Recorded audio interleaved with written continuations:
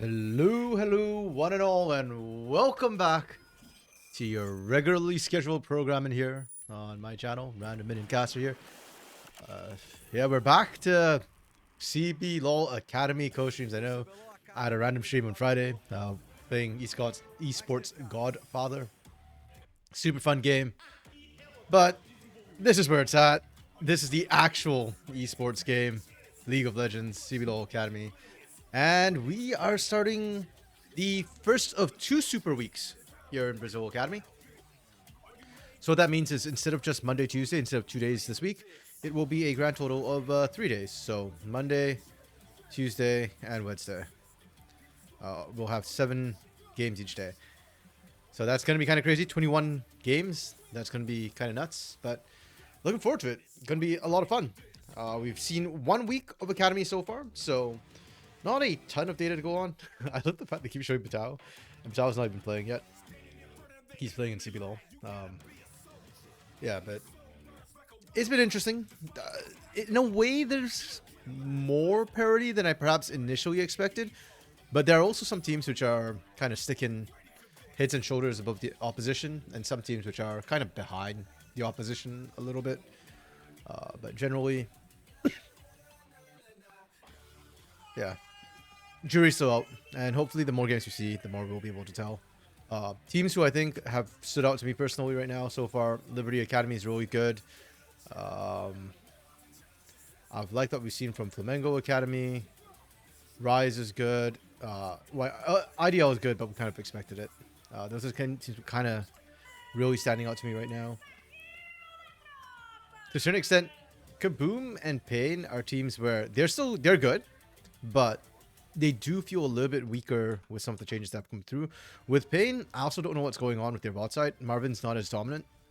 But hey, maybe it's a Loud issue, right? Weird that I'm contrasting Pain with Loud of all things. But Loud always has a slow start in the regular season. And maybe in Academy, Pain's having sort of the same issue. Teams that are just straight up struggling. I think INTZ and Fluxu, I don't know what's going on with these rosters. They should be doing better than they actually are. So, yeah, those two are definitely kind of low down. But they were struggling last split already. And to start off today, our first matchup, Triple Ryzen against Liberty Academy. Oh, team forgot. Yeah, I didn't highlight Liberty. Liberty Academy is absolutely popping up. The Academy team and the CBLOL team for Liberty are on opposite trajectories right now.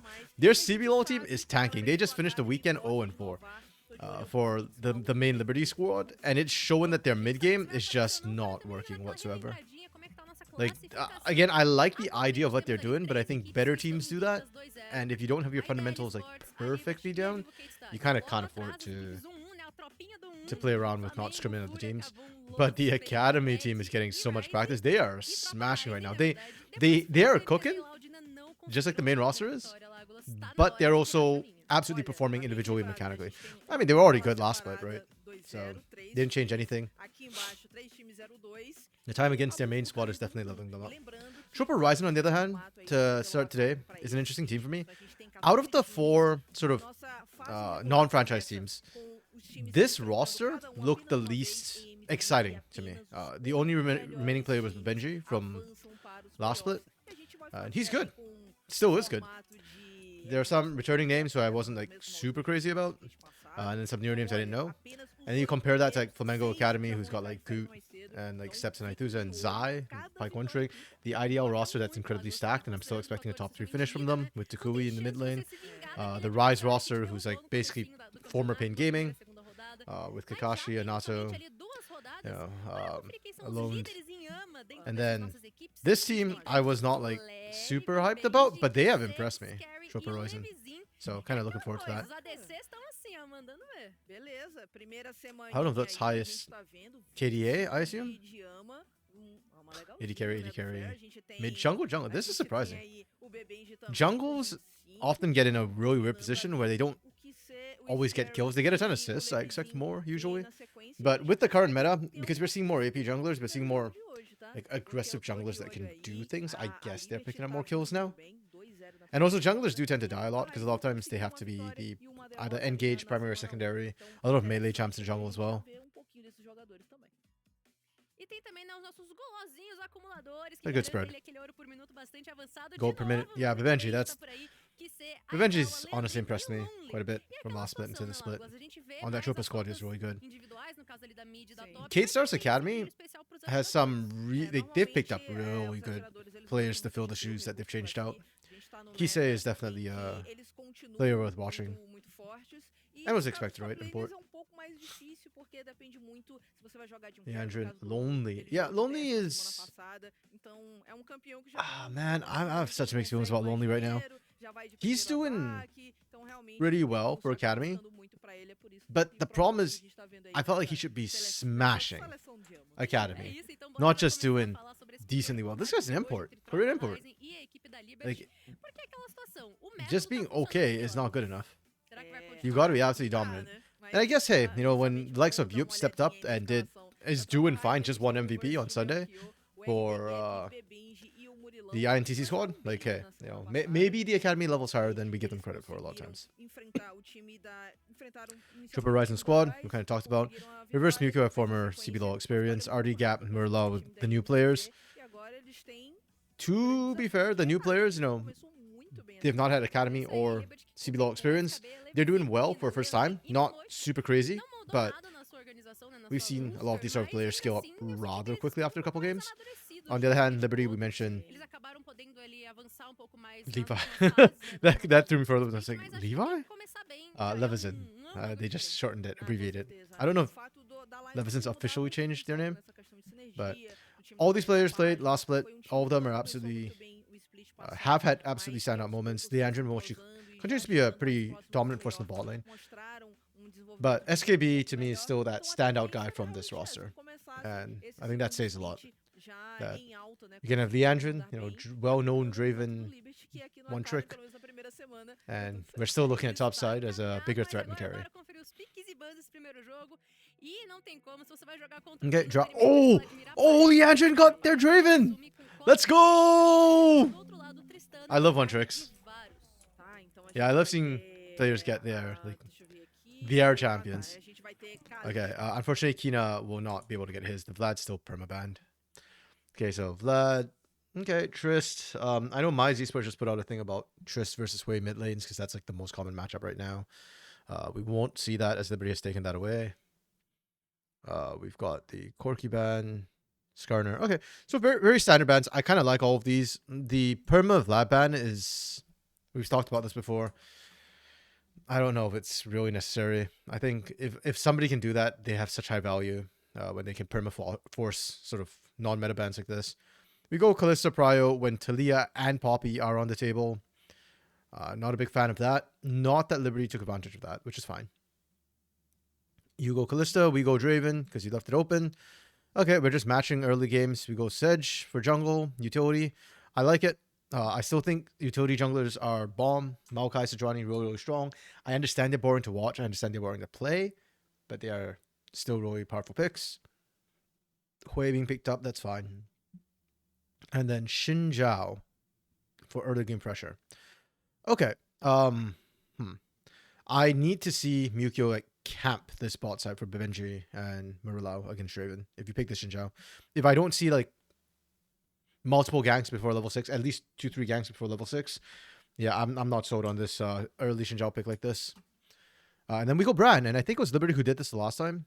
They just like massively they created a massive teamfight composition with this pickup right away. It kind of changes the style that you'll want to play because now you don't want to group up, you don't want to do 5v5s. And it could be support Bran when you pick it here too, right? That's still a very, very viable thing. Ban Jax. Camille. I like the Camille ban. I think Camille is getting really, really strong. She punishes things like Renekton and Cassante that you like to blind. So if you're blue side, I almost feel like this becomes a must ban at this point. You can blind it very, very comfortably. So we ban Renekton Jax. We leave Cassante up and we pick Aatrox for SKB.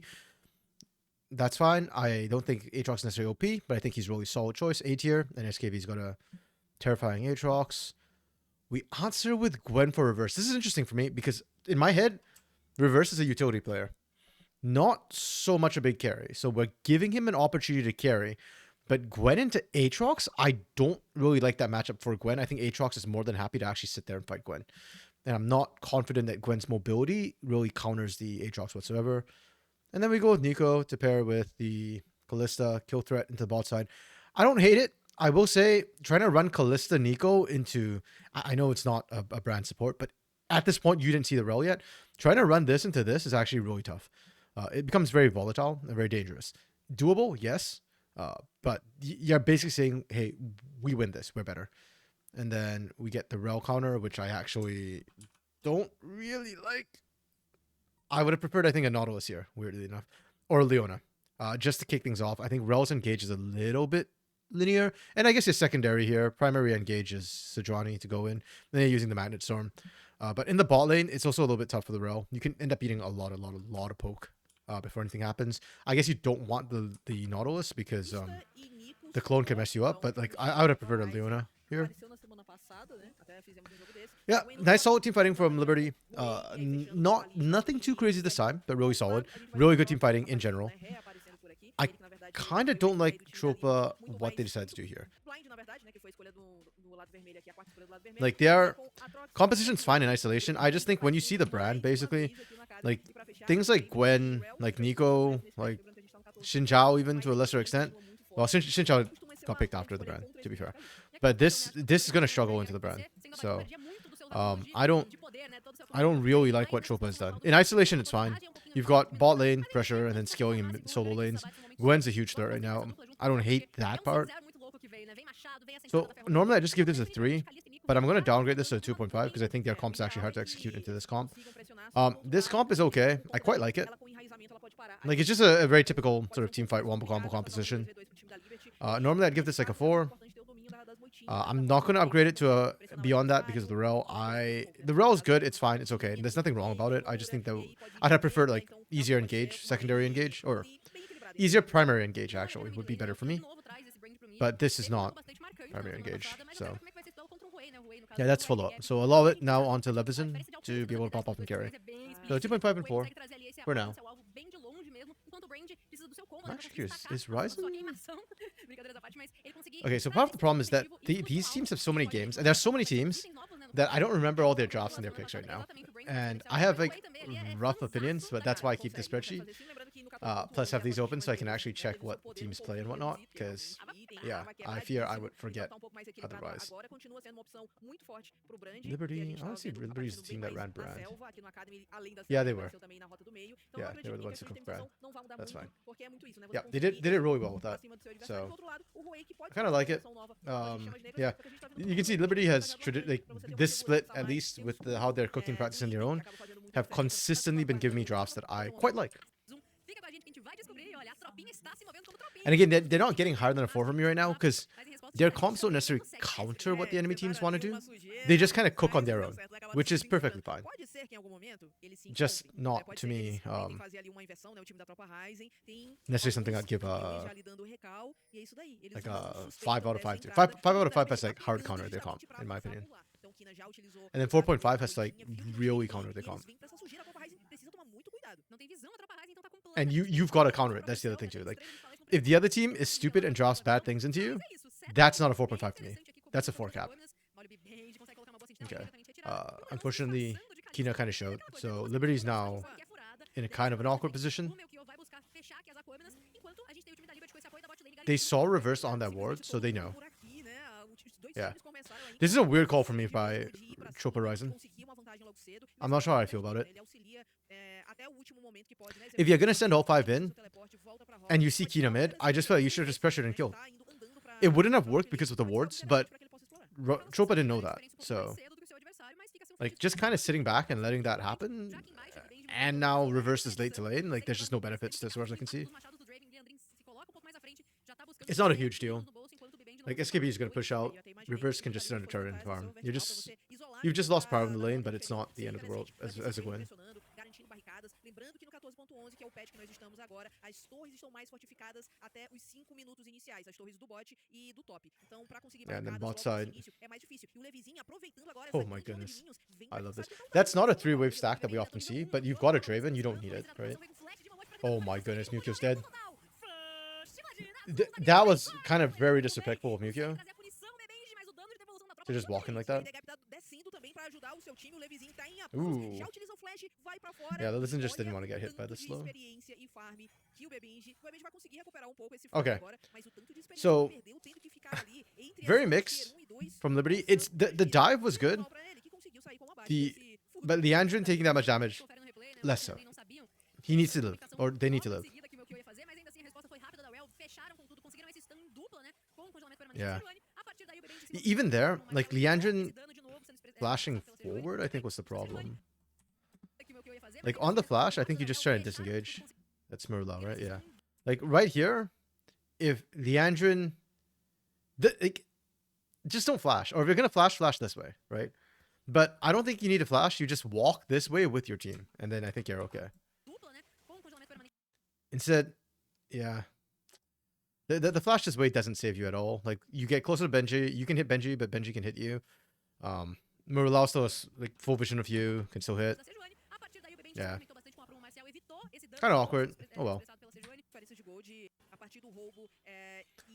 What really hurts for Leandrin on that was that Leandrin had such great shove as well. One of the interesting things of that level 1 was, and another bad thing that Trooper Ryzen kind of did, was not only was reverse late to lane, but so was Benji and Murlow. And they kind of got zoned off for potential dive. So, or not dive, but potential gank from behind. So Leandrin had like a massive advantage with Mochi, but then because Leandrin dies there, we lose a little bit of that advantage. A little bit, not all of it, but yeah, it could have been further ahead. Oh, we are re-ganking this lane. Okay, I like this from both the junglers. They recognize that bot lane is like where it's at, so we're just gonna set up a tent down here. Cheap airfare in the bot lane.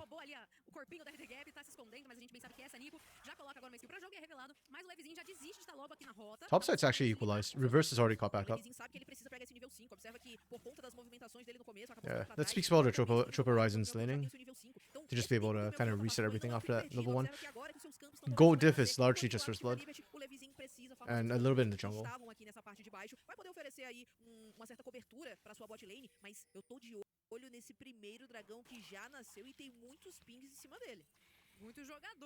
Okay.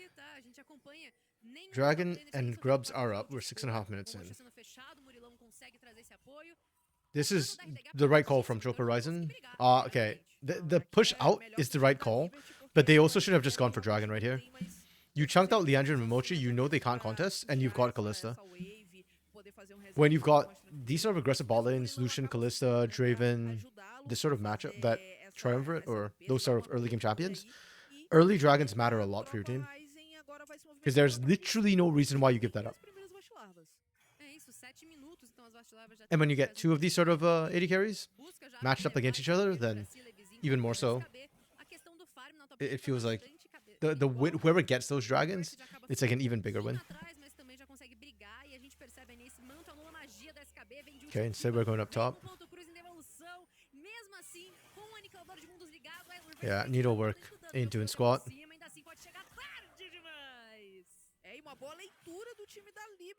Yeah, Sedge is, this is why I kind of like Sedge a lot. The CC chain she brings in is really, really good. And to a very large extent, Gwen doesn't nullify.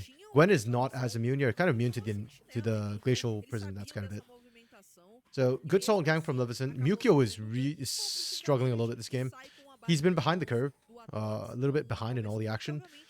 His bot lane gank was slow, and he kind of fed First Blood by just walking in like that. And now topside, he doesn't get there fast enough, and SKB gets the kill. Once SKB gets ahead sufficiently, like Leveson can just ignore topside and permagank bot. And even if Mukio ganks top, there's a not insignificant chance SKB just trades 1-for-1 in a 1v2. If he's far ahead enough.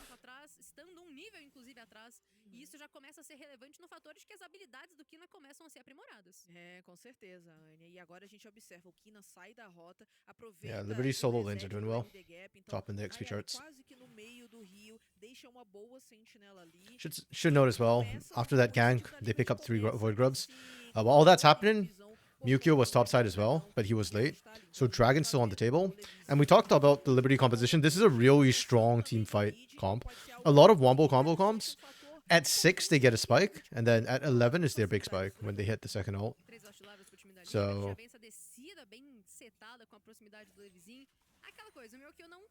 yeah, right now, that dragon is... like, Tropa doesn't get that dragon unless they get to push out. Between Bran and Sejuani, this fight is basically unplayable. Hui as well is not in a strong point right now. So RD gap would not contribute as much. Oh. Okay, Leandrin. Oh, we had no follow-up for that. Well played from Merlau. Merlau put enough pressure that Leandrin couldn't keep going. So AD carries basically just traded their entire health bars right now.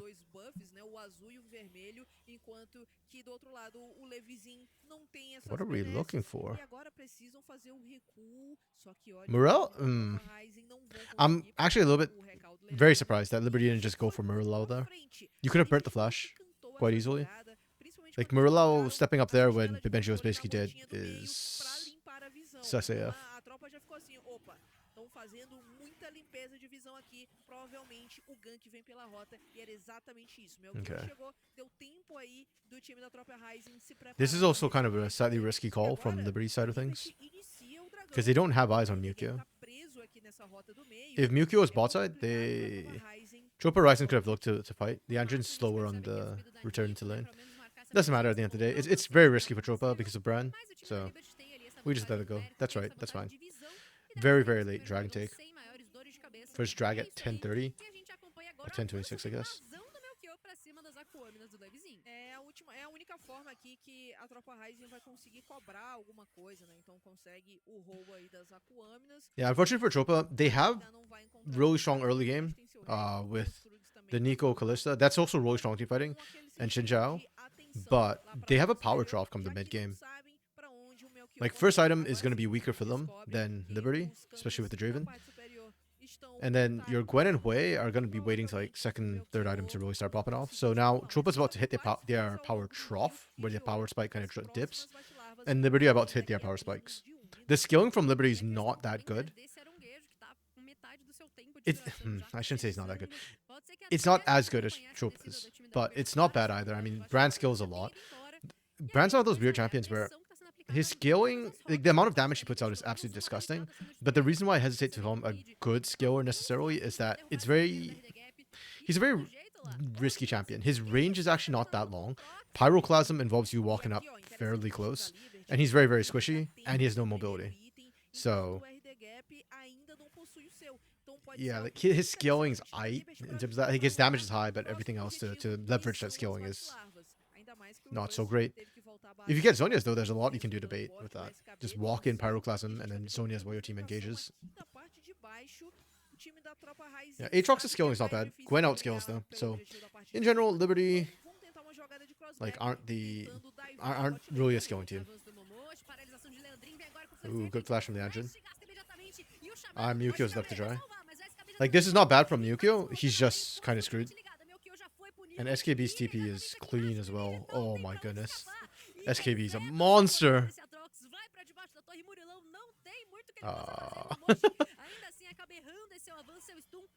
That was ambitious from Momochi. If that stun landed, I still don't think they can get the dive off. I think they'd have lost SKB if they tried. Or maybe Momochi. Or both. Yeah, SKB probably didn't need a TP there, but that's okay. Like, Bibenji and Merlau are already disengaging by that point. Yeah.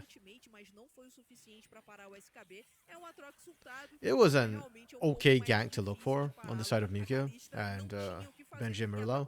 But again, you know, they're hitting their power trough right now. It's just such a hard fight for them to look to fight. If they had done that, you know, a couple minutes earlier, it would have been much, much, much better. Okay. Mochi's just buying space and time. Oh man, Mukio is just not having a good day right now. Damn.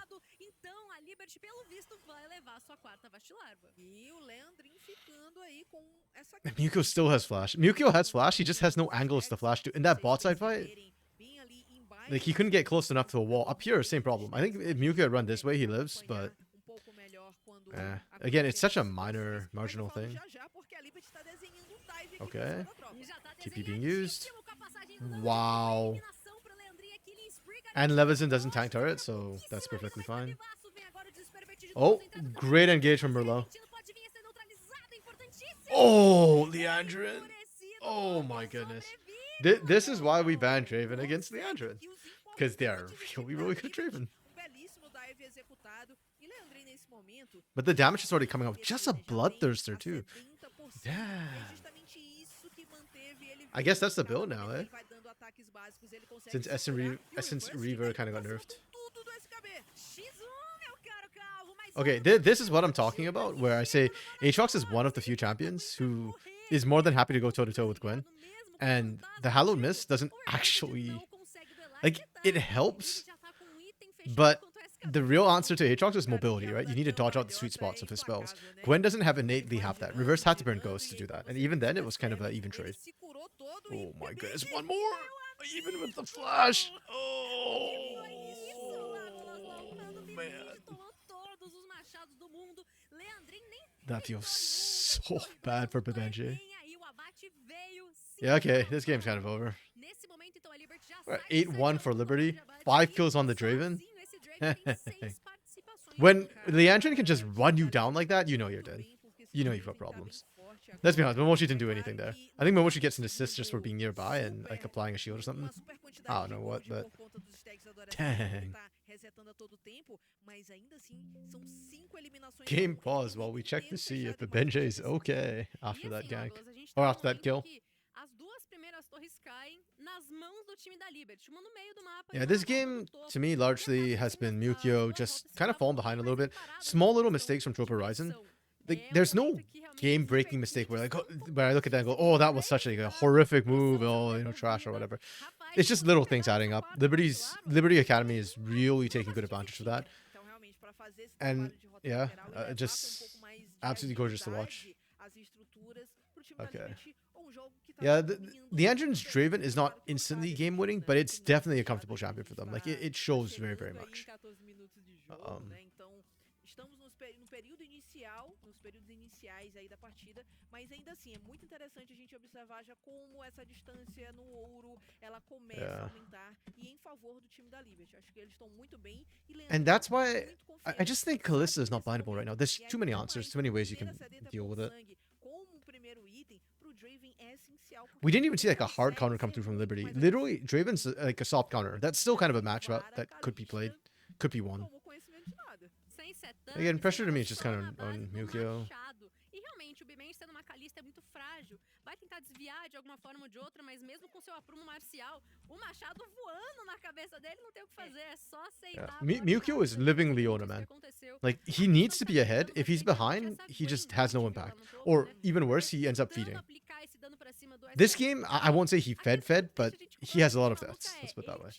Like, he goes in, he has no way out. In the Xinjiao too, he just has no way out. Even with the flash up, he can't get to the walls. He's always like caught out in very awkward positions. It's really rough to see. I just noticed Tropa Horizon's draft has been steadily dropping.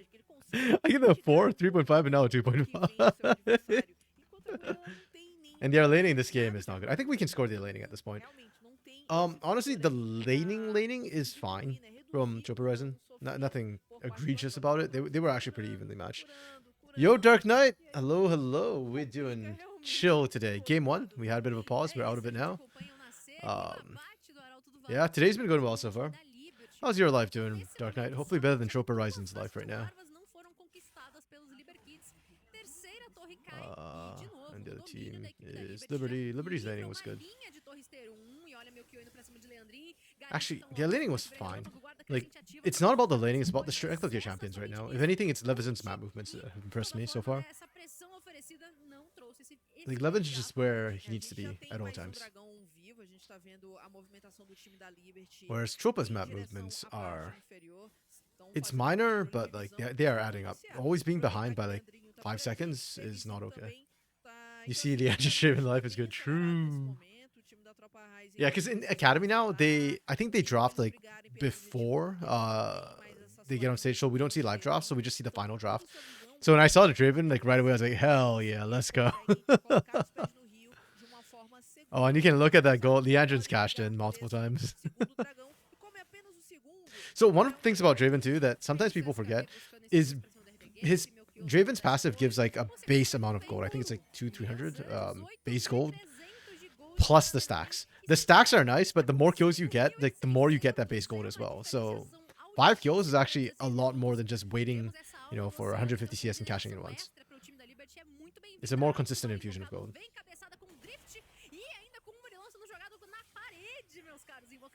Yeah, we're just brute forcing right now from Liberty. Like nothing fancy. We literally just walk up to a lane and we just pressure in on you. Chopa's Ryzen's wave clear isn't there yet, unfortunately. So already Gap's still sat on the Archangel staff. 40 more stacks. It's almost there.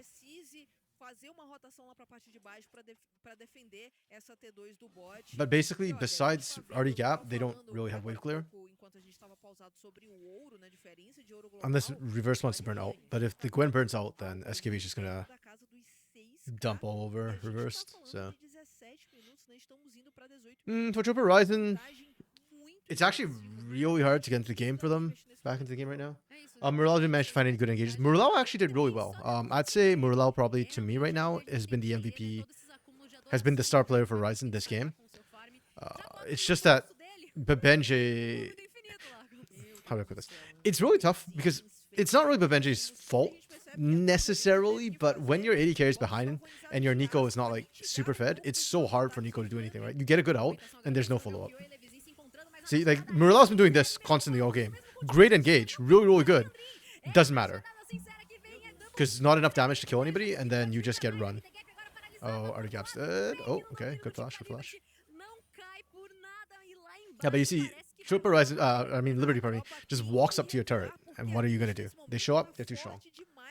So this is why I said, like, Chopa Ryzen's kind of shafted. Because now Mukyo can't engage, Murlau can't engage.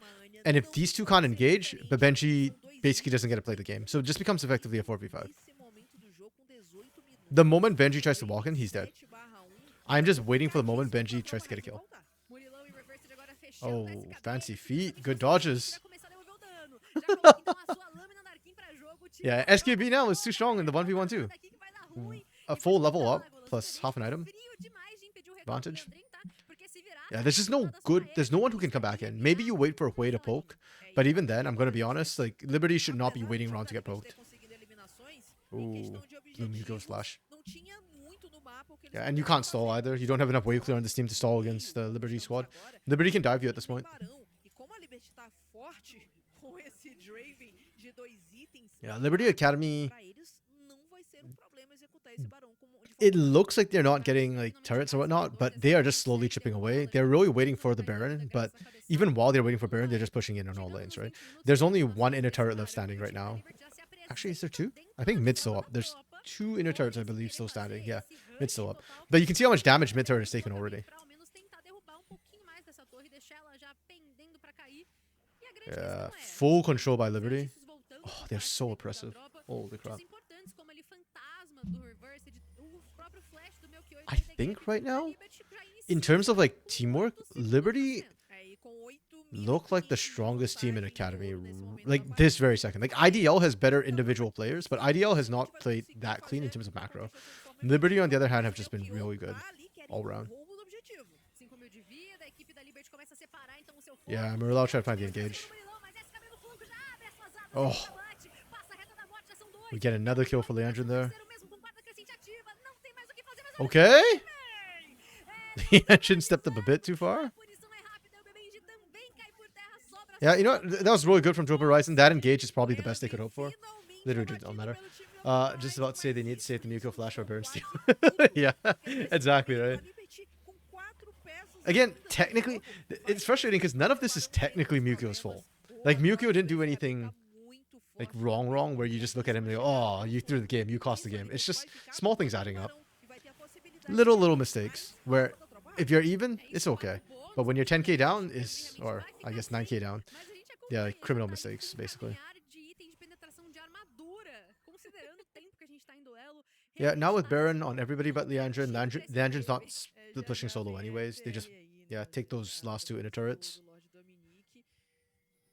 If there's one mistake from Liberty this game, the only thing I'd say is they didn't take Dragons fast enough. Or else they could be looking at Soul and then Elder at like 30 minutes. They're a little slow. They're looking at Elder like closer to 36 now.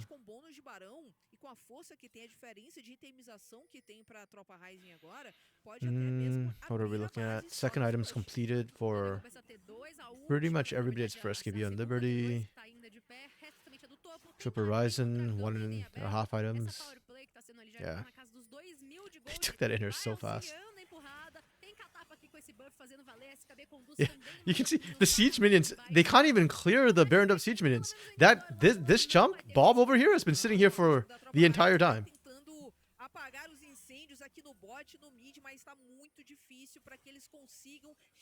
Oh my goodness, we are taking inhibs on this push. This is a sign that you're screwed. When you basically just straight up lose inhibitors and you can't even like try and wave clear. This is a yikes game. Holy crap. Genuinely impressed by Liberty this game. They are so clean. And they're not giving, the other thing that super impresses me is they're not giving Triple Horizon any opportunities to come back in. Like, we're not seeing people split push with no vision, like, or the SKB had vision, and SKB knows exactly how much he can take. The rest of the map is getting pressure at the same time, so SKB is never really under pressure of getting ganked by multiple members. Like, individually, yeah, Leandrin died by stepping up a bit too far in that last team fight. You could just sat back. But that's not like a major mistake, right? Like, oh. See, another beautiful engage from Murlow. And it just does not matter. Oh. Ochi probably didn't need to die there, but it's going to allow for a faster cleanup in this game. Yeah, bye-bye. Super clean. 22. Is this the fastest game in Academy so far? Oh, no. 23-36. Okay, almost. Oh yeah, the INTZ game was bad too. It's one of like it's fastest or second fastest. Super clean. You want to see more Sedge? Feels really good. I was actually just saying that in draft. I think Sedge is a good champion. It's very boring to watch. It's very boring to play. But I still think Sedge and Maokai are some of the best champions right now in the jungle. Just super solid. Yeah, I don't think you guys, I just don't think we can do this anymore. Like, I don't think you can first pick a Kalista. There's so many things you need to ban. You need to ban Talia. You need to ban Poppy. Like, we literally got to see support Poppy being played. I think it was by Liberty as well. In CBLOL. Like, these two need to be banned. Neither of those were banned. The fact that Liberty didn't pick them is because they have Leandrin. And they were confident they win this hands check between Draven and Kalista. And sure enough, Leandrin dumpstered that lane. If you could pick a Lucian here as well. Like, if Lucian Draven get ahead of a Kalista, like, whichever guy walks ahead of that lead, it's game over in that lane. True, Vi is a counter to... Yeah, I think Vi is just a counter to like all the AD carries, pretty much. Anybody who doesn't have immediate escapes, Vi counters, which is why we saw so much Vi in week 1 and in the last split. Yeah, it's just, there's too many answers to Kalista right now that we can't first pick it. I understand it's good in lane. I understand that it's really good for securing early objectives, but this ain't it. Like, Tropa didn't even do a bad pick by picking the Xin Zhao was meant to support this bot lane. The idea is good. It's just, it wouldn't have worked. Poppy would have countered it. Talia would have countered it. Just, yeah. It's really rough right now. Lucian better. Okay, Liberty. Liberty's map movements this game were on point. Like, literally, the only criticism I have, I'll give the I did criticize them for Dragon Take, so I'll take 0.5 out of that. But it was hella clean. The team fighting from them was immaculate. X Factor, I'll give them 1 for SKB, 1 for Leandrin. And MVP, let's get it to Leandrin, because Leandrin Draven makes me happy. It sparks joy. On the other hand, Tropa Horizon, a little bit disappointed this game. Their map movements technically weren't wrong. Technically, they moved at the right time to the right place, or they moved to the right places with the right thoughts. However, they were always late to the party. And because of that, they just fell behind. And because of that, they didn't get a team fight. Yeah, they didn't have like a single... I'll give the... Like, I didn't have a single good team fight. Other than one X factor for Murilo, I think Murilo had a really good Nico game. Yeah, again, the engages are just absolutely on point, but Mukio is just behind the curve this game. To me, almost everything this game for Troop Horizon is on Mukio. And again, I want to highlight, it's not like Mukio did horrifically. He didn't int the game. It's just he was always like a little bit behind. You know, like a couple of seconds behind. If you look at almost every play, I want to go back, like watch all the highlights, and you'll see that it's Mukio is always like slow to the play, or just not in a great position. So wait, hold on, how does this one start again? Okay, yeah, like just not quite right position. Like he's here, but Benji's not quite ready yet, and they're forcing the engage without tracking where all Liberty is. I guess this one's technically more on Benji than Mukio, to be fair. But the first blood in the bot side, that fight, Mukio, that was when he just walked face first into a Draven for no reason. Like this play, where is Mukio? The reads are just wrong as a whole. Heck, even Kina gets up here first. The hell? Also, Leandrin, yeah, that mechanics from Leandrin is beautiful. Mukio there again, you know, a little bit late and out of position, cost them the fight, the game. Yeah, it's really painful to watch. And yeah, it's not like major things. This is definitely more on Liberty Academy being really good. I actually would like to see more Academy teams play regularly against their CBLOL rosters. I think that's one of the things that are benefiting Liberty a lot right now. Oh, well, benefiting Liberty Academy. Liberty, on the other hand, they're 0-4 for a reason. I know the community Discord, you're up and chatting about that too. About how that's not such a good idea. I fully agree with that thought. I don't think it's beneficial for Liberty right now. They need to practice their mid game, and to do that, they need to play against equal or better people. And if your Academy team was equal to you, they would be playing in CBLOL, not be your Academy team. Ooh, SKB high numbers again. Yeah, I don't think Aatrox is like amazing right now in the current meta. Like he's not S tier, maybe A minus, but when SKB picks him, I think it's workable. Aside from Liberty and Kate not hearing much from other teams doing it, yeah. Yeah, Leandrin, he deserves it. They absolutely deserve it. Really solid Draven game. Like, I suspect Leandrin's Draven is not as game warping as Kina's Vlad, which is why they permabanned Vlad. But comfort champs are comfort champs for a reason, and I do think that you need to respect Leandrin's ability to leverage that Draven pick. And it just gives you such a small margin of error to play through. So, yeah.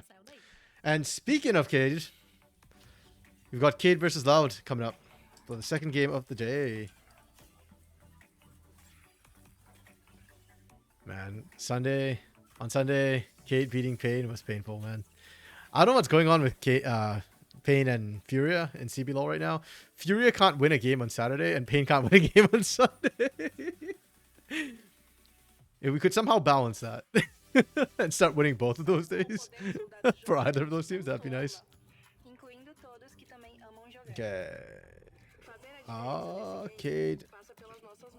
Cade, I am seeing the praises of this team. Their imports are, or not imports, their new players are really good. I know Kisei is doing well. I'm actually been personally more impressed by Sarolu so far, and Sarolu is like brand new rookie. No academy, no tier 1, tier 2 experience, this guy. And he's actually really impressed me as the jungler to watch right now. Kisei technically is an import from a tier 1 region, from LCO.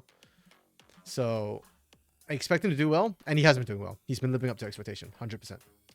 Definitely a hard team to beat. And then you've got Mortius, who's already like the best AD carry in the region. So, and Turin, who is really solid in academy as well. Big carry threat.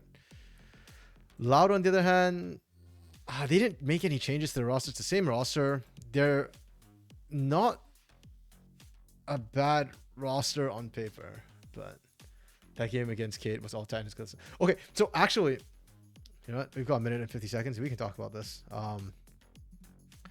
I thought the biggest problem for that game was no, I want draft. Where's draft? Match history? Wait, picks and bans. There we go. I thought the problem was actually not Titan and Curry's play necessarily. Yeah, like, yes, Curry entered it. Man, it was so funny that moment where they were still interviewing Sarkis, and Curry just walks up in lane and dies, and Sarkis is like mid-interview looking at, we're like, what the hell? That was so funny, man. Oh my goodness, I was laughing so hard. Wait, what the? Oh, here. Yeah, my my bigger problem was the draft. You know, Smalley has been playing nothing but Ashe. Literally, like, if he can get Ashe, he plays Ashe. So you don't ban Ashe, that's okay. First of all, I don't think you need to ban Maokai when you're freaking Karaoke, when you've got Karaoke on your team. You just first pick that Maokai if you need to.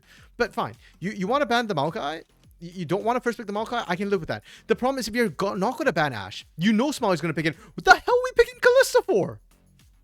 Like, again, same problem. Talia, Poppy, and I forgot Ashe earlier, but Ashe is also a hard Kalista counter. And we didn't ban any of the champions we needed to ban to facilitate a Kalista pick. So what happens? They pick Talia, they pick Ashe, and this becomes unplayable. It's like, what are we doing? Pain, why are we doing this again? They did the same stupid drop problems. They had drop problems in the first week too. Like, this was a draft issue. They have no tanks. They've got, like, not a lot of team cohesion. They just pick skillers, and we're just saying, okay, we're going to hand check you. And then they lost the hand check. It's like, this is an ego draft. This is an ego draft. Like, you cannot be picking Kalista this early with all the counters up.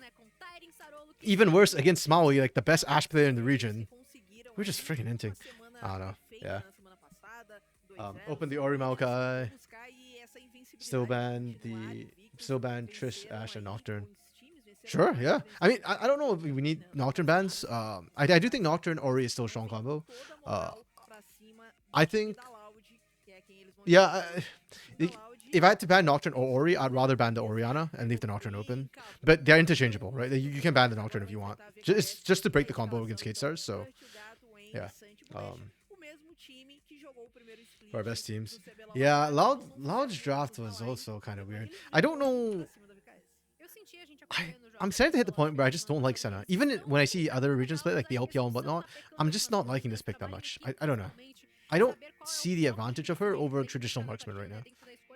Yeah, it was kind of weird too that we saw so much Ziggs over the weekend. I'm guessing Ninja Kiwi managed to convert everybody to that pick because, yeah, Ziggs is... I guess I could see why you do it if you're going like AP jungle and then you run like AD mid and top, and then you go AP bots or balance, I guess. I don't know, something like that. Okay, draft is up though. Let's take a look. We are in Academy. Let's talk Academy. Nautilus ban against Belisha? This is a huge question mark. I don't think Nautilus is worth banning right now, especially when Leona's back in meta and Braum is something that teams have picked up. I don't like this ban. I don't understand why we're doing that. Skarner ban's good. Ori ban's okay. I actually find it's ironic that Kate Stars are banning Ori when like they're the Orianna team, but it's an okay ban. I'm not crazy about it. LeBlanc ban against Kisei. Okay, respectable. Target ban. We do Corki, we do Lucian. Okay, that's fine. I'm okay with this. First pick Varus is good. Just really solid AD carry.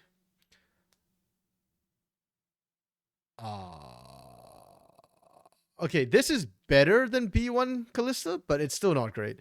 You at least pick the Talia away, so you're only worried about Poppy and Ashe, but Ashe is on the table. So I actually really dislike this when there's already a Varus. Imagine Kate Stars goes Varus Ashe here. Like, if they go Varus Ashe, holy crap, this bot lane becomes unplayable. I don't care what support you have, there is no support that can match. Like, that Kalista can run to match an Ashe Varus. It's kind of weird. Yeah, I mean, no, Belisha is really good on Nautilus. He got some really gnarly hooks. I just don't think it's worth it, you know? Like, there are other champions that can do similar things. That's all. So it's like, whatever. It feels like a wasted ban. There are higher prio bans to come through. Okay, I like Rumble, though. I like Trist. The fact that Kate Stars gets all of these options, plus the potential Ashe they could have picked right there, that to me is a problem from Loud that we're giving over this much. Like, really good stuff. Like, why are we not... Okay, I guess Talia over Tristan is okay, but just, yeah. not quite sure why we're giving so much prio. Okay, we go Nico, Callista, so we want kill lane down here. Okay, that's fine. I'm okay with that. Then we ban the Ashe, which is a good shout. And then Ornn. Okay, we're looking to take away tank and engage. Okay, I approve these bans. I like them. Rel ban is whatever. That's okay. I don't hate it. We go Vi to lock this down. That's fine. Vi in general is a good champ. We go Maokai to match that. And stop engage and go Leona. Leona into Nico is a bit of a dangerous matchup. I'm not a huge fan of it. It can work, but for this to work, I need to see Maokai gank this bot lane. If Maokai doesn't gank this bot lane, this is not a good pick. And then we go Cassante blind. Or not Cassante, we go Cassante into Rumble, which is okay. You need a tank, I guess. So, I don't hate this necessarily. Let me think. Okay, in isolation, this is not a bad draft. In isolation, I think I get this 3.5. So I don't like the scaling of the side that much, but it's a solid composition. In isolation, oh, this is sexy. I like this. I give a 4. To get above 4, you need a counter pick, basically. There's hardly any counter picks, but it's like really strong high prio picks here. Yeah. I'll give this a 4. I'm willing to bump this up to a 4.5. For this, it should be a 3.5, but I really kind of don't like what we've done by picking the Callista into this right now. I think you're going to regret it. And I don't really like the Cassante pick necessarily. It's just kind of awkward. I'll give this a 3. If Loud can win, I'll give them a 3.5. But I don't think they're going to win. This draft, this 3.5 isolation, it's like a 3 against this. Like, it's playable. It's not terrible. Oh, and I said I give this a 4. I might downgrade this if Sarolu doesn't gank bot lane, this gets downgraded. But given what we've seen from Sarolu, I expect them to just gank bot. It should be fine. So 4 and 3. Hoping Mortius builds Sonya also. This game actually? Oh yeah. To deal with Vi, yes. But AD carries will never build it. So I think they should, personally. I really do think they should, but yeah, I fear they won't. Yeah, it's still very, very playable for Loud. This is not like your comp got completely hard counter or anything. I just don't like some of the potential things they left on the table and how things were given over. Hey, maybe Belisha will just hard carry on the Nico. So I do think for this composition, the Nico is very, very key. Kind of like what Murlau was doing last game. But unfortunately for Murlau, his team was not good enough to follow up. He individually did amazing, incredibly well.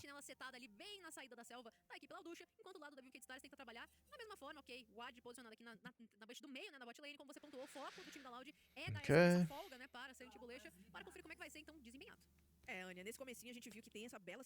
Interesting that K-Stars is starting so aggressively up here.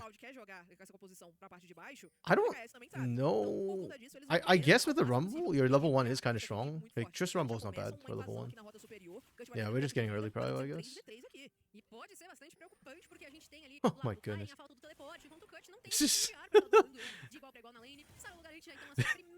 This feels like it should be illegal. Watching a Maokai enter your jungle and contest you at level 1 feels illegal. Like, you can do it because of the Tris in the Rumble. Like, I get it, but also it just feels really bad. CC lockdown from Kate, scary. Yeah, 100%.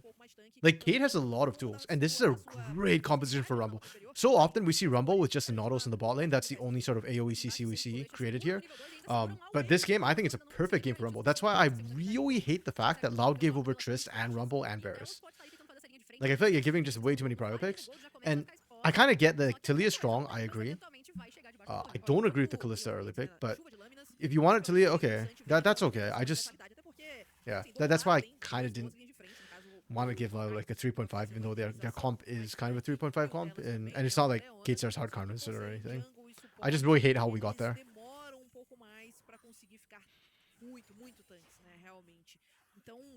Okay.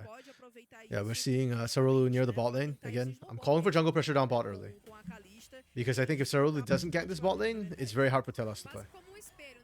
The poke is very strong. And with Nico, when Leona's engaging onto you, you can root up Leona. And sure, she can still get the stun and Zenith Blade on, but your route lasts long enough that you should be able to walk away. And once you create a bit of space, Leona just doesn't have much in the tank to chase. Oh, nice engage from Telas. But Mortius not in position to follow up. Depois do avanço do Telas, devolve Okay, I don't like this from Kate Stars. So really didn't get bot lane. Tava correndo risco de vida. Like, you just need to exert some pressure as the jungle here. Now Leona's behind. This gets progressively tougher. Fiquei pouco abalada aqui, mas deu tudo certo pro time da VKS que não perdeu, não sofreu eliminações. Pro time da Loud conseguiram aí uma boa pressão inicial. Super bad too. Like, holy crap, Santa is already up. Like, what is that, 16 CS? That's 2.5 waves. And you just denied a wave into turret. Holy. Yo, Mortius is our best AD carry, right? In CBLOL Academy.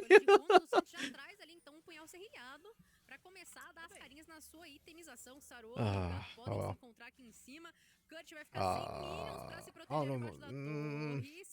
Okay. E ele tem pouca mana também. O time da VKS vem pra esse dive. Vamos ver se o Kurt vai conseguir salvar. Yeah, I don't. Okay. I mean, Telos is here too, I guess. Okay. Well executed from Kate Stars.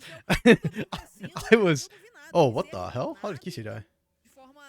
Vamos ver se foi solo mesmo, o que aconteceu. Estamos vendo agora Yeah, Belisha ganks mid. Oh no, Belisha ran top, so. Oh no.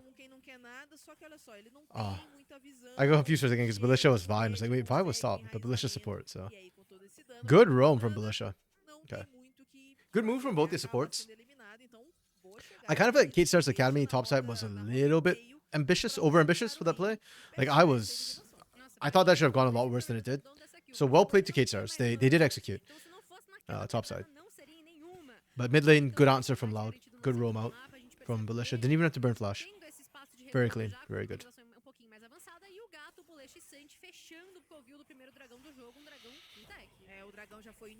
Oh. Tyrion's kind of getting run down. Good step away. Drago's really loud though. I think Loud have already won this early game, pretty much. Like, this top lane aside, first of all, really well played from Curdy. That Curdy actually has kill threat right now, somehow. That shouldn't happen, but it did.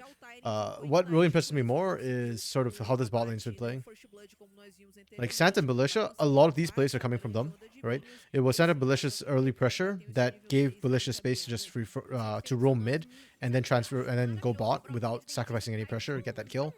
It's this pressure from the bot lane that got them first drag. It's this pressure from the bot lane that's getting like a big CS advantage or gold advantage in favor of Loud as well. Really well played from them. And they need it, so. Yeah. Kate Stars is a little bit behind, but it's not like the end of the world either. The top side's still strong. Tyrion's still up.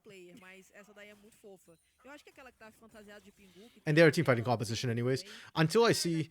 I've said this so many times, man. Like, for years now, I've been saying this. Anytime I see a big team fight, like, wombo combo composition with things like Rumble in there, or like 2 or 3, like, AoE CC, until I see a team fight, you can be down 2,000-3,000 gold, and I do not care. Like, Tyrion's gonna die here, and I do not care. Wait. Oh. Damn. For a second, I was wondering if you could kill Curdy, but that's a Cassante. What was I thinking? Of course, that's never gonna happen. Bot side, Mortius got pushed out of lane again, by the way. Like, he's losing another wave to this turret.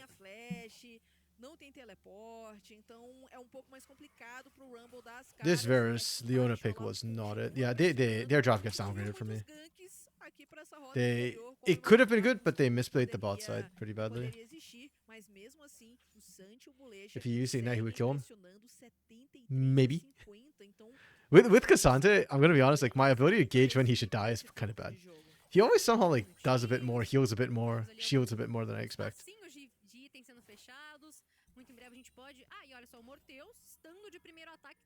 Yeah, that doesn't matter. I mean, again, Tyrion's still up and ahead in this lane, in this matchup. K-Stars just need a team fight and everything can swing. I'm just waiting for Telos. Once Telos is 6, I want to see K-Stars actively look for a team fight. Even without the Rumble, they still have enough AoE CC. And it's a very squishy bot side of the map for Loud. These guys are all very, very squishy. falta de visão, né? No caso, o Kurt destruiu. Oh, Fugado revisiting topside with ult this time. Mas pelo que a gente tá acompanhando aqui, acho que o Tyreen não vai passar muito desse limite da sua própria rota, tá com vantagem de farm, já fecha, né? Então, garante esse nível 8 nesse momento e também tá de primeiro ataque, então ele quer trazer Turns esse up a começo de little bit though. combate, vem agora Oh, com a nice. frente, o gato That was vai max fazer range from Fugado. That was beautiful. dura pro mano Tyreen, que ele Okay, já vai okay. fechar. It's funny too because before we got sidetracked by talking about CBLOL and the drafts that came through from Pain and Loud, I was gonna talk about this Loud Academy roster because last split they impressed me. I thought this was like the 5th place team.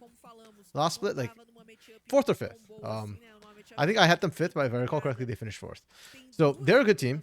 Curdy especially really impressed me last split. Santa and Belisha was stepping up a bit more in the playoffs. But in week 1, they looked really lost. Like they were straight up losing lanes. Except for Curdy. Curdy was doing well, but everybody else was like kind of sus on this squad, if I recall correctly. Let me double check my notes actually, if that's true. Yeah. So their laning was like not the greatest, and then their map movements were not great. So I was actually gonna question like what happened to our Loud Academy, but I guess it was just week 1. You know, they were a little bit off, maybe not warmed up, whatever. Because this game they're looking really nice. Justamente por isso que a gente observa essa grande movimentação. Like I've loved the decision making from them on this top side. Hugado revisiting that top lane, perfect ganking. Phantom and Belisha are running this bot lane right now. It's absolutely insane. O tempo inteiro pressionando, mas agora vão fazer seus retornos à base. Provavelmente já tem item pronto aí pro. And this is something I noticed for both the K-Star squads. Their early game has not looked as good as it did last year or last split. Last split, their early games were like some of the best in the leagues. Their mid-game decision-making is still really, really solid, don't get me wrong. It's just like their early game map movement has not been as clean, that's all.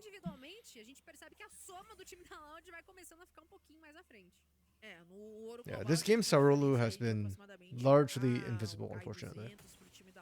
We got to see that one gang top and even that one, the one dive top and even that one felt not the cleanest, over-ambitious. Oh, Loud knows.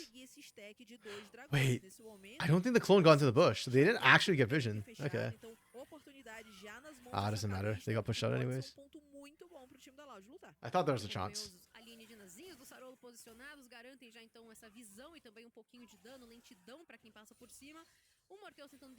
Yeah, they're kind of scared to pull the trigger. As a Leona, when you are scared to pull the trigger, you know it's kind of like it's bad times.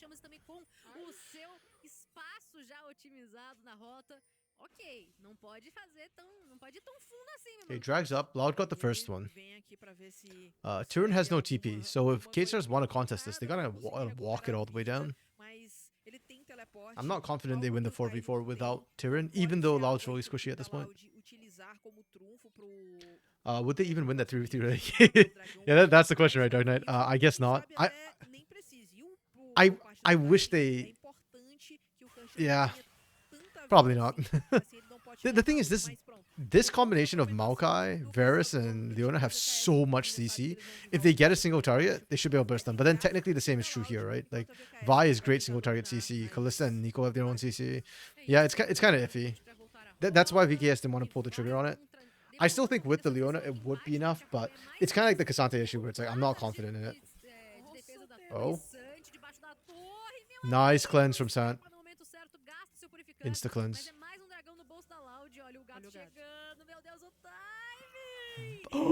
What? Oh my goodness, dude. Hugado is crying in the club right now. So even if damage hits, if you hit in the last 0.5 seconds, it will not cancel the recall. So yeah, Hugado left it too close to the wire. That's so unfortunate, man. If you're Hugado, you're crying right now. He deserves better. Yeah, nah, I'd win. Tell us. Clean. Just punch it, bro. Yeah, actually, if you have flash and just autoed or flash and queued, he probably could have stopped the base. Cease and desist is not the fastest ult, unfortunately. The travel time of that's significant, to say the least. Okay. Well, they still got first brick though. For Loud, so it's still a win. It's just not as big a win as they wanted. And they got the dragon. And Loud will actually be able to rotate up for this Herald. E olha, It's... essa vantagem Oh, do actually, K-Star's got all 6 Warcrafts. I didn't even notice that. I was going to say, for Loud, só do 2v2. this is actually kind of good timing if they can fight for this. Because again, Curdy doesn't have TP. Muita I was going to say, movimentação Curdy should have TP advantage, but he doesn't even have TP up. poderia existir. Are they going to walk it up? I want to see K-Stars pick a fight with Tyrion there. Agora resta ver se eles vão conseguir Like, they can still win a team fight. The 3v3, I'm not sure if they win. But 5v5, even down 2k gold, they can win. They can win. If it was faster, buys out, we want the most broken. Excuse me. Would be one of the most broken ones. Kind of sure. I think it can kind of work both ways, but yeah, I largely agree. I think Vi's in a very good spot. Giving it more movement speed would be problematic. Okay, good ult from Annie. Beautiful. Yeah, there we go. But that's the team fight I'm talking about, right? Oh. Really well played from Loud. That wall from Annie did so much work. If Kate Stars got to initiate together a little bit faster, they could have won that. But Annie's wall bought enough time that even when the beautiful equalizer came across, it was only really like the Maokai ultimate that would kind of tried to hold them in place, and it took so long that Loud got most of the members off the time. Yeah, really well played. Because right here, Telas and Sarulu get split. And you can see the Solar Flare got used like really early. So later when they follow up on the Rumble Equalizer, it's just Sarulu. Yeah. Like by the time the Equalizer comes across, like this is a defensive Equalizer almost, right? It's trying to stop people from going after Telas rather than trying to get the kills. Despite it being defensive, you can see the damage it did. And Sarulu, if there was another Solar Flare to follow up here, they win that fight easy. But because it's only just the 1 CC and it's really slow CC, the burn's not that effective. Like, I don't think even Sant was actually caught on it. I think Sant was next to it. It's the Flame Spitter right now just toasting him. Yeah, and then the CC to set up the seismic shove is just too huge. Well played from both these teams, honestly, with how it kind of went. Like, yeah, it wasn't great for Academy. The result wasn't great from Academy, but you can logically see the sort of chain of events, and that Weaver's wall just completely shocked them. He blocked Bulesha from entering the fight. True, but Bulesha wasn't even necessary. In fact, actually, Bulesha going in late secured them more kills. So, agreed. The Weaver's wall kind of cut both ways. But I think for Loud, if you can... because Loud is ahead, so K-Stars need the people. Loud don't. So if you end up cutting like one person from each fight, I think you're happy with that for Loud. It still favors them. And now they just, without the big ultimates, K-Stars can't fight. Actually, the ults are back up. Oh no, Equalizer still. 5 seconds. Never mind. Yeah, no Equalizer, no fight. But that's a really bad look for K-Stars. One of the weaknesses of these sort of press R comps is when you fall behind, it's hard to come back into the game. Like, if you can't win the team fight, then you can't do anything. You don't have split push with this team composition. On paper, technically with the Tristana, there is a potential for split push. But then when you look at where Tristana is right now, where you're down 1,100 gold, you're 3 kills behind. Probably about half a level, I'd assume, XP-wise, behind Annie. And against a Talia, it's so hard to split push. Because if Curdy can survive and Annie can gank you, you're dead. Like 2v1, you just get picked every time. Yeah, this might be lights out for K-Stars, unfortunately. Okay. I guess they get one more chance at this dragon. If K-Stars fights this dragon and loses the team fight, then I think it's like kind of game over. Even though the goal's not that far apart. Curdy's not taking damage. Curdy's just stepping up. This is tickling him. At this point, Rumble with Comet and TP would be way better. Yeah. Agreed.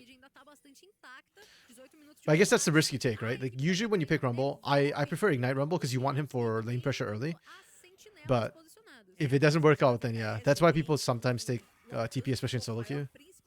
Because then if you fall behind, you still have options. Yeah. I understand where this came from, but it did not pan out. So, very unfortunate. That took a lot of poke, though. Morty finally able to land some of that poke. This is good. If Kate starts playing nice and slow. It's very, very slow because you only got one source of poke. There's no way here. There's no chase. There's no Nidalee. It's Mortius or Bus and Poke. Okay, we are expecting the team fight. Curdy's TPing into mid lane. That's quite far, actually. Yeah, and he got slowed by a sapling. Oh, Belisha. Okay, we are going deep. Oh, wait. Explosive shot still finishes him. Okay. Okay. Okay, honestly, not bad for Kate Stars. They get the objective, they get out. They lose 2, but they trade 2 for 1. This is a good call from them. Loud Academy, I don't know why they didn't force the fight a little bit harder when they're stronger. This is huge from Belisha, by the way. Our Nikos have been good today. Murlau and Belisha both look really good on this Nico. Yeah, but they had to overextend on the part of Loud to actually secure those kills.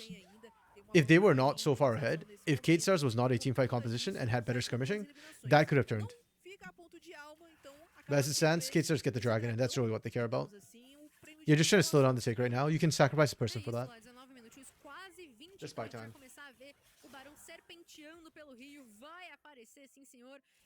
Okay. Loud had an epic early game. Their mid game so far has been kind of mid. Let's see if they can correct that. I need to see Loud be a bit more proactive and actually show how they're going to push into this Kate Stars inner turret line. Because this is a very skirmish heavy comp. They're not good at sieging. Talia's not bad, but everybody else is not good on this comp for sieging. So the push might be a little bit difficult for them. And they dropped Herald earlier to set up for Dragon. It only did like a third of this turret health. Okay. Yeah, this is... Oh. Oh. Okay, you see, this is what I mean about like really... Yeah, I'm gonna let this fight... Okay, the fight stops. Okay, nice. This is what I mean by this comp from Loud is actually really bad at sieging. Everybody is pretty short range. You have to walk in, and that's why I like Leona so much, even more than Nautilus, is that you saw the way the solo flare kicks in. There's just... Yeah, it's great at punishing. And so this plus Rumble, who can out from like half a screen away, or in this case, like a whole screen away, combined with the solo flare, you can catch people on this. Weaver's Wall comes across. It's not a bad idea, but this is not optimal placement. You actually need to place it behind the turret and push people out that way. If you played it at the turret, you can see that Mortius can still hit the minions.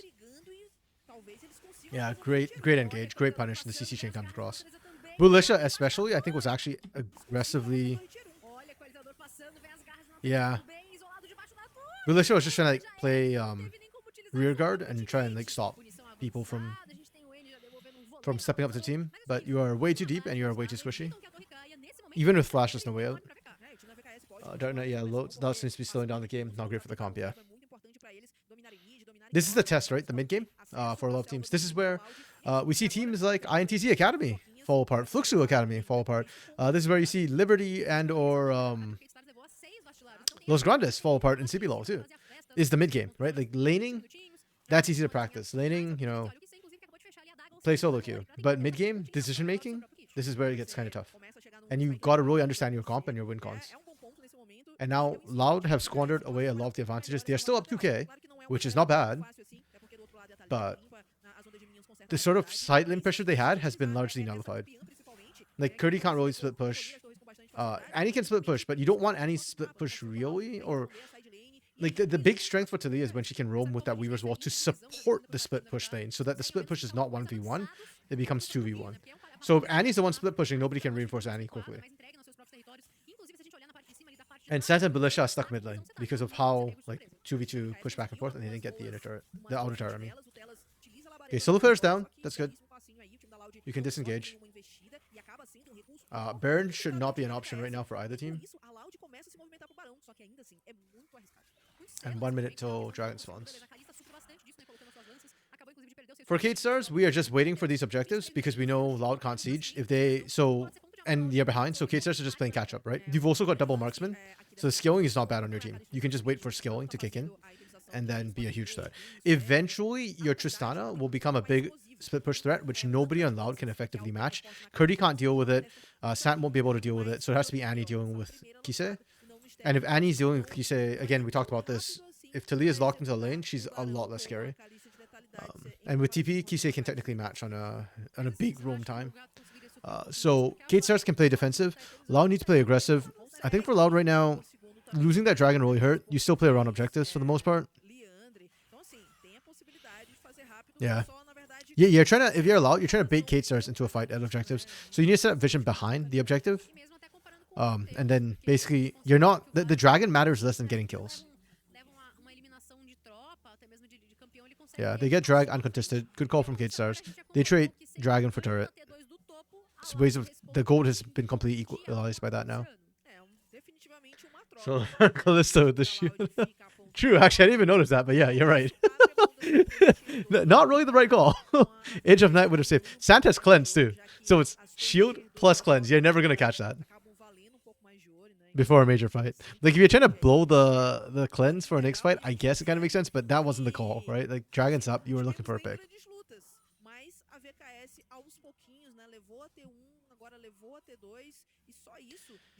Yeah. If it was Loud who did that kind of crap, I would be flaming them. But because Kate Stars is about just stalling basically right now, it's not good, and I'll make fun of them a little bit for it, but it's also not like GG, like you're trolling. It's more of a bro. Are we serious right now? Either Mortius gets those arrows right, or Santa's not going to lose that cleanse. Yeah, I mean, to be fair to Mortius, he got the arrows right at that their dragon, but yeah, he's not impressed me right now so far with his oh, okay. And then we get a very, very late TP from Kise. I don't like that TP. I think Kise just kept pushing. The fight was already over. Hugado doesn't die though, which is kind of critical for Loud. That's big for them. Kate Star's got a CS advantage though. I think from Kise just split pushing bot, maybe? I'm not sure.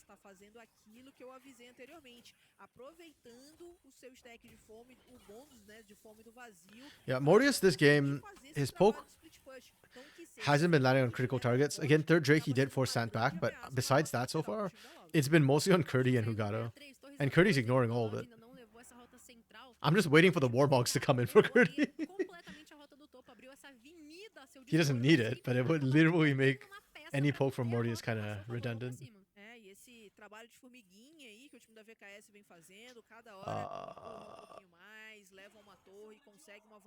Yeah, Loud. 26 minutes. Can we Baron? Oh, we don't have Blade of the Ruined King on Kalista. This is not the... Yeah, this Loud team will struggle to do Baron. Fast, I should say. Unless Sarolu just hand delivers himself. Sarolu's alive? Okay. We burned the Maokai out, at least.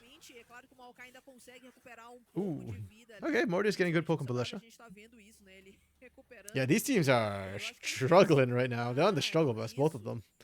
Kate Stars keeps getting caught out. Okay, that's huge. Oh my goodness. Hugado lives so long there.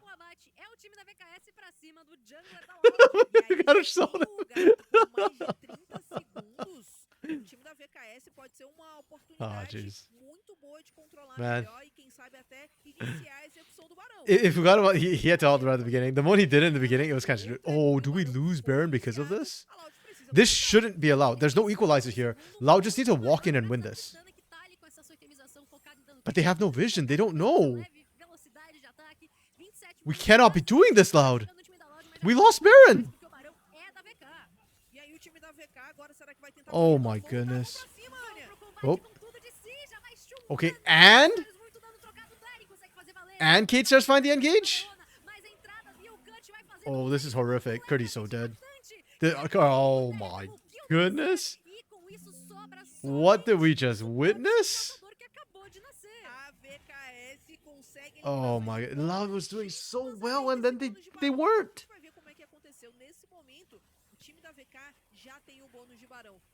Oh, Baron's already lost. Wait.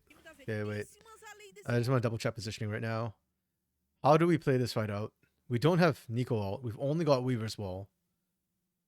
De Barão, a gente vai ver como é que aconteceu nesse momento. Okay, we kind of get caught here. Já tem o bônus de Barão. E observa. Ah, jeez, yeah.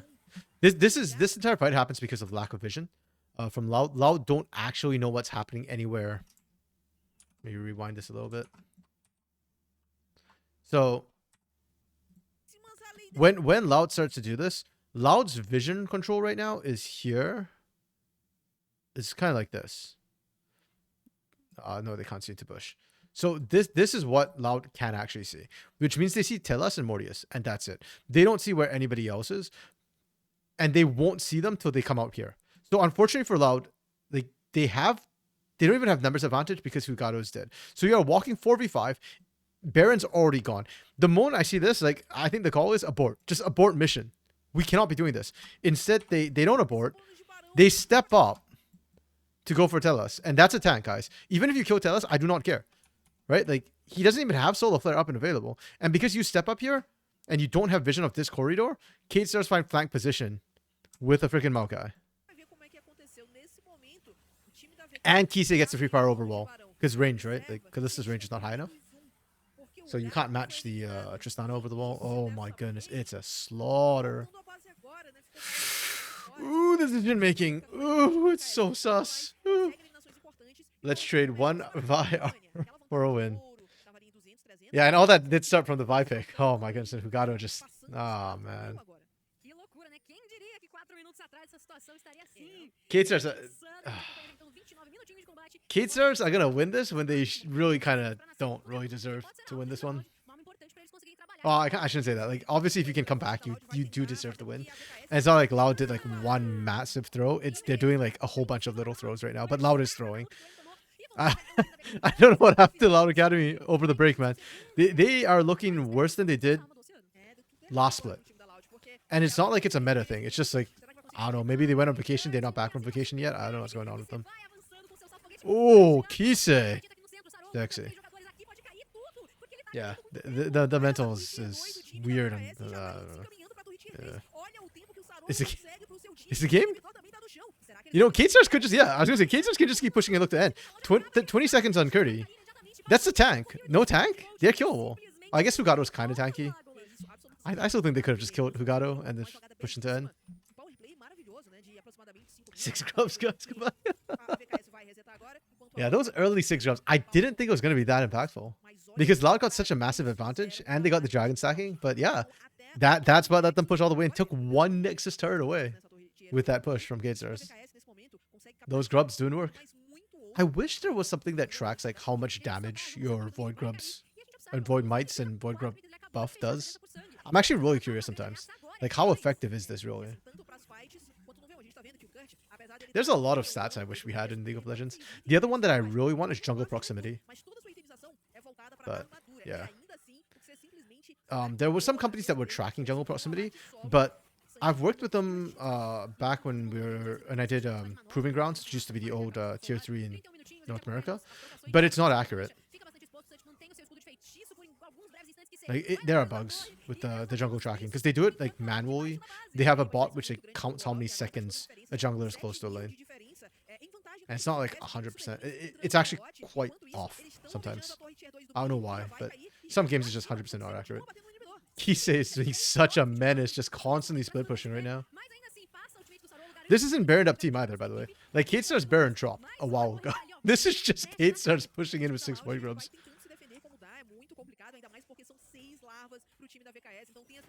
And Kisei is still up here. Loud have no answer to this. Why do you have no answer to this? You've got Weaver's Wall. You've got Cease and Desist. Why are we struggling so much with Kisei? Thank you. Finally, Loud. I don't know why it looks so hard for them. Oh, okay. Nice equalizer. Unfortunately, they get built out. Okay, K-Stars overstepped a little bit, but the fact that we did all this without Baron. Again, this part of the push, this damage to mid and top was done mostly without Baron. That's crazy to me. Like, genuinely nuts. Yeah, when Kate are ahead, they look really good. Like, this is a team that knows how to close out games. For sure. momento a itemização acaba pesando muito. E a gente viu, a VKS estava tentando ali numa força bruta. Okay. Só que acabava Can Loud come back in? Let's think for a little bit here. Yeah. We know how good K-Stars are at team fighting, so we're probably not looking at a team fight angle right now from Loud to come back in. Sant, I'm going to be honest, is... Like, Sant is doing the bulk of the team's damage, but it's so hard for Sant to play out these fights right now. This Baron, All Seeing is also terrible. Like, this is prime Rumble real estate right here. Where's my equalizer? Yep, there you go. Prime real estate for... Look at that equalizer. Oh, it burned so good. Oh, okay. We actually killed Mortius there. Damn. Loud actually get in and get out. Pretty much unscathed. That's really well played from them. This is like the hardest Baron to play around a Rumble. Kisei is going for the back door. That's why Annie's Weaver's walling. Is to get back to base faster. Okay. Nice. All out. That choice from Kisei is backfiring right now. They are... It's... Okay, it's closer than it should be. Oh no, Mortius! Mortius is not winning MVP this game. As good as Mortius traditionally has been, as much as he's still doing work, he has missed a lot of skill shots this game. Where the hell was Maokai? Yeah, I don't know. It was very, very late. I actually want to go back and rewatch that Baron fight after. I agree. Like, I don't know where... I don't know why we waited so long. Like, that's prime real estate for Rumble Ultimate. It should have come out sooner with the Maokai ult. And they have vision, I thought. But... Okay. While that's happening, let's quickly go back to the Baron fight. Because... Yeah. I don't understand... Okay, so everybody's there except for Mortius. Oh, okay. What the hell? Sarulu, where's Sarulu right now? Maokai is... Oh, he's dead. He's dead. Okay, that's why. That's what happened right now. I missed it too. Sarulu was still dead from the pick. That's why this happened. Okay. That makes a lot more sense now. Yeah, I mean, they chained the Leona out with the Rumble out, which is the best you can hope for with Maokai being dead. Okay. Okay. Oh, Loud got soul. Okay. Yeah, right. Yeah, I was with you right now. I was like, yeah, good question, actually. I don't know why it took so freaking long. I mean, Keats are still in control. They still have a good team fighting comp. The scaling has come online for double marksman. Kisei is doing a lot of work. Mortius also cannot be ignored right now. And then you compare that to Loud, where Sant is doing a lot of damage in the team fights. I suspect Annie's damage is high, but Sant is really what they need. And Sant is struggling to get anywhere in these team fights when you're getting outranged by Tristana and Varus, and there's Equalizer, and there's the threat of Telas hitting you if you step anywhere too close. It's so hard for Sant to navigate this. And that's why I kind of didn't like the Cassante pick here. Like, especially when this was your last pick. Like, you knew you're playing to Rumble, and then you pick a Cassante. Like, you're not expected to win out early. The fact that Curdy won early is a credit to Curdy. Curdy did so well to win that early. But, yeah, sure, you outskill Rumble, personally in a 1v1, but in the team fights, you're not adding enough, and you're not going to be able to have create enough space for your Kalista against this composition specifically. Hey, folks. Delete Kalista in Brazil. I am with you, brother, right now. I am very unimpressed with Kalista. And I was telling Dark Knight earlier, watching Pain try and play that Kalista and first picking it in the worst possible spot, like, yeah, I am down with the idea of just deleting Kalista at this point. It's all of IR. That was what, 20 minutes in the game? 15 minutes in the game? Like, that was like a while ago. But yeah, that's where everything started to fall apart. The beginning of the end. The Kalista's not the problem for this composition from Loud. And to be fair, to give credit to Loud, this wasn't B1 Kalista either. This was R1. So they already saw the Varus. It's not great still. No, sorry, this is R2. R1 was Talia they picked. So it's not the worst Kalista pick I've seen. And this game isn't losing because of it, to be fair. There were ways Cade could have punished this harder, but they didn't. And Sant and Belisha actually dominated the 2v2 in the bot lane. Like, I think Sant was up 20 CS for like most of it. Yeah. The issues right now that Loud is having is that they did not push the early game hard enough and the mid game hard enough with the comp they had, which is when they were strong. And now they're just getting outscaled. Like, they're doing a pretty good job staying in the game, but I just don't see how they come back from it. I guess like you just pray for a one team fight. Pray for a pick onto Sarolu and then on a Baron again or something. Or Elder. 240. But yeah, I don't fancy Loud's odds in a full 5v5 right now.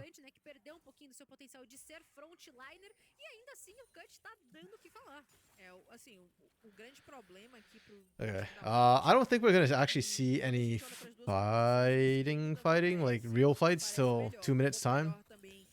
The only thing to keep an eye out for is picks, but Loud is playing very defensively right now, and Kate Stars are also playing very respectfully.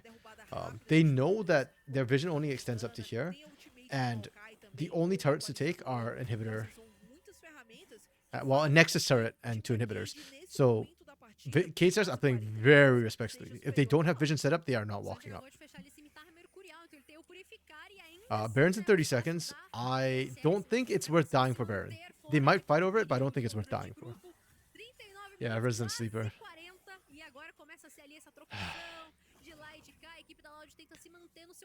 I think Loud just need to drop a ward into Baron and that's it. Like, don't fight over it. Loud, if there's a hill you want to die on, it's the Elder Hill. Okay. Loud have no damage when Sant is not willing to auto attack.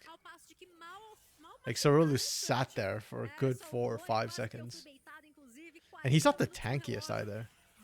He's got a lot of health with the Warmogs, but not a lot of resistances. By the way, I love the fact now that Spectator shows clone over the Nico. It didn't used to do that. And I remember getting very confused sometimes.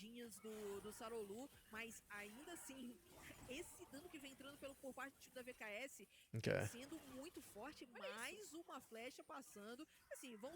Yeah, Kate Stars will now turn and burn.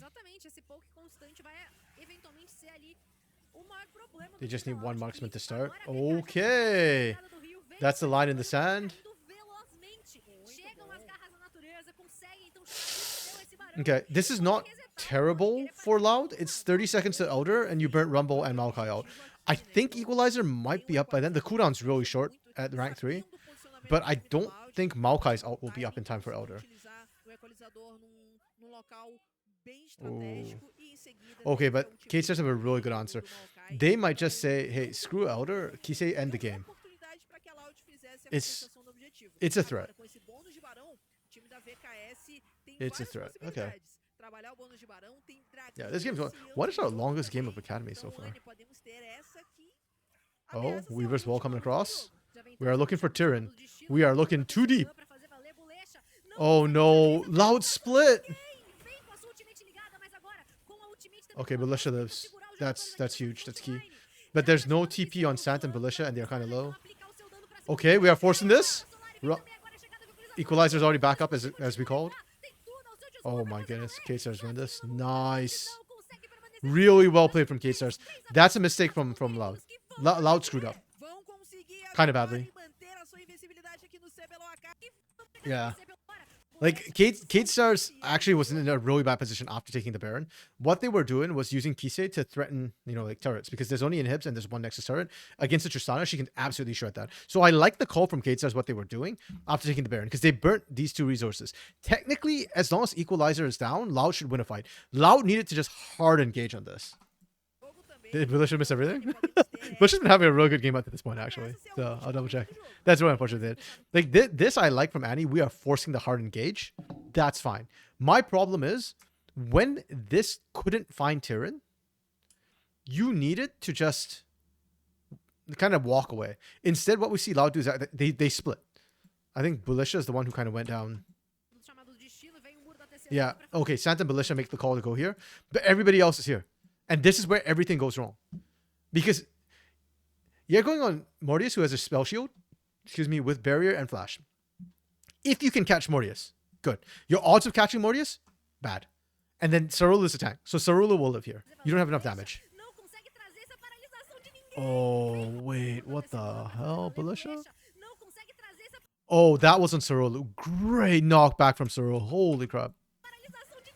Yeah, and the moment this happened, Loud was screwed. You are hard committed to a fight where you've already blown your big team fight ultimates. The moment Sant and Malicious out or down, you don't want a team fight anymore. You're going for skirmish or bust. Like, you're just dead.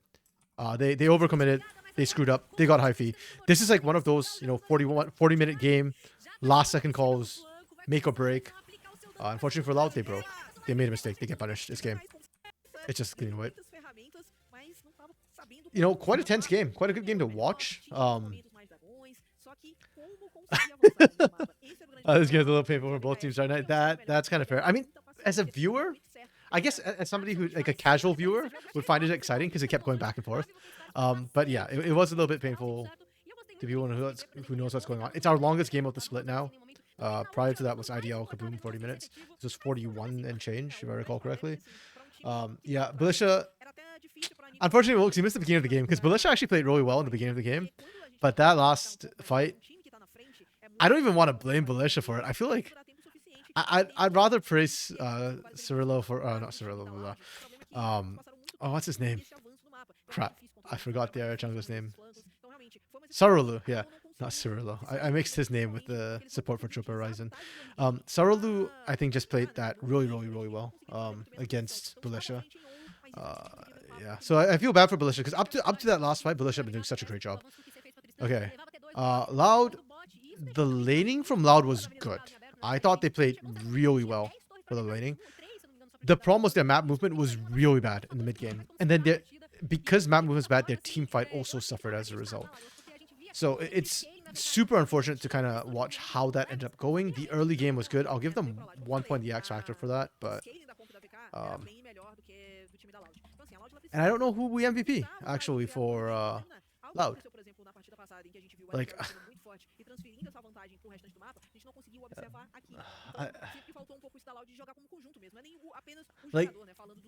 I was thinking Belisha, but Belisha gave in, Belisha gave away. Santa Belisha through the end of the game. Does that? Annie didn't really have much of an impact. Hugato had a good early game, but same like Santa and Belisha, kind of into the ending of it. Curdy did well. I mean, Curdy winning against the Rumble was pretty huge. But like, Curdy was invisible. Curdy did nothing at the end of the game. Like, genuinely nothing. I don't know. I don't know who to give this to. You know what? Let's look at the damage charts and maybe that'll help me form my thoughts. K-Star's laning was not good. They actually struggled in lane quite a bit. Especially bot lane. Like, holy crap. Maybe it's because I have such high expectations for Mortius, but it looked just bad. Sarulu just gets good in general. This guy is doing amazingly well. I think Kisei was actually a better AD carry this game between the two of them.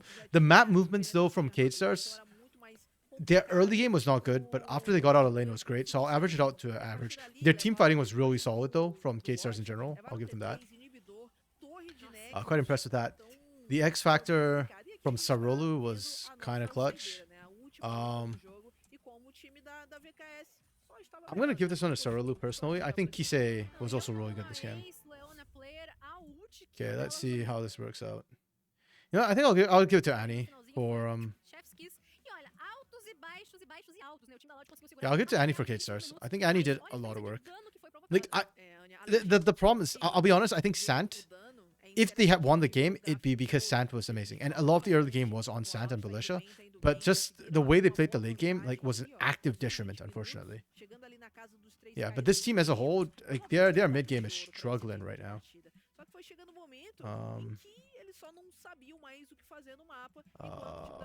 Struggling in the mid game. Like, they are reminding me a lot of Los Grandes actually. This Loud Academy roster.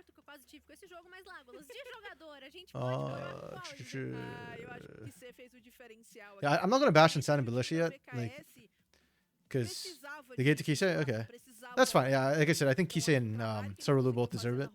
Kisei for carrying, Sarulu for some really clutch plays throughout this game. Like, his Maokai was absolutely on point. levar o Kurt e I guess várias technically he torres did no get caught before Div that Baron, though, também which fez did muita cost them. diferença e passou muito pelas mãos desse cara. So, Então acho que hoje maybe it ele shouldn't teve aquele a be mais Sorolu, pra but parte, né, do whatever. I que give it to him, Vamos ver, and I'm não gonna keep sei it that way que because I sai thought tá na that sua ending cara, was like super Milagros. clutch from him. Mas falando então de próximos momentos, a gente vai ter então INTZ contra o time da Rise pra ser esse terceiro jogo aqui do dia. Não sai daí que o CBLOL Academy vai. Yeah, I'm gonna take away that note because I don't know what happened. I don't know what's going here. Like they were like a top 4, top 5 last split.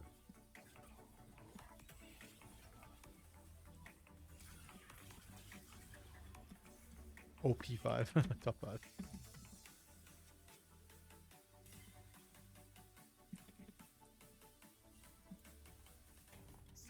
Yeah, this is so weird to me, and I'm actually a little bit upset with the way they're playing because I swear this team is better. They genuinely are better, and I don't know why they're looking so bad right now. It kind of hurts to watch. Okay, INTC Academy versus Rise. Speaking of teams that are painful to watch right now, INTC Academy is on the struggle bus, man. They made no changes to their roster, and they just cannot seem to work for whatever odd reason. And up against Rise, Rise is honestly looking pretty good, so I'm scared for INTC.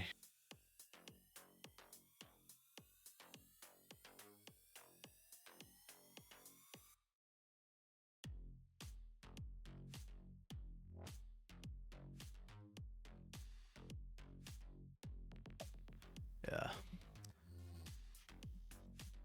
Yeah, this... I will say, I think Loud is still looking better than INTC Academy. INTC Academy, like, even in laning, they've been falling apart, which is kind of weird. That was something that they were doing okay in last split, but this split, no, just everything is just whatever. Oh,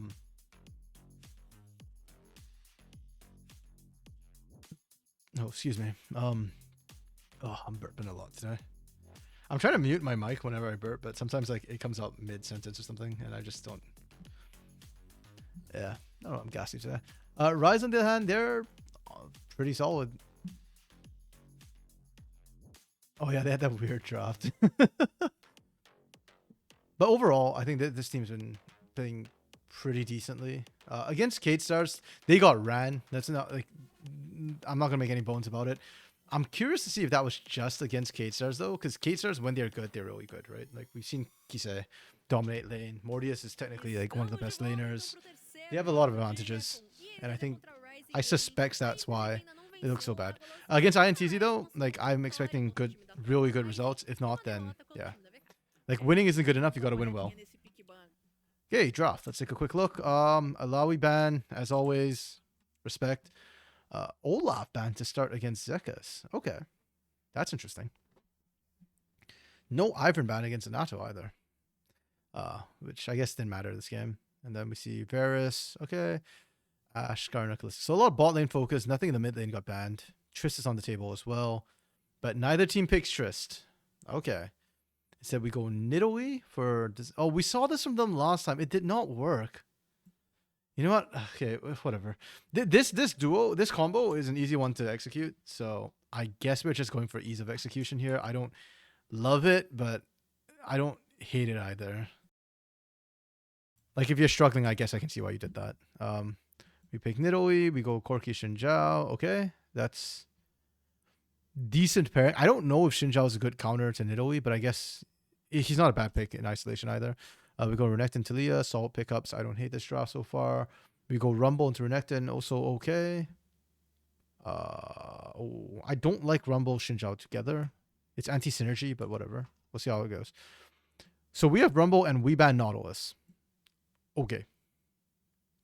And then we ban Kate and Lucian against Kakashi. Okay, that's fair. I think that's very interesting and telling that we see a Kate ban. Especially since she's been reworked a little bit. Her early game is not as strong as it used to be, but her late game, she has better skillings on her auto attack speed. So, interesting choice. And we go Jin for Kakashi. Okay. Do we not want Jin Nautilus? Like, I don't know why. Huh, weird. And Samira ban feels very out of pocket. I don't know what's happening with this AD carry focus. I am actually quite confused about that. Okay. It is what it is, I guess. And then we go Kaisa for Rosa against this comp. Actually, I like the Kaisa pick. I think that's a really good pick. And then we go Ulster. So there is nothing in this composition that synergizes with Rumble. Like, I guess Alistar has a Pulverize, but compared to like Leona to Braum to Nautilus, this is not as good. I kind of don't like this draft from Rice Gaming. That's happened a couple of times. I'm not a fan of the drafting. Power pick, early game.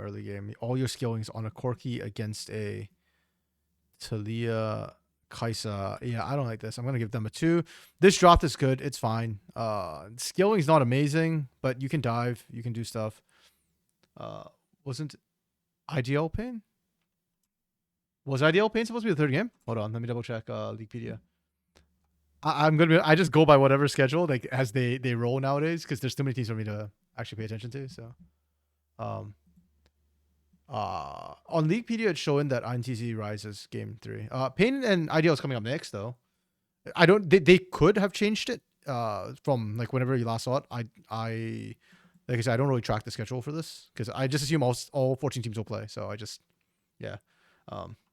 but. Yeah, it looks like at least Leaguepedia is showing this right now. So, and I haven't refreshed that since start of day. But it's fine, Wilkes. Next game, there's Ideal Pain next game. I like this draft actually, so I'll give it a 3.5. The only catch with this draft is you don't really have like skilling, so it's dive or bust basically, but it's doable. It's not terrible. 3.5 into. Let me see. This is Rise. I do not like their draft.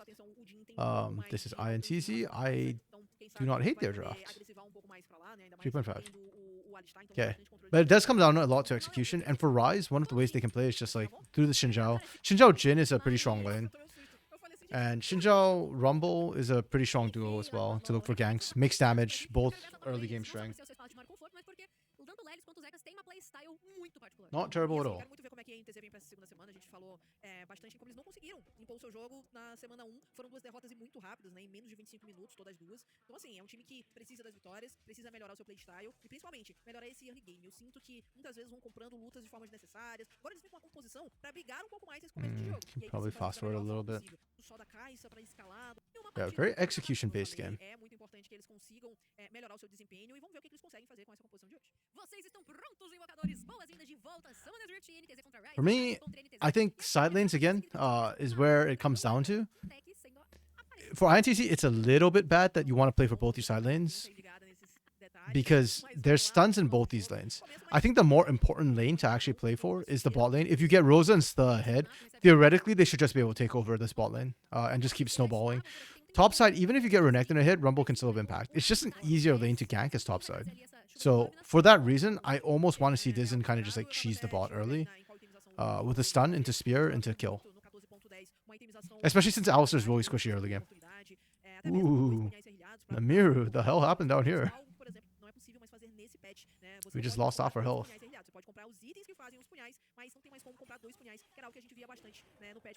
Wow, alone it is. Okay, playing aggro. I really like the way Alone is playing this lane aggressively. Namiru's just burning pot after pot after pot. Or biscuit after biscuit, I guess. Not really pots, per se. Okay, looks like Dizen's going for a topside gank to start the game. That's traditional. Ooh, Lelis is taking so much damage, though. To be fair, even if Lelis is like half health to 100%, like with the Nidalee, you can absolutely still just... like her burst is high enough that you'd still kill the Rumble anyways. But that's a good read from Anato. Anato's already responding. Oh, nice gank. Wait, oh! For a second, I thought Dizen actually got first blood, despite that flash, despite that space that they created. No, Anato gets first blood. Okay. Yeah, that's what I'm talking about. Like, the fact that Lelis is half health does not matter. You land a spear, and Nidalee Renekton have enough burst. Rumble's not the tankiest champion. If this was like a Cassante or like an Udyr, well, Udyr's not really meta. But if that's like a usual tank top laner or tankier top laner, might actually have been able to survive that initial bit of burst.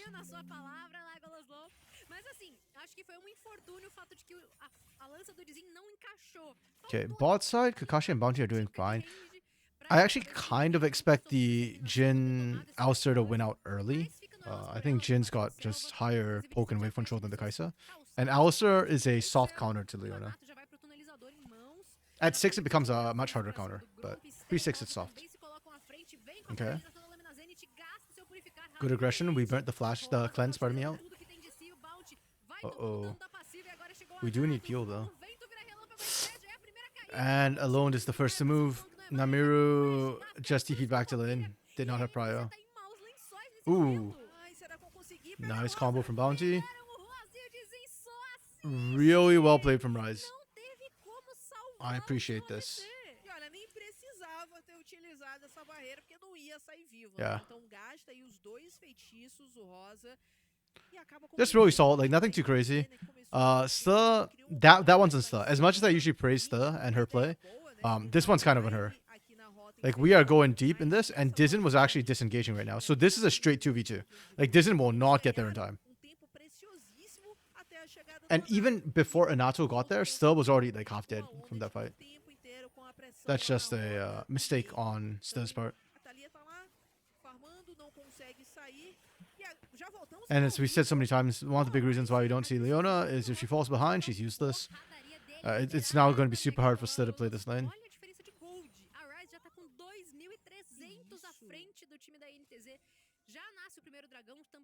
Yeah, and once Bounty hits 6 as well, already Alistair 6 is kind of a bit of a counter to Leona. So, yeah, I think at this point, like, if you're the Leona, if you're still, you're playing roam harder, basically, and try and play for Renekton Nidalee instead. And or, if you're going to get Dizen to gank bot, then you can kind of sit bot. But if not, I think you play for Renekton instead. Need to highlight too the fact that despite Zekis dying early without TP, Zekis is up CS already. That's not a good sign. And it's been one of the emblematic problems, it feels like, of INTZ so far this split. Their laning is weak, and they keep making sloppy mistakes as a whole.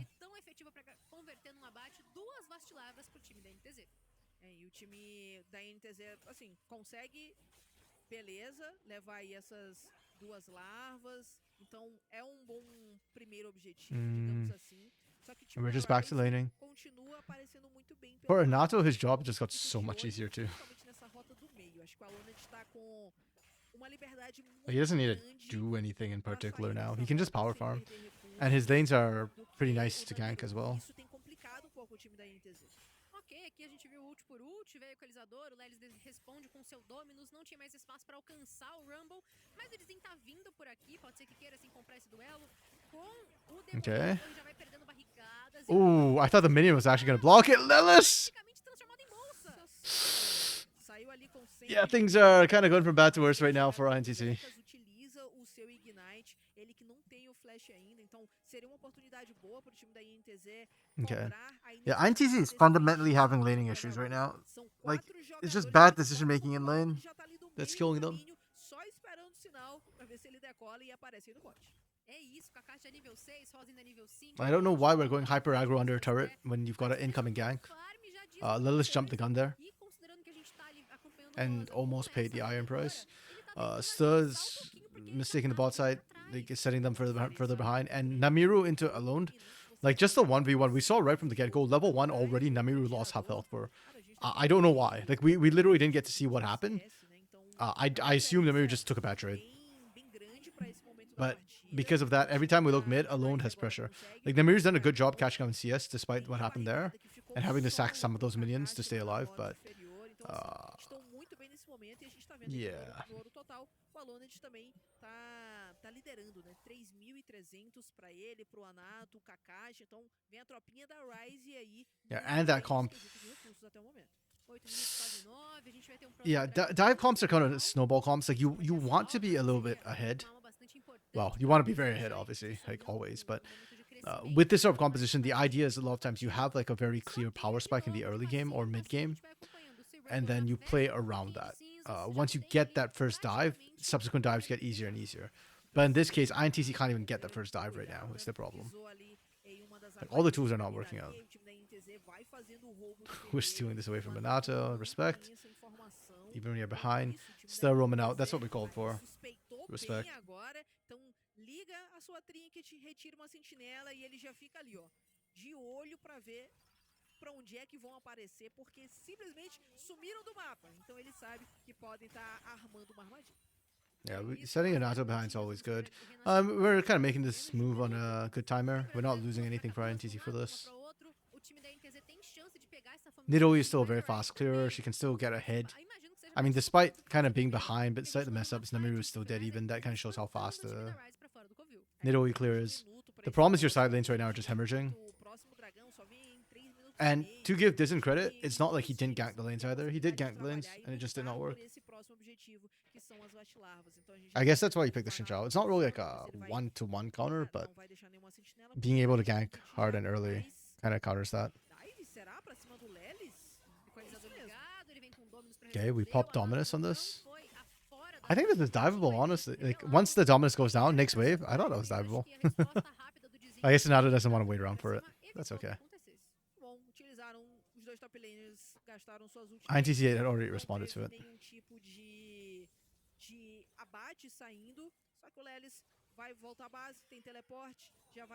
Wow, that's actually full health after that. Healed a lot more than I expected. Oh, this doesn't know. Beautiful bait from Bounty. Bounty's 6 as well, so. Okay. But the pick is onto Zekas. Good call. Oh, wow, that flash was hella clutch. Yeah, it's not enough to get out. There we go. That's what INTZ needed. They're back in. Just like that, they're back in. Really well played from INTZ. They desperately needed this. They were falling apart on all parts. The initial bait, the death bush too from Rise was so nice. I love what Bounty did there. But unfortunately for Renato and Zekas, no CC. They couldn't quite hold people. And then Alone, a little bit, overzealous there. You're literally diving 1v4, and anytime there's like a source of CC with that many people, you're kind of dead to rights. Like, even if they'd all been like 4 Leoners or something like that, you'd still be dead. Just sheer numbers and CC comes through. Yeah. Rise still have an advantage, don't get me wrong, but it does hurt them quite a lot. And as we saw last game, these 5 Void Grubs could actually become game-changing later on. They don't have a Tristana, so it's not going to be quite as fast split push. But your Renekton split push into the Rumble late game is still a thing. And especially with like a Talia to back you up, it's safer for Lilith to split push than it is for Zekas. So maybe that will help later on. For now, though, like we're within 1k. That's pretty close.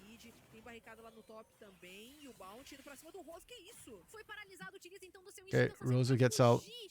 Just burning a barrier.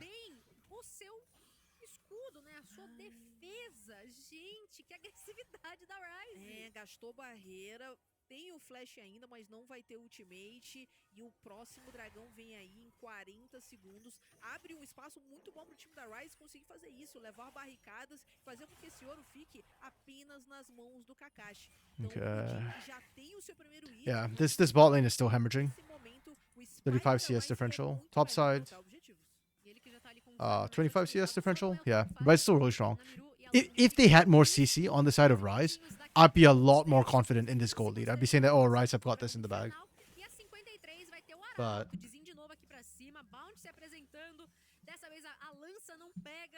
yeah, because I mean, INTZ that 1k advantage, the shrink to 1k was good, but you can already see it's starting to open back up. Turret goes down, we're back to 2k. INTZ have not solved their fundamental problems this game yet. And as much as I doubt this Rise composition, or I doubt it. Screw it. I flat out dislike this composition from Rise. INTZ's composition is not a late game composition either, so it's not like it gets that much better from INTZ, and they're behind on the composition that needs to snowball. So yeah, it's I need to see more from INTZ. Like, just step up and make something happen. If Dizen's ganks can't get it done because the lanes are playing poorly, like, send Stir CC could be huge. If 1 stun's not enough, 2 stuns.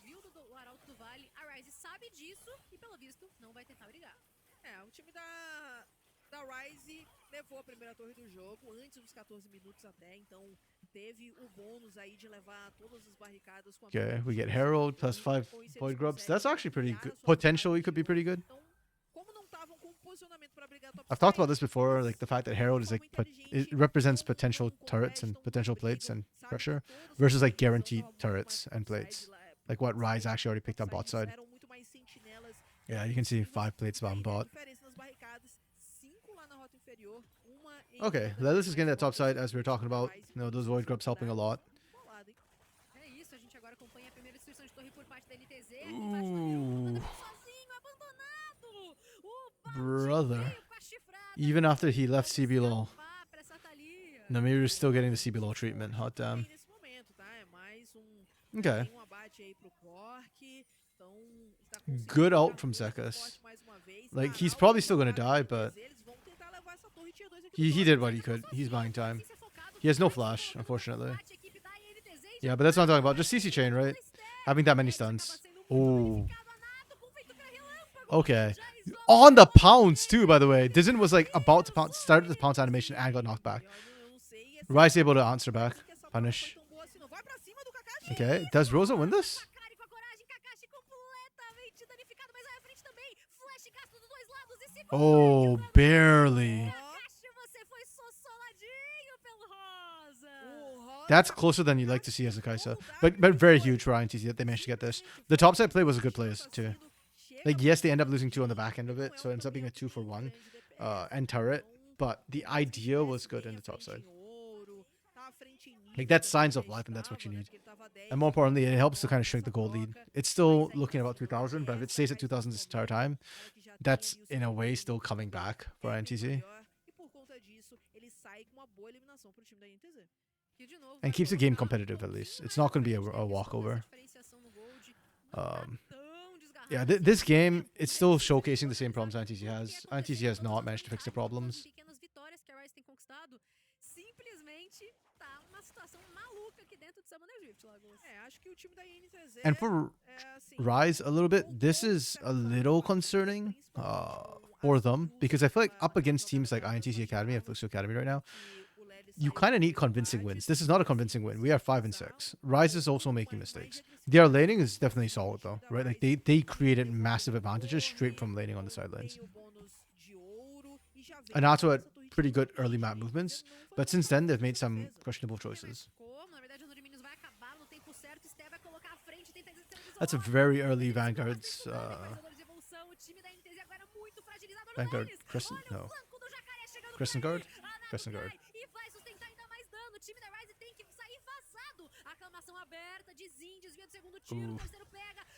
Oof. Oh, I actually like that from the mirror.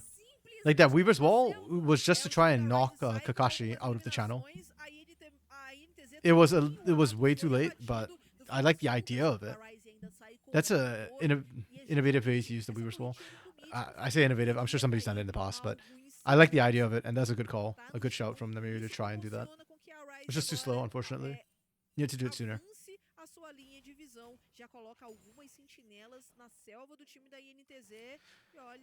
Yeah, that Crescent Guard as well from Minato.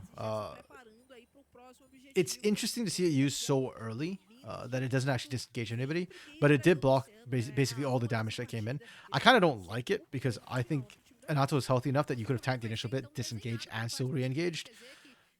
And that way, you know, you have a choice of baiting them further in, and the disengage, like, yeah, would still keep you safe. And if they're moving, they're not attacking. But it's fine either way.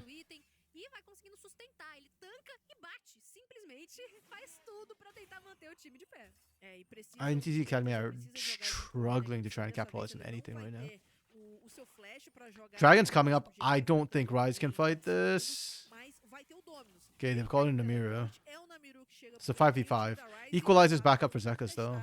Again, if Rise had any sort of like setup for this equalizer, this game would be so much easier for them. Lelis saw this when he was in bush. So hiding there was not ever gonna work. Ooh, still not able to land the solo flare combo. I don't think there's Merc Treads on alone. I need to double check, but If there's no Merc Shreds, then there's no reason why you can't land that combo. Wow, we just ran him down. Equalizer's still up, by the way. Oh, there's Merc Shreds. Okay. Then that's fair for us to not be able to land that, but... Oh, jeez. Yeah, this one's looking kind of ugly, to be honest, between these two teams. Rise will win this out slowly through attrition. But relying on attrition against this INTZ who is struggling is not a advantageous thing whatsoever.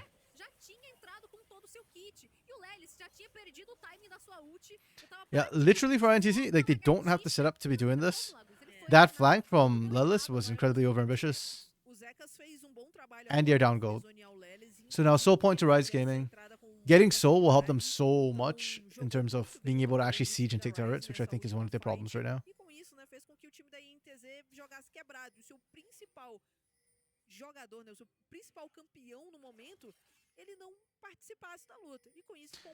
Just looking at INTZ at least have burst, which is one of the answers to Ocean Soul, but you need enough of it. I like that equalizer. Yeah, it's just dead no matter what at that point. Yeah, I like the equalizer. I think this is a good adaptation from Zekas. If you don't have the CC to help you land it, you might as well just use it as the end gauge, the slow. One of the nice things about Jhin is the super long range he has in terms of initiating fights and just getting some damage down. Like, obviously, not going to be as much as a marksman in the middle of fight auto-attacking, but you can do that from multiple screens away. And we saw that. The equalizer is all you need to get the slowdown and then the root.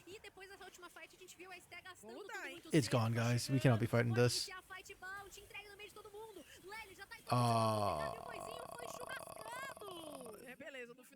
Interesting choice from Bounty. We'll take it as a sacrifice play. I don't know if it was needed, but whatever. You get 4 people out with Baron. You do lose a turret with that Bounty gold, but not the end of the world. Então seria uma fight mais complicada. Eles simplesmente givam, cedem aí então a eliminação do seu suporte, não vão atrás, resetam e agora sim tem a possibilidade de trabalhar aí nesses próximos 2 minutos e meio esse bônus de Barão. Okay, Rosa is starting to become scary. 2 completed items. I think if Rosa can find Kakashi or Alone on their own, maybe even Zekas, you can kill them. The problem is the team fighting is still really hard to navigate for this Kai'Sa.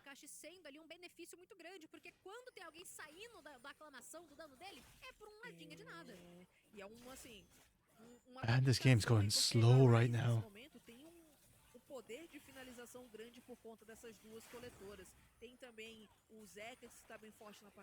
And Nato took no damage from that.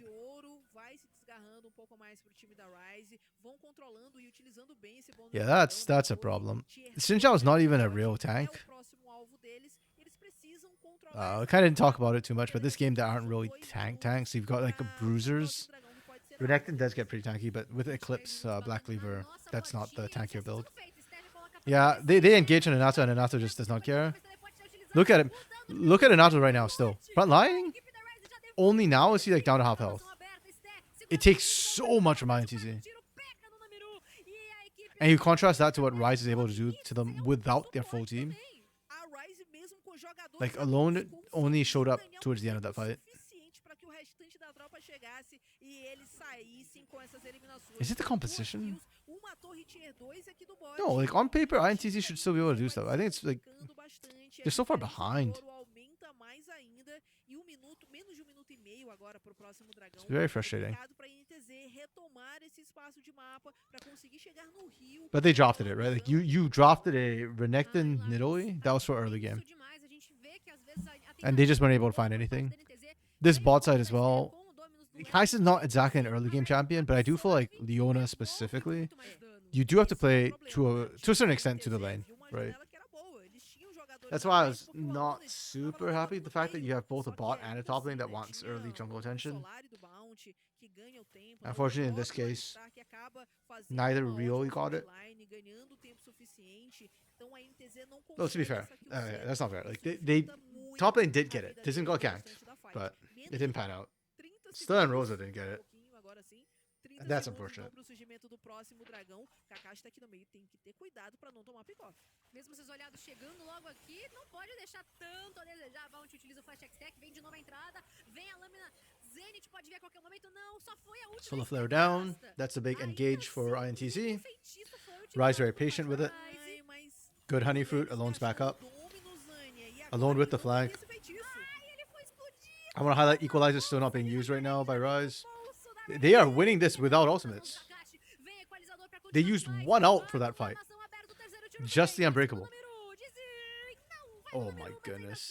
Namiru, 90% lost half his health. Cara, e o time with da first shot. INTZ foi muito descoordenado agora. A gente viu que o Lelis utilizou forma Yeah, this one's going to be a frustrating one for INTZ Academy não fans. engajou, e com Because o they have the não initiative, they've aconteceu. got the dive comp, Eles it's just tentaram nothing's fazer isso, working. já sem os seus And now Ocean personagens Soul comes through, puros, it gets worse from e aí, here. sem o Dominus, If Rosa can't né, one-tap então, somebody, tem uma carne macia, né? I don't think Rosa's going to kill anybody. Uma carne macia? É. Já comeu carne de jacaré? Não.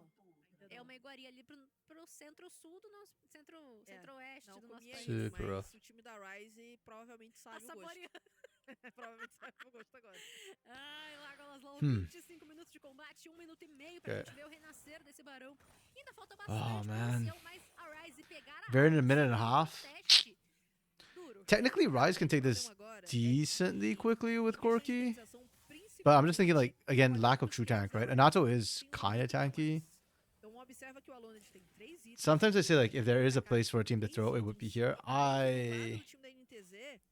I'm trying to gauge if Rise Gaming would throw by doing an early Baron. Like, it's possible, but I feel like as long as they play equal to the level of INTZ, they would still win this Baron fight. Which is a horrific thought if for INTZ. Oh, here we go again. Bounty finding the engage. Foi equalizador, ativa o Zecas, muito dano trocado, o Lelis pode chegar, mas ele tá de ult, ativa o Lelis, vai pra cima, meu filho! A fight tá torando já, e a NTZ Okay. completamente separada. E é um grande problema. Honestly, considering Rise just left them to dry, they're still able to trade support for support. And that's actually giga huge for Rise here. Because they don't need to engage, whereas INTZ need to engage. And without Leona, they don't have engage. Oh my goodness, Zekas is just melting them. Situação já de mais uma aclamação em aberta. Oh, and the Vai ser no TP. caminho dos jogadores da NTZ. This is such a Já wash. chega, então, a Loned com essas eliminações em aberto, vai ter marcha pro Barão. Not even Não close. vai ter o que o time da INTZ possa fazer Not agora. Sem o even caçador e close. com o Barão vivo, é muito mais fácil pro time da Rise sair com as kills. Olha o Rosa com a cara e com a coragem pra Wow, cima. okay. A Loned ignorou a Steph. Okay. Moveu a Soul That is actually a huge problem for INTZ. If, like I said before, if Rosa can't one-tap somebody, Poderia vir e veio. Rosa can't kill anybody. And the fact that Alone not only won the fight, but won with 50% more health in that 1v1 situation. The only person Rosa can kill is Kakashi, and you have to catch Kakashi alone. Anybody else is there, and you're dead to rights. E atrasando aí o time da Rise. Dizin has been thoroughly invisible since the early phase. 10.000 de ouro. E aí, assim, estamos por mera formalidade. Yeah, this is just so doomed right now for INTZ. Muito esforço Compositionally, they shouldn't be this doomed. pra tirar But the way they're essa playing. desvantagem. E olha, Rise is not, considerando again, que o scale really do maximizing this Rise either. You are tá 18 and 8, and we are struggling a little bit. acima dos 30 minutos, fica ainda mais Well, they complicado. got Baron. Surely we push now, right? É, Lagos, uma sucessão de Not a bad milagres comp vai ser to push on necessário pra Baron. NTZ. A gente viu ali bons momentos, boas fights inicialmente, inclusive ali Like, it's not a agressividade Triss comp or no a primeiro momento, Siege mas comp agora, necessarily, no but entanto, you've got double de marksman. novo, a diferença de itens tá Jin's a decent threat in the siege demais situation. NTZ. Ter ali Corki's essa got poke liderança as de well. armadura, ter ali essa letalidade Rise should have extra, no tanto pra problem Loned with quanto this. pro Kakashi, simplesmente não deixa o combate ser justo. Eles têm uma boa frontline, né? O Anato tá fazendo uma itemização com muita vida, né? Com bastante armadura também. Tem um Okay. bounty que, principalmente quando tem a ultimate, acaba sendo um paredão e ganha um tempo I don't know how I precioso feel pra about Rise Alone being the one to split push right now. Utilizem todos os seus recursos It's not like pra he even has garantir TP advantage, esse dano but- e as eliminações. Então, assim, eles estão com uma composição bem redondinha e Yeah, the numa poke from vantagem Corki after muito rework grande is not nesse like that momento. huge. Equalizador aberto, equalizar. Agora sim, aclamação também. Namiro acaba tomando um tiro, o Bounty se coloca no meio da fight. Oh, that first shot on a tank. Derretida pelo quarto tiro embaixo do combate. Lelis burnt dominate, Dominus as well. Oh, he's melting! Eliminado. não consegue It's just penetrar no melting. ação sem a magia do flanco. Oh my Não goodness, tem como INTZ. brilhar. Okay, that's E aí it. That's ficou game. fácil, né? Ficou fácil pro time Literally da everything from Ryze. here on out is just closing out. Continua avançando aqui na base do time da INTZ. Tem ultimate agora do Namiru pra impedir a chegada We're just desse cutting off ultimate, minions. It mas doesn't a mean a Ryze thing. não quer parar. É só breve pause. You saved, I think, Porque like vai fechar tudo ao seu 2 dispor. autos from E melee pode vir a minions. parte de baixo, tem esse buff do Barão por mais 1 minuto. A última torre de Nexus é só uma formalidade também. Vai absorvendo um pouquinho do dano, Rosa na distância, chegada então. Ah, yep, Stan's dead again. Mas com isso o Nexus já tá completamente exposto. I don't know how to say or feel about that. Like, it is what it is. Rosa aqui tentando se Holy. sustentar, mas não tem mais jeito. É só bater no Nexus e trazer mais uma vitória pra si. A situação da INTZ Oh. estava caindo por terra. E Okay, Alone went a little bit too deep. That's fine. It literally did not matter by that point in the game. I'm gonna be honest. INTZ right now, they like complicada no começo de jogo, até they're just falling apart. ali tentou bastante o time da INTZ, só que chega aquele momento ali do mid game e aí eles ficaram perdidos. O time da Ryze soube jogar muito melhor, aproveitar melhor as oportunidades e a gente The laning was bad from them. I'm not gonna give them a 1 necessarily, but when you cannot execute on a freaking Renekton Nidalee combo, when we cannot stun into spear into instant burst, and again, this is Rumble top. Rumble is not that tanky. Rumble is actually particularly vulnerable to this. Even with Scrap Shield, you still die to this combo fairly quickly. You've got high damage, you do not have what it takes to survive this. So there is no reason why you can't execute that. Now, that said, it's not the worst laning. Mid was still fine, but they were losing every single lane. The map movement was good from Dizen, and because of Dizen, I'm not going to give them a 1. But, bro, like, oh my goodness, we cannot be, we can't be doing this. Like, this is seriously bad. Yeah, they deserve a 0 from the team fight. I don't know why I have a 0 here, but they deserve it. They just don't have a team fight. Like, what? X Factor is 0. I'm not giving this to Lelis. Guy couldn't get a combo, and it's him, not Dizen, at this point. Still entered the laning phase. Pelo que o que eles queriam fazer e o momento de fazer isso. E de outro lado, acho que o time da Ryze soube identificar. I genuinely don't know who to give this to. Namiru was the one person who didn't int, I guess. I'll get to Dizen, because Dizen tried in the early game. This was not a Dizen problem, that's for sure. There are lots of issues, but to be fair to Dizen, it's not on him. So, wait, how did I not have that showing? Okay. Sorry, I just realized like my scoring wasn't showing up. Because I don't know why. I must have just missed something on that. Yeah, I don't know, man. Like, it's just super rough. Okay.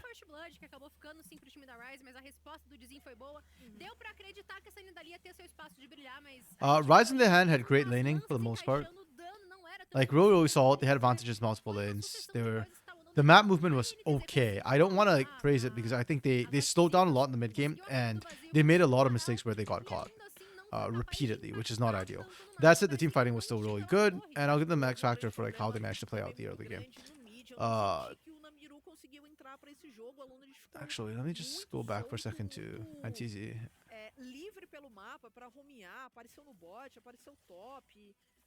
Yeah. Zekas did great or did fine on the Rumble. Anato Shinja was solid. Like his Ivern, his Shinja are all really solid. Kakashi did okay. Alona did well. Honestly, Alona's been looking really, really good. And like the primary care of the team. Even this game, like with the Corki 2, I think he'll probably have the highest damage. I'll double check their stats like when it comes out, but I suspect it's going to be Alona. Bounty was hyper aggro, and I don't hate it. I think that's good. I'm still not sold on their drafts though. I don't like their drafts, but they're making it work. They're strong enough that it's fine. Now the big question is, which player do I think was MVP? I guess I just give it to Alone actually. Alone. Wow. That's what happens when you miss home base. I was off on a free key by I think 2 keys, 1 key. como I think você Alone falar is doing best on this team. tava bem melhor pra você I did really like fazer Bounty's essas play lutas. as well. E Actually, no, concordo maybe I com give it to quem Bounty. dizer assim, I'm okay o with momento that. que eles tiveram na Like I thought partida, Bounty's eles não souberam also aproveitar was muito very, bem. very aggressive and kicked off a Então, lot of action. acabaram se Alone it was the perdendo big aí carry nos though. momentos do jogo, mas Let saiu me look at the damage. If Alone it's like vitória aqui no insanely campeonato, high, I'll give it to vitória Alone. importante, como falamos, But toda vitória, principalmente agora if no it's like comecinho, né, importa muito. comparable to Zekas and Kakashi, I might give it to Bounty Aqui nos personally. números da partida a gente confere, mesmo no momentos de quase a NTZ não assumiu a Okay, liderança no gol. yeah, I give it to Bounty. It's not that high considering what he did. He's got true damage. O Rumble sozinho. I'm actually curious who CBLOL praticamente Academy derrotando gives it todo to. o time da NTZ. But yeah, INTZ right now, Sim, não, né? Porque, they've por outro lado, a gente gotten vê worse. They're kind of like Loud. I don't know what happened to Loud and INTZ over the break. ali o dano do INTZ Dino was foi um dano bad muito last alto, split, né? but at least their Mas, laning was their quando a gente one olha pro outro lado, like decent part of their também não gameplay. foi tão This expressivo split, assim. Só que é como eu falei, né? Para além de dano, foi muito como o we've Mario had 3 passou days de and fase, all of them a have gente tá been vendo, principalmente no gráfico de really hoje, bad. que foi um jogo de um time só. É isso aí. E nesse caso, né? I don't know what's going on with INTZ. They are better than this. I swear they're better than this. Maybe it's broken. Like when you keep losing, it can be very tiring Né? and Justamente very porque, mentally taxing. assim, And essa maybe that's the jogaram problem right now is that they're da just Ryze, really tired só and que eu worn acho out. que o Alones, Like they just don't principalmente pelo espaço have que ele energy, and so criou they ali no keep mid, né? Aquela making pressão mistakes. que Maybe. ele conseguiu Yeah, criar, they get to conseguia Alone. That's aparecer no fine. restante do mapa, fez muita diferença. I think to the eye test, Foi o bot, Alone did a lot. ajudou o top, teve aquele X1 That ali, my initial que gut ajudou o boss instinct was depois, also ele to give it to conseguiu, se sair muito bem. Alone. Então, acho que um Cork But bem the more I was forte, thinking about it, I bem was thinking, jogado yeah, dele, né? no. Tendo essa Bounty actually did agilidade pelo a crap ton of mapa, work, faz muita so diferença, e ele foi esse cara hoje. I'm happier personally giving it to Bounty. Okay, next up is Pain versus IDL. I know you're not here anymore, Wilkes, but this was the match that I guess you were waiting for. It is game 4. This one should be fun and interesting. Pain Gaming Academy is kind of doing what Pain Gaming in CBLOL is doing, which is they are good, but they do some strange things sometimes. Specifically, they are messing up a lot of their team fights. And their bot lane, Marvin has not been winning as much as I'd like to see his lane. Towards the end of last split, during the playoffs, Marvin was absolutely amazing. He was contesting Mortius. He was going toe-to-toe. I think he lost the first time to Mortius in the gauntlet, and then like in the gauntlet, like phase 2 or whatever, second round or third round. And then he came back and beat Mortius in the bot lane, which is like a hype story. So far, he's been very, very much hit or miss. The team fighting as a whole is not, which was one of the brightest parts actually last split, has been struggling. So I'm not sure what's going there, but they're still a good team. Hidan isn't Yups, but he's still a strong top laner. And laning is not a problem. And frankly, Pain Gaming don't need their top laner to be the team fight carry, though having the option is always nice. Problem now is they're going up against IDL, who, with Takui, looks like one of the best teams, period. Bar none. Yeah, Takui will carry this team. Flare and Yuki have been pretty solid as well, for the most part. It's funny, this team, Shrimp is still my huge question mark player. Like, his picks are just like, what?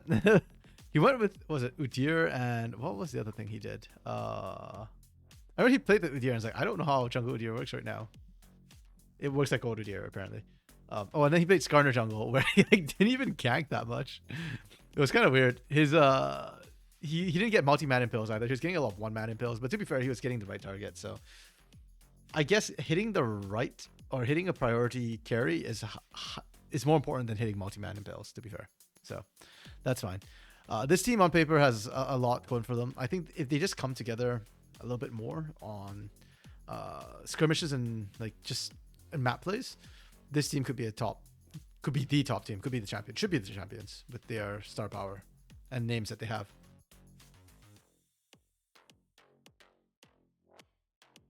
Oh, it looks like we've got a longer break too. Last couple of breaks were like 2 minutes, 3 minutes, which was okay. I don't mind that. I think shorter breaks are fine, especially for me because I'm just co-streaming right now. I'm not like full casting. I don't need that long breaks. Faster is kind of better. Also, it means we get to end the day at a sane time. I think on average we've been like 5.5 hours, I think, for 7 games, which is pretty good. Meta feels faster too, dude. I think the average game time, what are we looking at right now? Yeah, like 30 minutes and change. That's pretty decent for average game time. I'm here for it.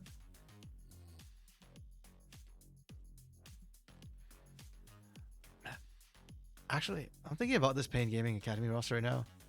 I think I might like their drafts more than the actual Pain Gaming squad in CBLOL. I wonder if their coaching staff like swap tips and stuff. Would be nice if they did, huh? Because Pain Gaming CBLOL does some weird things with draft. Always have. I feel like usually when they lose games in the beginning of the split, it's off bad drafts. Like literally I can look at the draft and go like, uh-oh, we're in trouble. And even then, they still remain oddly competitive, so. Yeah. Yo, Orbital. Join some CBLOL Academy. We are almost halfway through. How's life with you? How was your Rocket League casting over the weekend? Your trip down.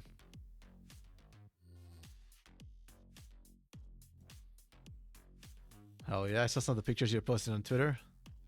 It looked fun.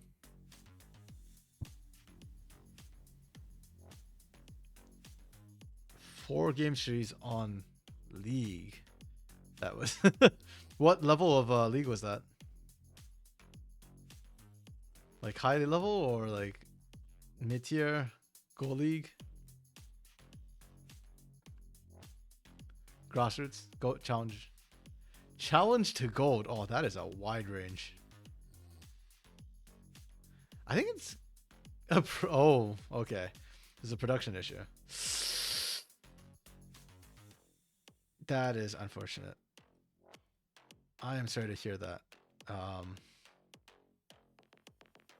Oh, speaking of which, actually, I don't know if you followed the CBLOL finals, but CBLOL finals also had like similar problems where they had a full student-run production team, who I guess were not that familiar with VMix. So the first game was kind of bad, and then they got better, but yeah, for grand finals, that production was a little bit rough. Not gonna lie. So it's almost like you casted CBLOL grand finals overall. Same experience.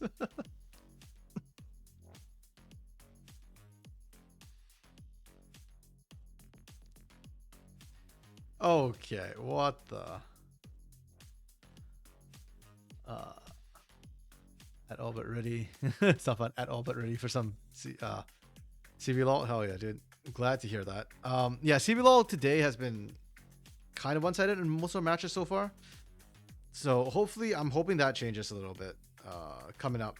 But we'll kind of see how it goes. I mean, it's always a fun time, and CBLOL does like to experiment with stuff, so I don't hate it. You'll be chilling? No worries. Yeah. It is meant to all be a chill stream anyways, so. Hold on, I just saw this tweet from INTZ Academy. After they've lost, I don't even know how many games in a row. Like, they lost every game last split, so that's 18 games. We've had 3 games to split. They are on a 21-game losing streak. Potentially more, because I don't remember what they did to split before. But this is what they posted on Twitter. Unfortunately, we lost once again in CBLOL Academy. But it's about believing in the process and the evolution of our Piticos team, I guess. I don't know what Piticos is. Anybody in chat? Any of Brazilian viewers in chat, if y'all want to tell me what Piticos is. But like, no, man, I do not believe in the process and the evolution of your team right now. Like, your main roster fixed itself by picking up players from other teams. I don't know what's going on with your coaching staff and or your management staff, but this is not it, man. Piticos like little guys. Hey, Dark welcome back. Believe in the evolution. Yeah, I'm sorry. I'm all out of faith for INTZ. You know, like they have somehow gotten worse from last split. So I don't know what's going on. I know people were joking that, oh, you know, Simon's gone from CEO, you know, things will turn around. And holy crap, the actual INTZ team in CBLOL, the main team, is 4-0. Something's working there. But at this tier 2 level, it is not working. Yes, Dark Knight, they did lose again, and it's just so painful. Like they just die in lane and have nothing to show after that. Like, watching INTC Academy for me is depressing. Like, I get upset watching them right now because they're just, yeah, there's just no way for them to come back half the time. It's just like, okay, great, you know. Well, not great because, yeah, things are bad. It's fine. We got Pain up now. My beloved Pain. Y'all will perk me up, right? Surely this is not going to end poorly when you're up against IDL of all teams. Actually, I do believe Pain can win against IDL. It's possible. IDL feels like a pug team right now. Like, the coordination's not the strongest. Depending on how Pain and Kaboom shape up for next year, this might also happen to CBLOL INTZ. True. If they take their players back. Or hey, maybe INTZ will offer them a big enough bag and actually just buy out Dios and Yips if they win. Especially if they win. Okay, LeBlanc ban against Takui. That's a respect ban and a half that we keep seeing come through. Poppy ban, Skarner. Why do we need a Poppy ban? Like what? I know you'll be excited for this right now, but what? Why do we need a Poppy ban against these guys? What are we picking that necessitates a Poppy ban? IDL is weird, man. Yeah, IDL is weird, man. Okay, Callista ban, Senna ban. That's kind of whatever. We go Varus first. That's fine. Nautilus, Jhin as an answer. I don't hate it. I think there's an interesting bot lane. It's a kill bot lane. And especially if you're going to pick something like Pantheon, this makes a lot of sense as setup. We go Nidalee, Leona. So very standard on Pain. And then we go Pantheon. This is crazy. This is nuts. I love it. This is why I freaking love Academy. Yeah. I don't know why we're banning Skyrim on Blue either. Well, I guess they don't want to play it or don't know how to play it. It doesn't feel like a Hidan champion. And it doesn't feel like a Tatu champion. I think Tatu could play it though. But it doesn't feel like his style. He wants like something aggressive. So I guess if you want to play Nidalee, then you just take out Skarner. And then we ban Renekton, Talia, Pantheon. Oh, sorry, J4. That's already picked up. And then Cassante. So we're just banning out the safe top laners. I don't think this is actually the call anymore. I think you can pick things like Camille in the current meta. Sejuani jungle. So Sejuani. So Panth is a 3-way flex. You can go top. Actually, 4-way flex. Go top, jungle, mid, or support. So now we know it's definitely either it's a solo lane pick at this point. They were assuming this was not going jungle. Pantheon can still go jungle. The clear's not great, but the ganks are amazing. And then we pick Corki Rumble. Okay, very, very meta. Very, very meta. Good poke, good team fight. I like this Pain draft. This is a really good Pain draft in general. I kind of don't like the Nidalee, to be honest. I'll give them a 4. Might downgrade to 3.5 if depending on how this Nidalee does. Because Nidalee has like nothing to do with the rest of this composition. Kind of weird. Why are we picking Syndra? As a counter, okay. I guess no. I can see why we do that. We counter this. See, this is my problem with IDL. Their drafts have no cohesion. You don't have Pain draft because the only tank is to support Leona. Kind of true, especially when you see a Jhin. You know what? You're right.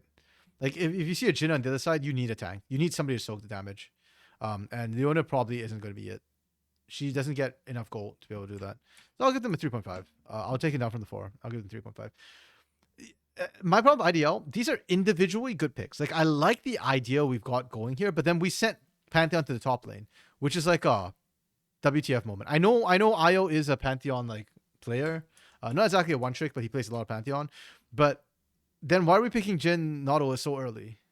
Right? Like you didn't even see anything but a Varus and you picked the SWAT lane. It's like, what? You're not gonna smash Varus with this. Like you'll win, but it shouldn't be a smash. There's no synergy with Syndra. There's no synergy with Pantheon. They're good individual picks, I guess. But we are blinding Pantheon. I don't know, man. I want to give this draft a 2, but in reality, it's probably going to be a 3 or 3.5. It's probably going to be a 3.5 because I think Pain screwed up their draft a little bit by not picking a tank. And yeah, I'll give them 3.5. It's whatever. Not super happy with these drafts. I am, however, excited to see a Pantheon.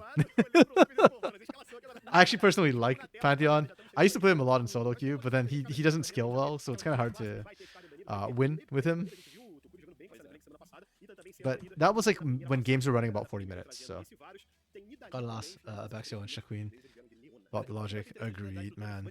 Well, again, I can see the logic for everything except for the Pantheon. And Pantheon might just be... I know some people told me Io plays a lot of Pantheon, or he's known for Pantheon. So I guess the call here is just like, get me a flex pick, which can flex into 4 roles. And I'm very comfortable on. Lethality Pantheon ARAM was lit. That's fair. But so is Imperial Mandate Ash.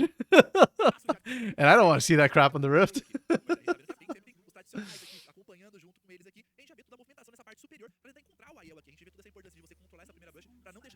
Oh, are we lane swapping from Pain? Or are we just invading? I hope this is an invade. Okay. Tachi just running him down. There's no kill threat. Isle's out. It's funny watching Tachi just run him down. I like Tachi, man. Tachi's kind of aggro. You don't think it's worked on making pain second guess? Okay, that's fair. Yeah, I don't know the players well enough. Like I know, like you all have told me before that Isle plays a lot of it. So that's ooh, that spear through the minions. Props for Tachi for getting it through the minions. Unfortunately, it wasn't quite on track to catch them. Hello, Spoods. How have you been, buddy? I feel like I haven't seen you in a hot minute. How's life? Was it finals? After first semester or something that's kept you away? Or is it just time zones? You're here last stream? Okay, I'm capping. I don't know, man. I am.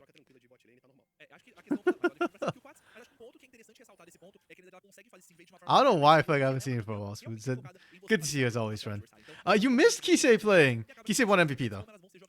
So that's that makes up for you not getting to quite see it. If you want to watch the game, there's always VODs. But yeah, actually, Wilkes was here last stream and or not last stream. What am I saying? Last game, pardon me, and he thought it was going to be the Pain IDL game. So I don't know. Maybe they did change up the schedule on us or something. Oh, Tatu managed to secure it. Well played from Tatu. Thank you for the leash, Shrimp. You'll be here till tomorrow. Let's go. We've got 4 more games today, including this one. So, IDL is Ilhadas Lendas. That's like one of the biggest League of Legends streams in Brazil, if not the biggest. It's run by this guy called Baiano, who was a former player, and he's like a super charismatic, huge streamer, dude. They do not have a main team, so they are one of the 4 non-franchise teams. But you look at the people they have Shrimp and Tukui, who are huge imports into this region. Yeah, they have like one of the... This roster, honestly, is probably going to be one of the stronger rosters in Academy, despite being non-franchised. Brazil's non-franchise teams are really good. It's not like North America, where like the franchise teams are still really OP because they get whichever players they want. Okay, top side. This Pantheon pick really not working out early. You know what? Yeah, I guess Pain kind of knew it was going to be Isle. And this Rumble is absolutely just smacking him around. By the way, this is Comet TP Rumble.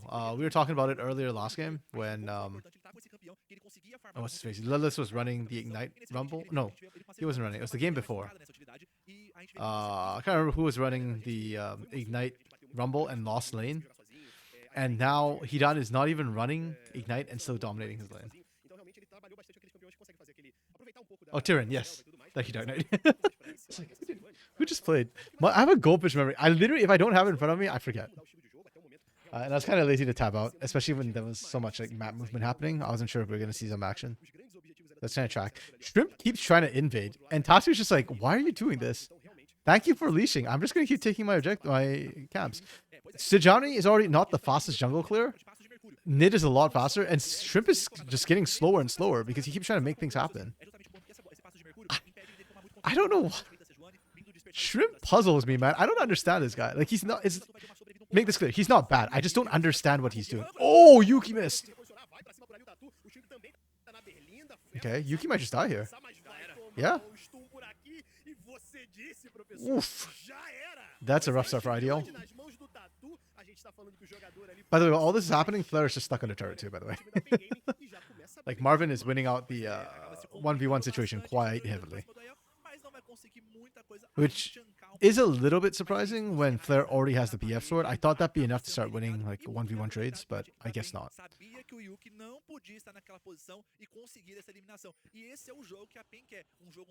Okay, Pain Gaming Academy giving me hope.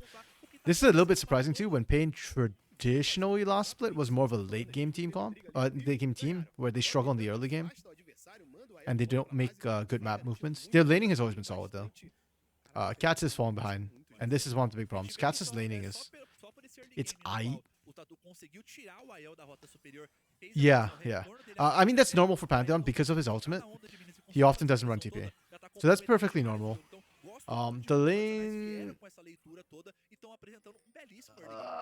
Yeah, I think so too. So, funnily enough, I actually think the Pantheon into Rumble is salvageable. Like, even if you're down, because he's got so much base damage loaded into his kit. The big problem for me for the top lane is actually Shrimp. Because Shrimp is so far behind, I don't think that this is going to work anymore. If Shrimp was like even, maybe I could see a world where you can still kill the Rumble, but yeah, I think top might indeed be over. At least Shrimp is getting this objective. The dragon. Early Mountain. Mountain as a Drake kind of feels bad because there's nothing visible about it. Like, you don't hit harder, you take less damage, but like in terms of just like vibe check, it's not a very strong vibe. Oh, Giggs is dead. The problem is whether they can find anything after this. Tatu got greedy. He went for Takui. Oh, Shrimp dies here. Okay. Wait, Pain's winning this? How? How did Pain win that? I need a replay on that. I thought... Oh my goodness. I thought Pain got screwed when they went for Takui and... Oh! Nice knockback from Takui. He caught even the flash. He caught a perfect time so the flash didn't come through. I mean, he still dies, but... That was a really, really good knockback. Oh, Cats is dead. Ah. That's funny. They got so aggravated and they were caught in the corridor. Really well played from Flair. 1-0 and 2. If anything, I think Shrimp should... It's a little bit unfortunate Shrimp got one of the kills, but oh well. You take what you can. And keeps the game closer at any rate. Now, what did that mean across the board here? It means Flair gets an advantage in the bot lane. Marvin kind of completely backed off in that fight. Mid lane. Takui gets to keep his advantage that he already had. It didn't really grow or anything. But that's kind of critical because I think Cats ideally would have gone back mid and picked up like another wave and tried to close that gold gap a little bit. Topside, Isle is actually catching up a little bit as well. I guess with Tatu off the map, Isle can play a bit more aggressively.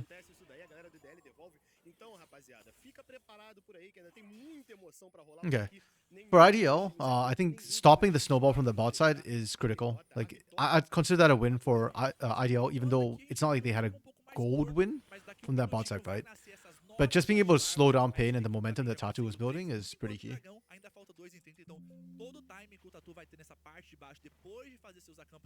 Yeah, this IDL team, for all the hype around names like Shrimp and Isle, it really feels like it's been the Takui show. Oh man, that CC chain. Holy. Isle didn't... Like, Isle doesn't get to do anything with that CC chain. He needs to buy a Merc Treads real soon. That's disgusting. And Flair was doing so well too. Flair is now completely forced out because of that. Oh, I feel so bad. Yeah, but I like this much better than what we saw last game with the Renekton Nidalee that we saw NTC Academy trying to pull with the Leona bot side. I think Leona or Renekton, having both at the same time is a little bit rough unless one side is a huge winning matchup. Because now you can see if Tatu can focus down bot, it's so much more effective when Nidalee just has to babysit one lane with spears. And it's so easy once you've got some sort of CC. The Leona CC is absolutely disgusting too. Yuki could not move from the start of that fight. The moment Chains of Corruption landed to when Yuki respawned at base, like, just, yeah, zero movement. Dark Knight, you think this is over? That lane is over, sorry. I thought you had a new message that you thought the game was over. The gold gap up top has kind of remained the same though. I was actually able to kind of balance that out. I expect that to change now that Tatu is back on the top side of the map though. Pant is quite diveable. Because he no longer has that like auto shield. It's tied to his E. I kind of miss old Pantheon. Old Pantheon was the Pantheon I used to play, where it's like point and click Q. Point and click stun. and your shield was like auto passive, which blocked turret shots. That was really busted. New Pantheon's probably more balanced, but not as fun.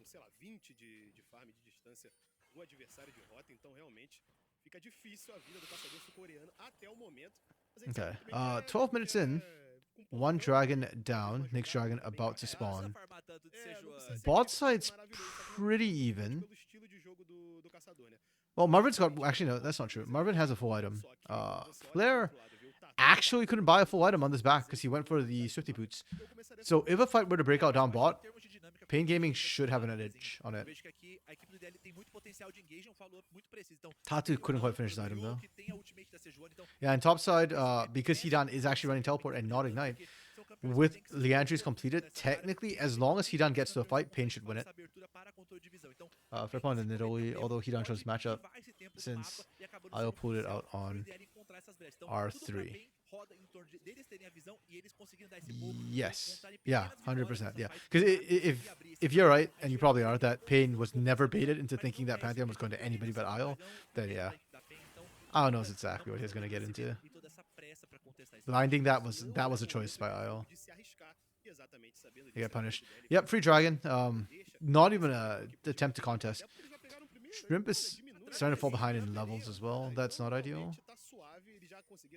Normally, Sidge is such a strong team fighter, but this team doesn't even do AoE well, right? Like, you've got AoE CC from 2 members, but there's nobody who cares that much about the lockdown. It's not like you got a Rumble or like some sort of channel that comes through here, like a Corki or something. And Jin is a burst champion. Like, IDL's comp is more of a pick composition with the Pantheon, Syndra, and Jin. It'll still be dangerous later on in the game because pick comps are pick comps, and you can still burst people down. But right now, around these objectives, it just feels so bad.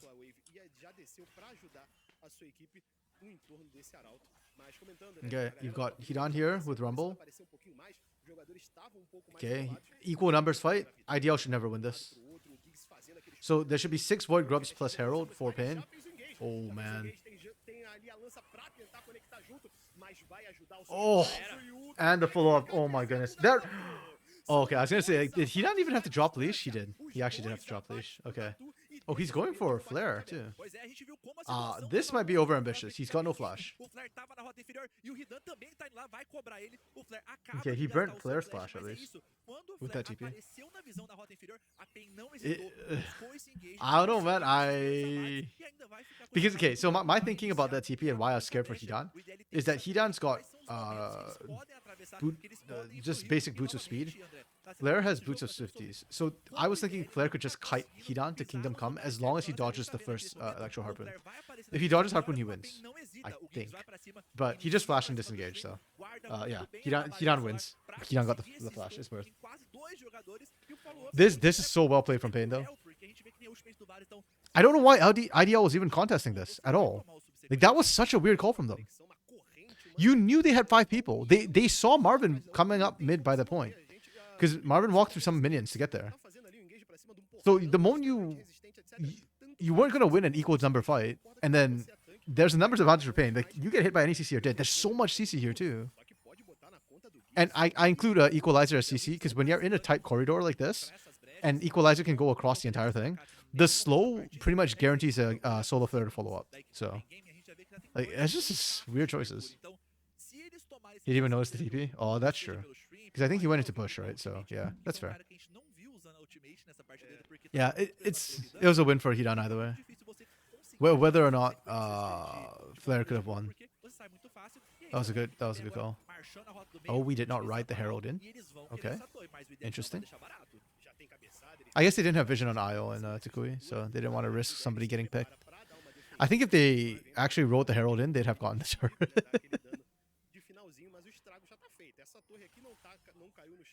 All good, though. All good. Okay, yeah, so I think Pain right now, they're just playing for objectives. They are stronger in every lane except for mid, where Cats is very underfarmed, but Cats is getting a whole bunch of kills. Okay. Oh my goodness. Do we keep diving? We keep diving. This Tatu is crazy. Tatu is nuts, man. Tatu has no chill, and I am here for it. This is how I get my fix of like insane aggression when Randall is no longer an academy. Watching Tatu dive in like that was crazy. Was it the optimal play? No. Was it fun to watch? Yes. So Pain get first break anyways, and they get a turret. Answered by topside.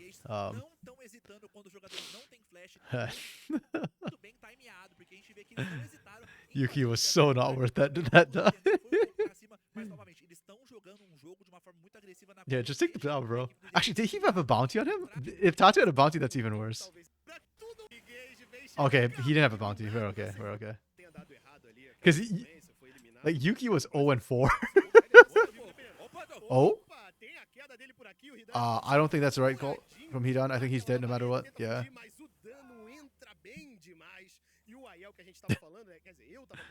Oh, and he can't buy his Onyas. Mistake from Hidan. That was a panic. Not all. Panic stasis. Yeah. Hidan was just basing after catching a wave, and Io altered him. Man drop. Grand Starfall? Skyfall? Starfall? He just altered. The first time this game we've seen it from Pantheon. I was just gonna say, for IDL to come back in, I think IO and Shrimp need to gank a lane together. Like, just use the Pantheon out with Sedge ult. But that works too. Hey, he managed to find the solo kill in the push. That's a win. Kind of big when he was down so much early too. Ooh. Okay. IO finally walked down, but the fight's kind of over. Oh, that heal from Tatu is actually kind of big. The dragon's still hitting them. I don't know. I generally don't understand why IDL is picking the fight timings they are. They're picking. It was the same thing around Herald. Like, why are we fighting objectives against a Rumble? Hidan didn't even burn Equalizer. Okay, good flash from Takui. Really well played. Yeah, this team is like Takui versus the world half the time. Even though Flare is 3-1 and 2, I'm gonna be honest, like, it still feels like the Takui show.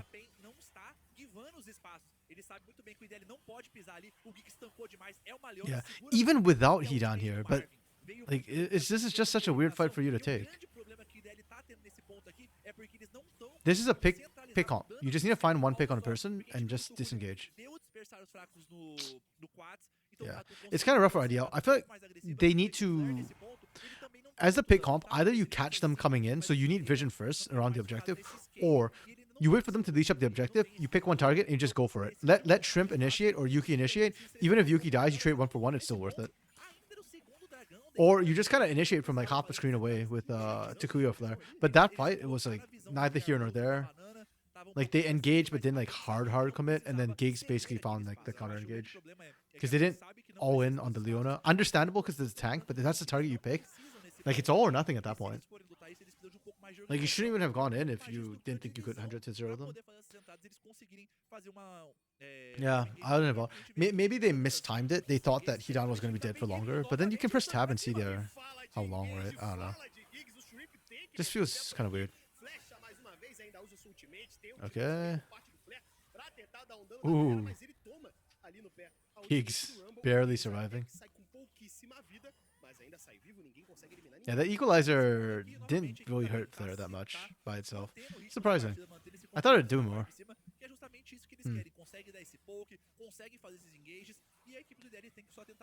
Yeah, I appreciate IDL's willingness to scrap, and I am actually quite surprised by how aggressive Pain Gaming have been this game. It's a good look. I like the look. I just didn't expect it.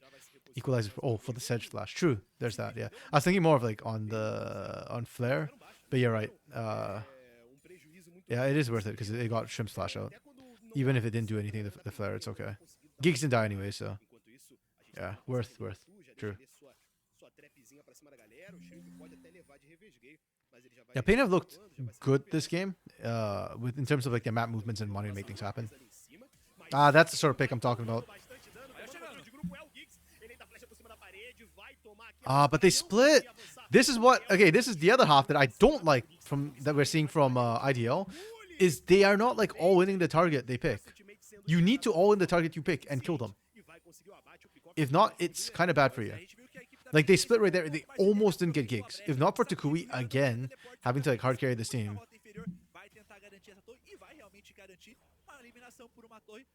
Yeah, and at the end of the day, you're doing like 1 kill for inner turret. And that was only on the support. Giggs is now back up. Like, you didn't get that much control over Baron. You got good vision, but you have to reset on that push because people got hit. And then you lose prio and control over the Baron pit again. It's just so weird. I messed up so bad and gave that turret away. Like, on the bot side, you mean?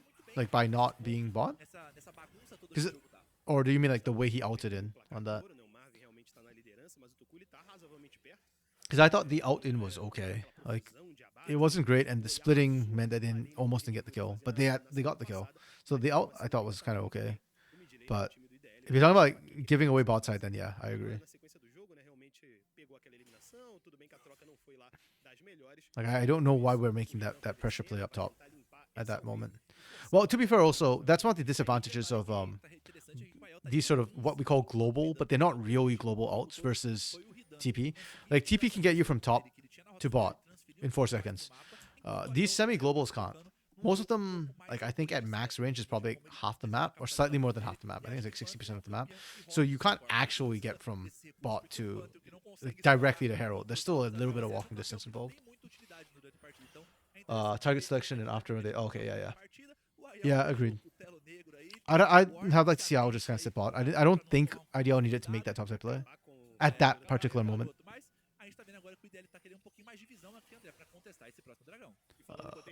If the plane play it right, they could just leave Rumble to pressure side lane. Maybe. I would have agreed like 5 minutes ago, but after IO killed Hidan, I'm actually not sure how the matchup goes right now.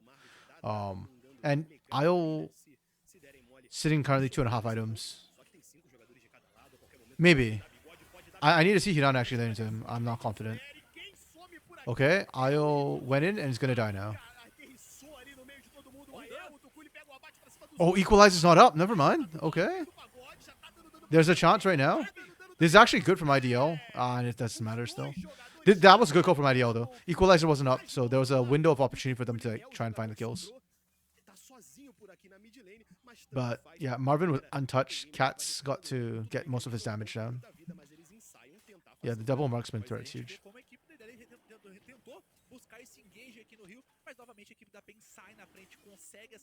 Yeah, I think Pain is just too far ahead now. And IDL just keeps scrapping. Again, did we have to team fight there? Like,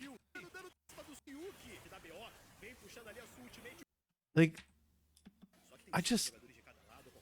Like, Yuki's going in here. What sort of setup is this?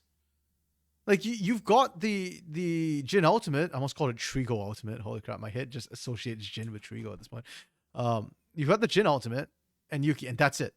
Like, Takui and Io aren't there. There's no other burst damage to kill Corki. And I'm going to tell you right now, this is like the least reliable way to kill him. Because Giggs is about to body block the crap out of this. So 2 shots. And right there, Giggs is there. 2 shots, that's it. Like, you could stop Giggs with a Glacial Prison, but it's not worth it. Like, there's still no guarantee that you kill Cats. Cat still has flash, so I don't know. Yeah, the choices IDL is making is just mind-boggling right now to me. I do not understand this. And the fact that they even get close is because Equalizer's down. If Equalizer's up, this fight would have been over. Shrimp's doing a pretty good job in these team fights, though, like, in terms of creating space. It's just not enough. They're too far ahead for it to... Yeah. True, I mean, it's a bad call, but maybe if they weren't that far ahead, maybe it's enough. But when you're behind, it's definitely not enough. Like, you have to be together as a team. Interesting setup, yeah. Yeah. If Duke doesn't second guess his path, maybe they have the damage, perhaps. But at that point, like, that's a communication issue, right? Like, if Yuki wants to go in there with Flare, they need to be communicating with the team saying, like, hey, we need a bit more damage. Like, who's in? Who can go in, right? Like, Io, are you here? Takui, are you here? If Takui's, like, literally a screen away behind a wall, like, because of pathing, sure, you can say, oh, what the hell, Giggs? Brother? Brother Giggs? Wait, what the frick?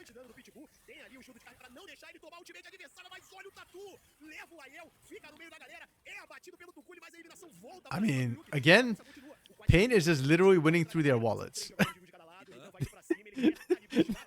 That was... Giggs just hopped the blind into a pit. Oh, man. if Pain went so far ahead, that could actually have been that could have been a turning point for IDL. But yeah, I don't know. Comps for IDL just look really sus right now this game. Individually, they're still doing well, though. IO's actually managed to catch back up into the game. New Pantheon is not as bad as old Pantheon for skilling. He's still not a great late game champion. He's not a good late game champion, but he's better than he used to be. He doesn't like fall off the cliff and die, abandoned and alone with no family and friends after 20 minutes. Flair's doing pretty okay. Takui's doing pretty okay. Like individually, they're doing fine, but it's just like team wise, like this comp was not a team fight comp, and they are not looking coordinated on their picks right now, which isn't that hard. Oh, Shrimp's dead. Yeah. Okay, like, that's just Shrimp warding. It happens. Pain the wallet warriors. I feel like that's what Kaboom was supposed to be last split. Kaboom Academy was supposed to be the wallet warriors, but you're supposed to just win early with such a huge goal lead. It didn't matter.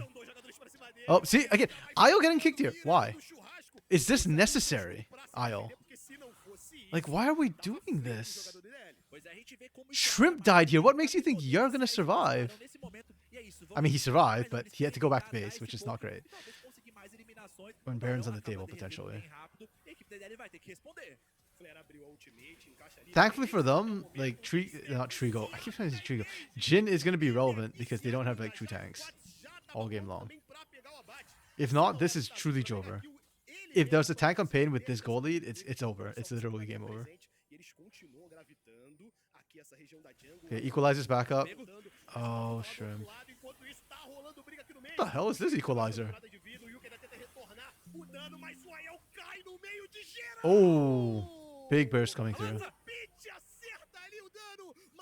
I swear, Pain's decision making is inversely proportional to their wallets. Like, the bigger the goal difference, the more questionable their plays get. Wow, Shrimp is healing. The Warmogs on Shrimp is...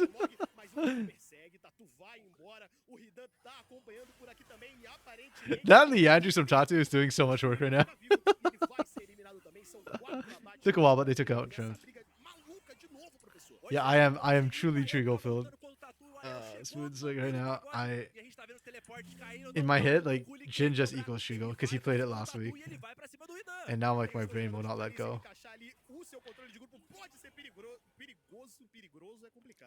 100% it should be. Like, Pain played the early so well, and then they start making like weird choices, like hopping into this pit or like equalizing off to the side rather than on like the actual guaranteed target. If you want to cut them off, drop the equalizer this way instead of like this way.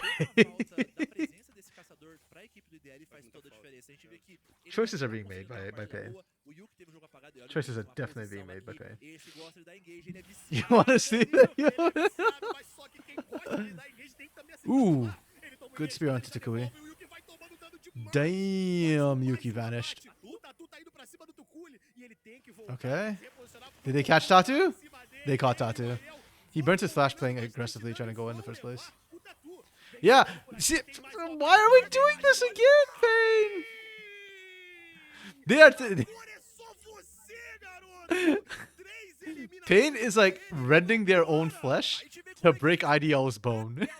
They are winning, but they are doing this in the most painful way possible.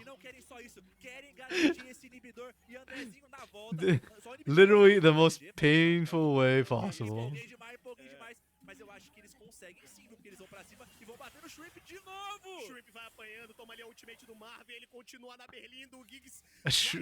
Shrimp's about to start regenerating with Warmogs. Oh, the minions are stopping it, but...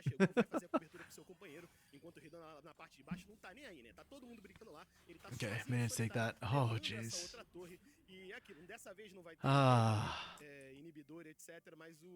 No spoods. We had Brand earlier. That's Liberty Academy.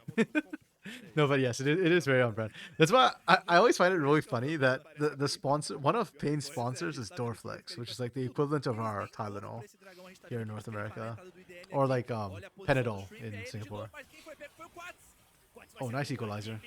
It does not matter because Cat. What are we doing, guys? Yeah, exactly. Why are we here? We're just here to suffer. Like what? I don't understand what we're doing. Wait, I genuinely want to go back. Like, did we just overstay? What the hell was that? And even now, Pain's just like, nah, we'd win. We're at 3v5, but nah, we'd win. No, we are 3v5. We are going to lose. They have CC. Why are we still here? Holy crap. They chose that fight? Oh, okay. Yeah, I need to go back. I just want to like make sure that fight was over first. Okay, so we take that and we are backing off. This is fine. This is good. This is what I thought we should be doing, right? Pings come down onto Dragon, though it's IDL pings. Hidan. Brother Hidan. Where are we going? There's a TPN from Cats. Yeah, so we opt to stick around. For unreasons known to God or men. We stick around. With no tank. Oh my goodness. And again, Hidan is so greedy with these equalizers. He's trying to catch... He's going for squishies who aren't there. Instead of like putting it down up front, where he can melt tanks and actually buy like space with the slow for your team. Like, is it wrong? Actually, no, it is wrong. Yeah, there's nothing right about it. I was gonna like, is it wrong when you're this far ahead? Well, yes, because you're still losing fights and you're letting them back into the game. For unreasons. Yeah, if IDL wins this, I'm gonna lose my mind, man. Throw back to when VCS was sponsored by Motor Oil Company Castro. Wait, actually no. Wait, what's wrong with Motor Oil Company Castro? I actually don't know anything about Castro. Or why it'd be funny for the VCS to... Does it have to do with napalm? If it's something to do with napalm, then okay, I laughed appropriately the first time. Always loved their liveries. What are liveries? I'm now getting confused for other reasons. Sorry, what are liveries? I'm Googling this right now. Their uniform or badge, okay. Oh, and I got distracted and did not see Takui die.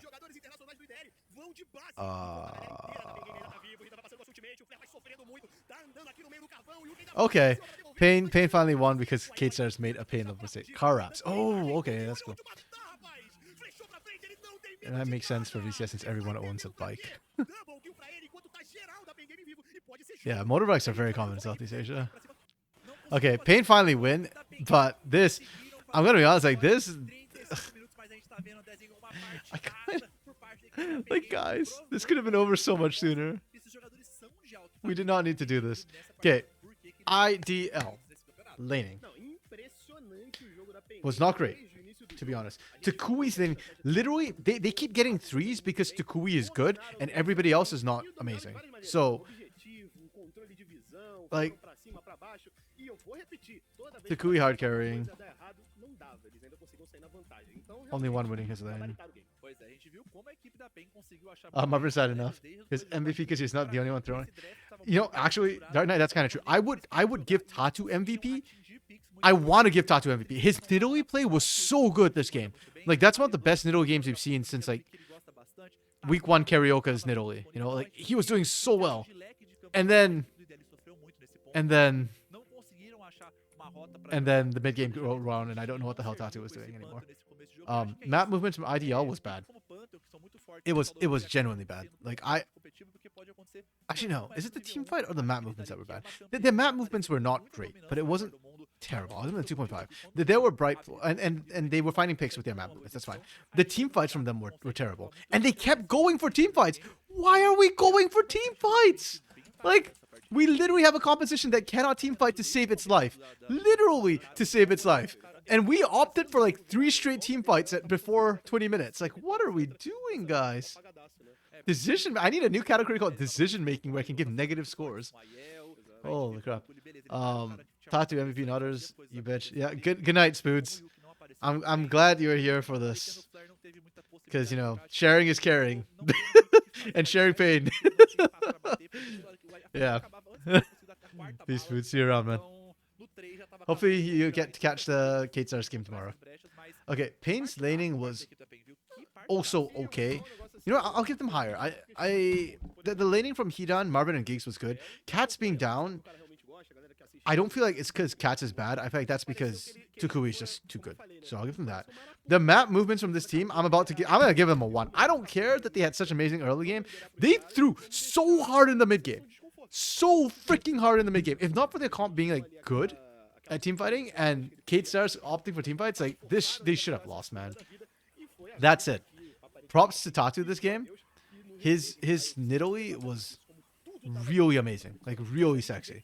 I'm literally giving two X Factor points just for Tatu. I'll give them 3 because Tatu deserves 2 points with this Nidalee, man. His play was so good, but his decision making was so bad. Like I don't.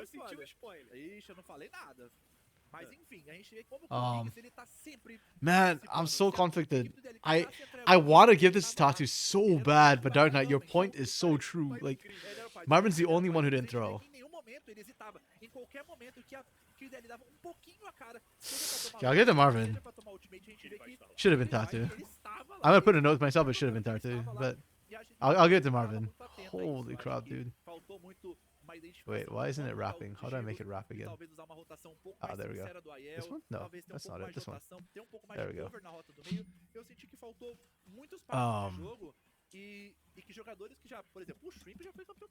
Mid-game decision making is looking hella sus for some reason.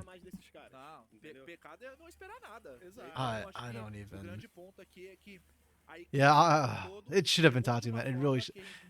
It's just, I don't know what pain we're doing. Against IDL of all teams, bro. Like, if there is a team that's going to screw you for, like, a couple of bad decisions, okay, it's probably Kate Stars Academy. But the second team that would screw you for making bad decisions is probably IDL. Like,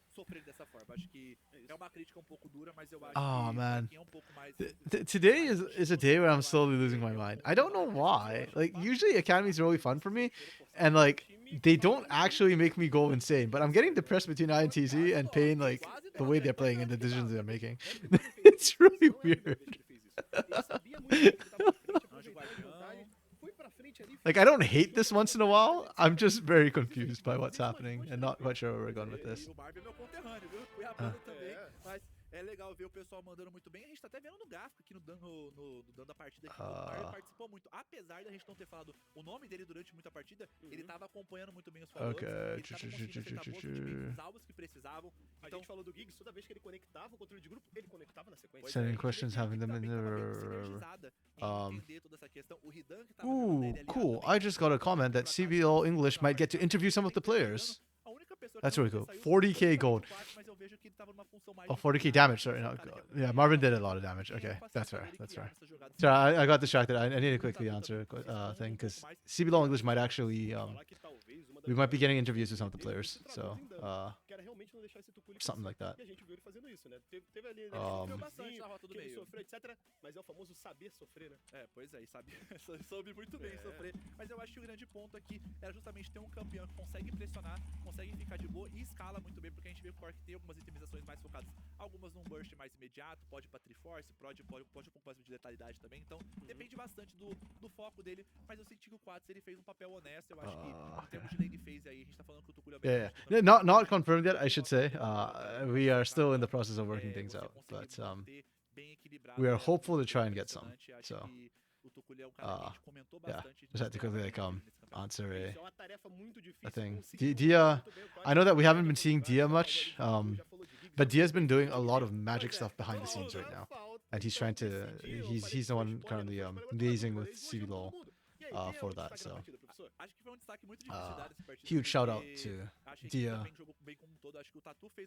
founder of CBLOL English and Esports Jesus, who's here to save us all.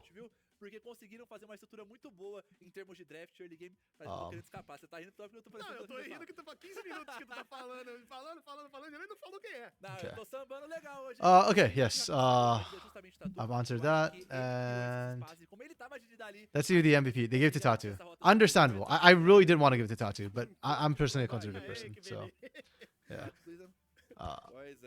Oh, so Darna, like the way it would kind of work for the interviews, I think we're trying to like do it remotely, so like via Zoom. I think there's like a day they do all their interviews, so we're either gonna do that or send them the questions. They're still working things out. Unfortunately, for team press conferences, no shot we'd be able to get in there because they do that like live in person on mandar muito on bem, o game Kings days, like mandou after the muito bem, games. o Marvin So também mandou unfortunately muito for bem. us, we Mas, don't. Andrezinho, esse jogo já foi, Yeah, já foi. the only person Posição on the ground there demais, is vai ter mais um jogo Sofchan, but emocionante, viu? she's então, not pra like fazer mais in uma vez aquele speedrun de break, porque daqui a Sao pouco tem Fluxo Paulo. e Is that where the Kabum studio is? na sua telinha. She's not in the city where the city is. She's not in the city where the arena is. Pardon me. So, like, she used to have to take a bus out and stuff, and it's like really inconvenient. But, yeah. So she used to do it when when she was regularly working there, and CBLOL English, CBLOL with like Riot Brazil, would cover some of the costs. But yeah, it's not Paulo. Okay. So I get switched up sometimes which one's which. Okay. So I'm gonna take a quick break. I need more water. I need a bathroom break. We are just over halfway through the day. I'm not gonna lie, getting kind of tired. So hopefully the next couple of games are good. Refresh me, bring me back to life. We're back. Transformamos a nossa rede de apoio em uma comunidade que se apoia como um todo. E damos voz a quem tem o poder de transformar nosso jogo. É por isso que um campeão de verdade escolhe abraçar a diversidade. E isso não tem preço.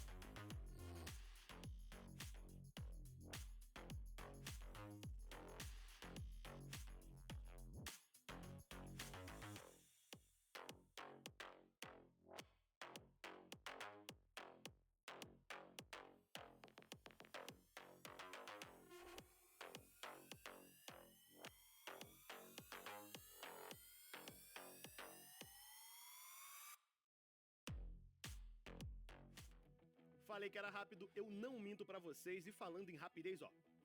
Pique Banadel. Pois é, bem rapidinho aqui. Como você falou, Andrezinho, não deu nem tempo pra ir no banheiro, né? Só dá tempo pra beber uma aguinha e ficar de boa. Mas a gente 3 goles d'água e já voltou.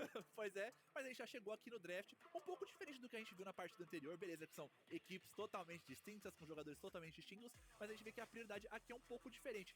E dali, TF e Varus sendo banidos por parte da equipe do Fluxo, enquanto a Kabum já bane Orianna, Brown e LeBlanc. Gosto muito desse banimento do Brown, porque o Kik gosta desse campeão. Acho que os campeões que a equipe da Kabum também gosta de apresentar são campeões que na realidade o Brown e a Orianna estão 4-5, né? Eu confundi aqui pro lado aqui, mas verdade, tudo bem, que foi Skarner, Tristan e LeBlanc. Pô, pior que eu parei pra dar uma olhada aqui. É que eu confundi aqui. Que eu tava esses carnes que a gente tá vendo sendo banido bastante, Tristana também tá com muito foco, e a LeBlanc também. São campeões que a gente tá vendo bastante vezes, né? Enquanto do outro lado eu diria até que eles tiveram um certo foco. Esse TF foi aquele TF que o Long jogou no primeiro dia, né? Sim, esse TF faz justamente pra rota superior. Iria, né? Se pudesse ter essa possibilidade de ser picado. Mas gosto bastante desse 1-2-3 que a Kabum apresentou aqui. Kalista é uma campeã que o público critica bastante, porque não vê muita efetividade dela, não vê ela dando muito certo, mas em termos de utilidade, em termos de lane phase, no nível 6, podendo deslocar o suporte pra fazer iniciações ou pra puxar de volta. The frick? The break was so short. I thought usually they give a longer break between games 4 and... I guess they did a longer break between games 3 and 4 instead of games 4 and 5. Okay. Well, I'm back in time to catch the draft, so not the end of the road. That's fine. Fluxu, they're the other team that's really struggling alongside INTZ Academy, so hopefully they sort things out. I think they've been performing better in lane. Their problem is more mid-game. Like, they're like Los Grandes right now in CBLOL. It's more mid-game oriented, but they tend to throw.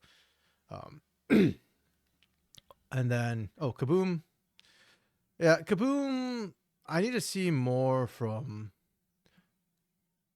Joska and Raven right now. This is, to me, is the problem point, is that our two carry lanes are not as strong as they used to be, not having Dioj, and Raven's not actually been performing as well as Skuro, surprisingly.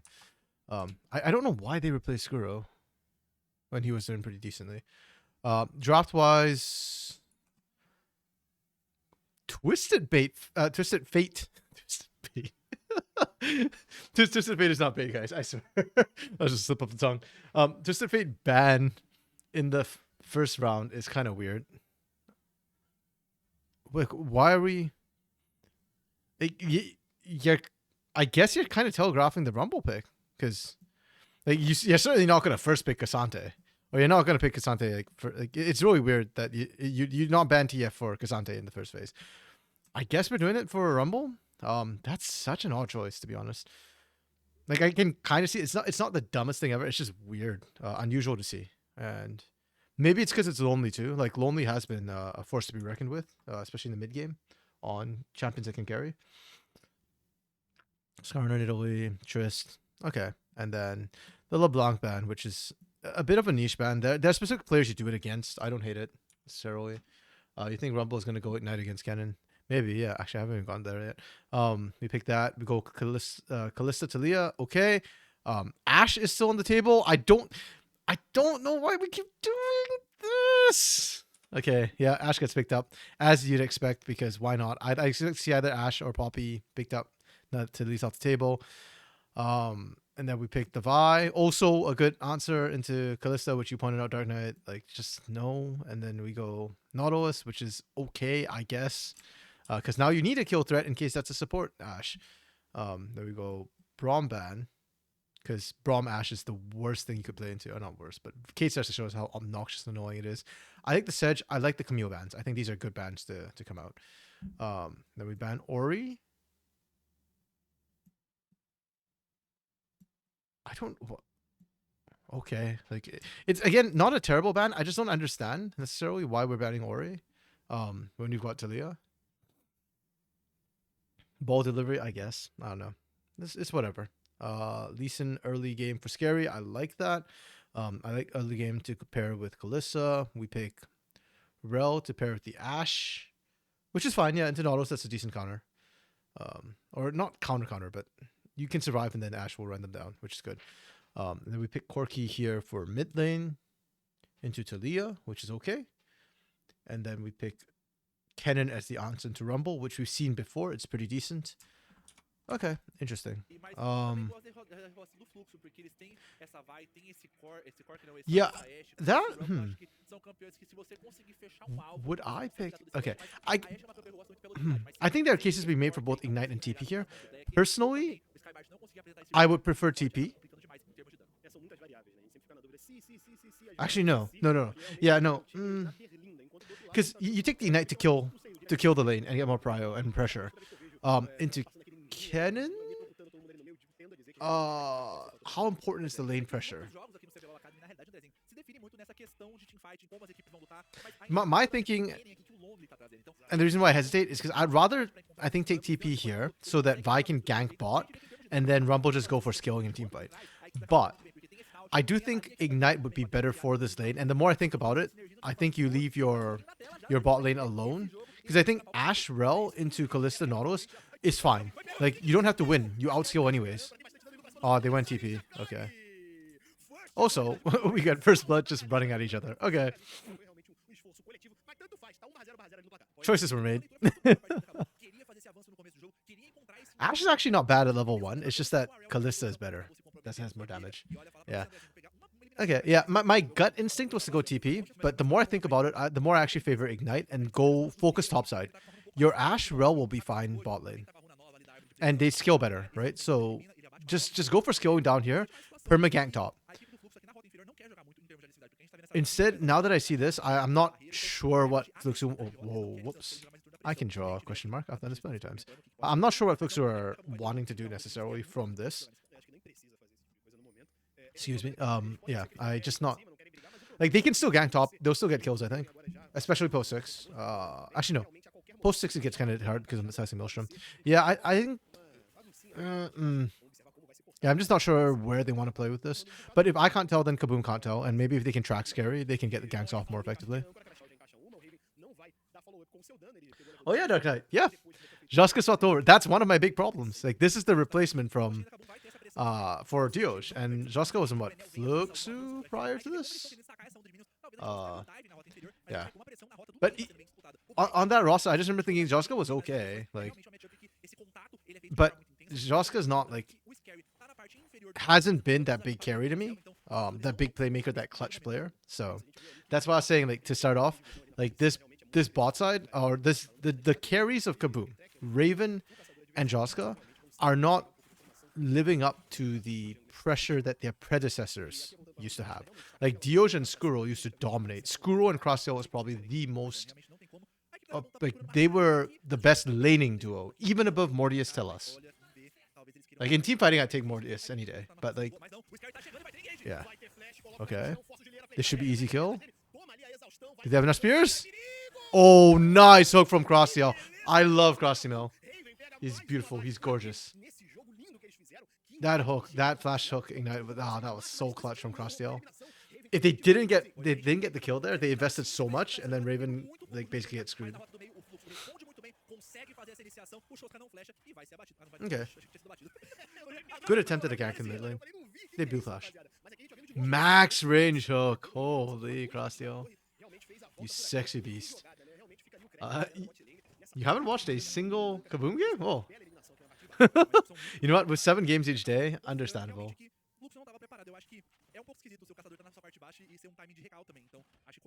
I think Skuro's going back to CBLOL, so it's worth it. You think they're gonna replace Natuno with Skuro? Like, I wouldn't hate it right now. I think Natuno is having issues that he needs to resolve. So swapping out for a bit might help with that, but I'm not sure if Kaboom would see it the same way.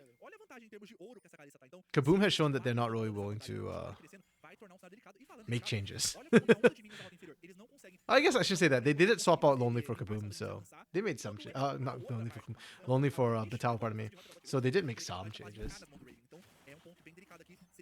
encaixar essa onda de minions, a coisa vai ficar azeda pra rota inferior. Não, se eu pudesse dizer alguma coisa aqui, eu ia falar que a galera do Fluxo precisa que o Kiki encaixe bastante controle de grupo, seja liberado ali pro mapa, que talvez também o Julieira trabalhe mais naquela questão do utilitário, né? Pegar a visão, encaixar ali a sua ultimate, e na rota do meio a galera continua indo pra cima, o Black usa ali a sua Valkyria pra se aproximar um pouquinho do Shosh, que o Enel ainda tava descendo, mas foi aquele gank do caçador um pouquinho mais herbívoro, né?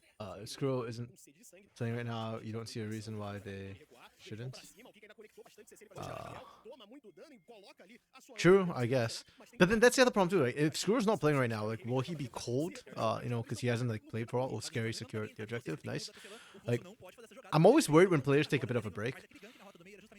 Like, even in the off season too, right? Every time like we go back into week 1 of CBLOL, some players look like they forgot how to play the game in their first 2 games. You know, like, they have to warm back up the stage. So if you're gonna play Skuro, then he's probably screaming them? Okay. Yeah, I hope so. See, that's the problem when, like, I don't speak Portuguese. I don't know where to find out this sort of information. If this was NA, I'd at least have a clue. Ooh, nice collapsing. Really nice flash.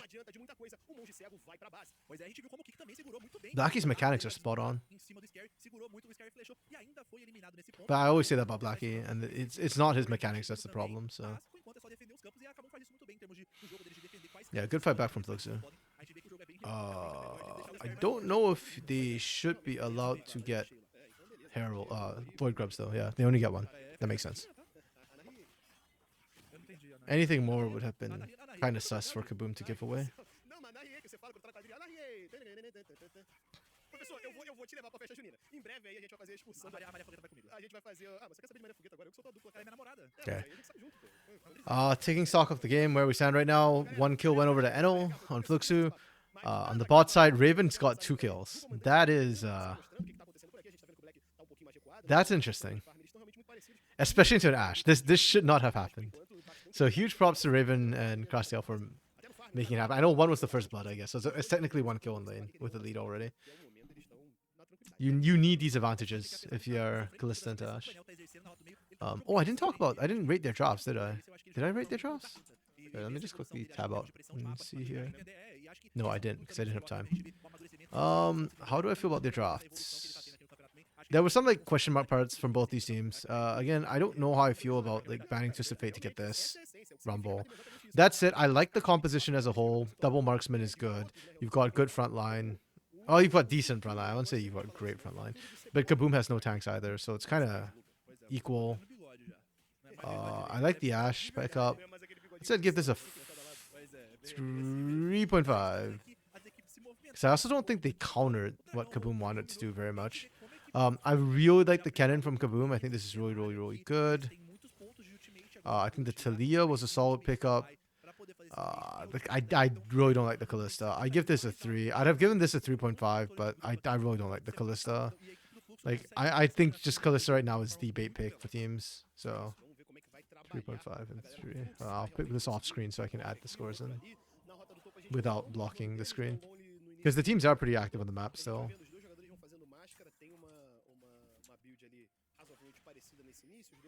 I'm blocking. Okay, it's gone. There we go. Yeah, Raven was good on the Callista in CBLOL. I remember that, but even then he wasn't winning games. Like, his laning was good, but his team fighting on it was tough, to say the least. So I guess that kind of works out, right? Like, we're seeing that right now, because technically the laning is supposed to be really hard against the Ashe, but Raven's doing well despite that. Team fights wise, we'll have to see if he can pilot it. I think it's a little bit easier for Callista into the Ashe compared to against Talia or Poppy, but it's still, the slow is still really obnoxious. When I played on Kaboom, CBL for that horrible Kaboom was the only game we won. Wait, was it the Kai'Sa game that he got the Penta on? Wait, I don't know that. I actually do not recall. Oh, hold on. Okay, we're ganking the bot lane. Crosstail is so... What? Why does he feel so tanky? Eno just has no damage, I guess. Oh, and the beautiful... Oh.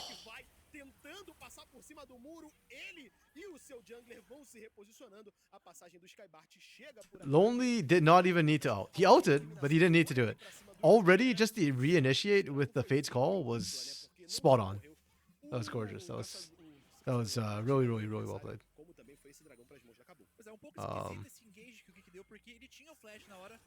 Yeah, okay. Kaboom's looking good right now. They are starting to pop off.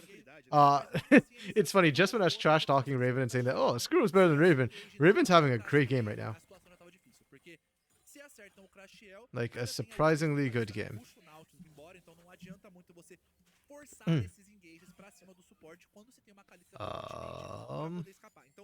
Sorry, what was I doing? Oh, yes, I was trying to look up Raven. Distracted by a team fight coming out there. Oh, I actually distracted. That should be my main focus right now.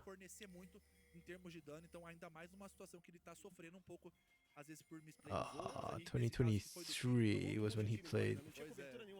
E a gente viu como o Enel também hesitou na fazer a entrada ali, porque ele não sabia, ele não tinha informação de onde esse carry tava. Então, ele sabia que tava por ali, mas se ele fizesse uma entrada muito brusca, podia dar errado. Yeah, there we go. It was the Kai'Sa game. Was indeed the one game they won in 2023 Split 2. But he did win games 2023 Split 1 on Callista. He won more games on that than he... Well, I guess that split Kai'Sa wasn't a thing, but yeah. So he was good on the Callista and Split 1, and then he was good on the Kai'Sa and Split 2. So we're remembering different splits, I guess. Yeah. Ooh, that chunk. Crosstail's buying an inordinate amount of time there.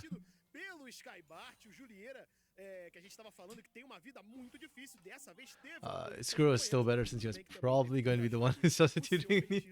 Natuno. Yeah, that's right. If Skuro substitutes Natuno. If. You know that for sure. Yeah, that makes sense. Yeah, no worries, buddy. I gotta mix it all the time. That's why I have to like look it up. That's why I love having like stat sites, tracking stuff like that. When you cast tier 3, there's no like stat sites. Or when I cast like collegiate, I have to go find my own stats, and half the time like it's really hard to track. Okay, Fuxu are actually kind of doing well on the top side, but their bot side is all Kaboom right now. It's like the gold lead is all in this bot lane. It's 1,000+ gold lead.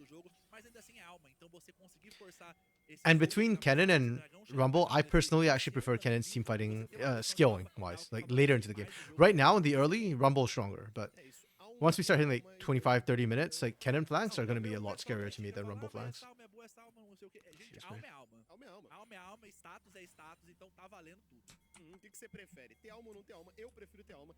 Yeah, but the teams have been pretty active. The junglers especially have been making a lot of moves already. I appreciate that. I kind of don't like it when teams like just sit back passively and nothing happens. Cool to have someone create the college database. Agreed. The part of the problem for North America's collegiate scene is that there are so many different leagues as well. So like I already cast 2.5 of them. Like last split I was casting NECC, ECAC, MEC, and that's not even like a third of all the different conferences they have. There's like North, West, East, South, Peach Belt, NJC double E, double AE.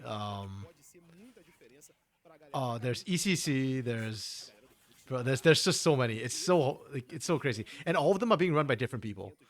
So it's like you can't even get the common information. What is this Weaver's Wall? Interesting. Okay, I think Joska was trying to cut them off so that the team could engage. Maybe I'm not 100% sure. Because I feel like if Joska wanted to do that, Joska should have taken the wall in, but Joska just threw a wall and didn't even actually like ride in. So it pushed Fluxu off the Herald, and I guess that's the objective for Boom. It's a win. Again, not bad, just question mark. I feel like this game, that's my mantra. It's not bad, I just don't understand.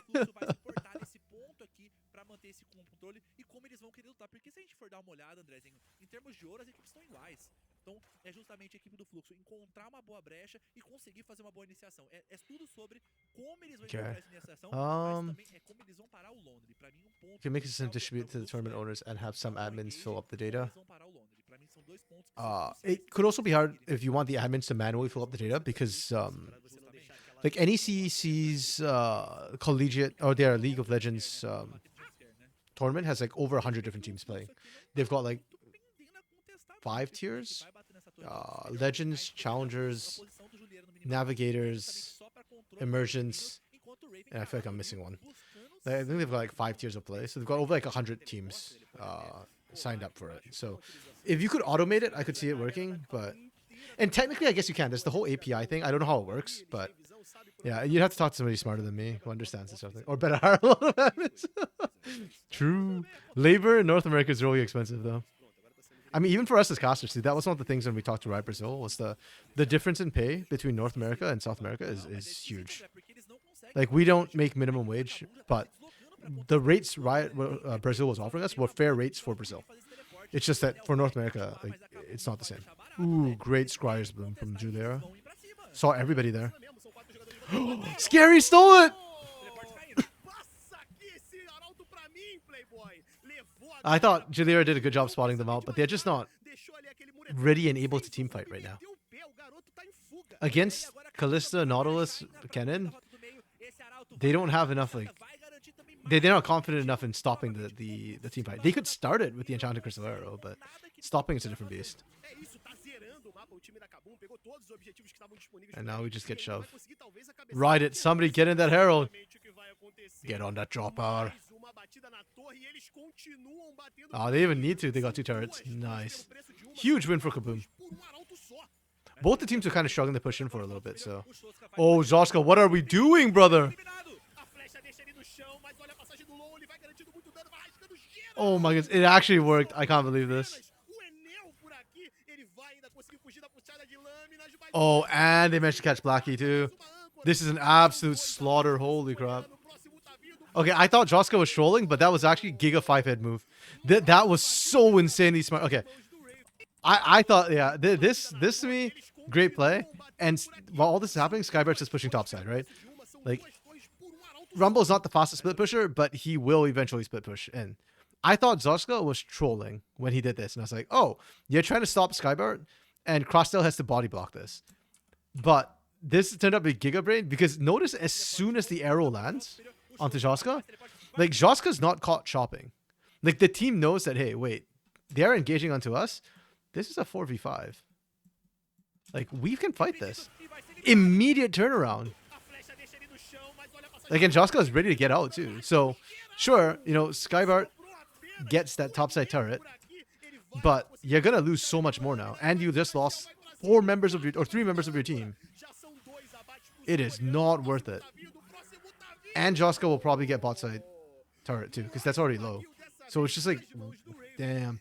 Really well played from... I don't know if this was intentional, like knowing that we win either way, but it's such a Giga 5-head move. Holy crap. Yeah, 5,000 IQ, mate. Oh my god, that's beautiful. It's so insane. Yeah, we can skip that. Already watched the replay. I manually did it. Yeah. Gold just swung in favor. 5k. We went from just like 1 or 2k to 5k. And Kaboom's a soul point. Nice. This Kaboom's really clean compared to last week. Last week, Kaboom was like a little bit messy. It was kind of similar to like last split as a whole. Kaboom was kind of messy. But last split, Kaboom had really good individual mechanical players. So until they hit like Cage Stars and Pain, teams weren't really able to punish Kaboom that hard for... Like, yeah, they dropped randomly. I think they lost to Fluxu last split, actually. Was it Fluxu? Or I remember they dropped like 1 or 2 random games. But generally speaking, like Kaboom Academy, they were just better than the opposition. This split, that's not true. But because of that, maybe because they're not just like smashing, their mid game has been slightly better. This game especially has been pretty good, like decision making from them. Like there's nowhere where I go like, oh, they're inting. Like last game, right? Like, it's not the case. Kaboom's playing pretty clean right now. I like it. Flux is not doing too badly either, but they are kind of like back to game 1 where they're just a little bit behind the curve. They're just playing a little bit slower than Kaboom, and so they're on the back foot. When you've got an Ashe, you have to play aggressive. Like your Enchanted Crystal Arrow is not a good disengage tool; it's an engage tool. So you need to be using it to find picks. And so far, Fluxu has not been initiating these fights, which they need to do. So...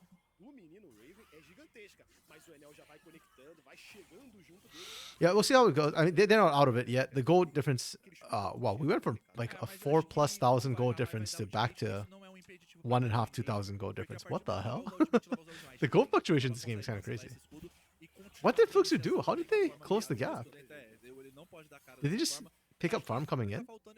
That's weird. Again, that's weird. Mas eles não puxam a rota lateral, esse dragão tá nascendo também, então a Kabum aproveitou muito bem, o Shoska utilizou muito bem do push dele. Okay, Baron's being pinged on right now by Fluxu. It's a bit of a desperation Baron. Skybart taking towers maybe. Did Skybart manage to get any more turrets? I thought like the last one he took was before that fight, but maybe he took the bot side one? I'm not sure. Okay, Fluxu is starting this one up. They are taking debuff, and again, keep in mind, teams don't have true tanks on either side. Yeah, for Fluxu, if they kept forcing that, that's a desperation Baron. I am glad they peeled off. I think that's the right call. But the problem, okay, so the cost of these sort of desperation plays a lot of times is that Fluxu went for that and they didn't get it, and now they lose all priority on the bot side. So that's free soul for Kaboom. Hextech soul, oh no, Hextech, Chemtech, pardon me, soul is not, like, unless you've got a lot of bruises in your team, it doesn't feel that good, but a soul's a soul, right? And still additional stats, and Kaboom's going to take it, and they're already ahead, so... yeah, and Fluxu get nothing off this play, right? They're not getting turrets. You shove topside, I guess, but that's just going to bounce right back. They're not really getting full vision control over the jungle. Like, Crossdale just got to walk in for free, and didn't even take that much damage. Oh, this play I like though. If you can catch Lonely.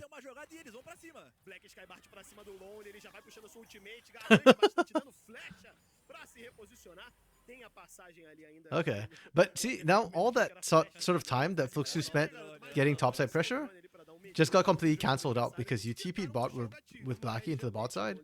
And that means Kaboom gets to just walk in and get vision down for free because they know they've got numbers advantage. It's kind of weird. Like, Fluxu's decision making, while not wrong, is also just not right. Like, they're... yeah. They're kind of just doing stuff for the sake of doing stuff. Yeah, I'd be down for that. Like, if Julair just throws out arrows at this point, the cooldown is fairly short as far as ultimates go. So, like, if you see somebody alone, like when Crossdale like just walked up into like 3 members there, I would have looked to just see an Ashe arrow come out the other way and just punish him for it, right? Like, if you don't kill Crossdale, it's no big deal. Kaboom can't start the Baron in your face, and then you just wait for the arrow to come back up. And if it works, then great, you got the kill. And that sets you up so much better for like that bot side TP play if you wanted to do it, for example. Yeah, exactly. At some point, just do something. Oh, and now Skybart's Oh, really good dodging from Skybart there. Oh, arrow whiffs. Okay, I don't like that. Again, that's a defensive arrow. Defensive arrow. No bueno. Skybart though, really good individual mechanics. Was able to dodge almost everything. Didn't even blow flash. That's sexy. Ele tava igualzinho, né? Igualzinho, porque ele não tomou dano nenhum. Mas já que show é um item bem resistente. Mas o Scary tá chegando aqui agora. Okay, and then he overstepped and died.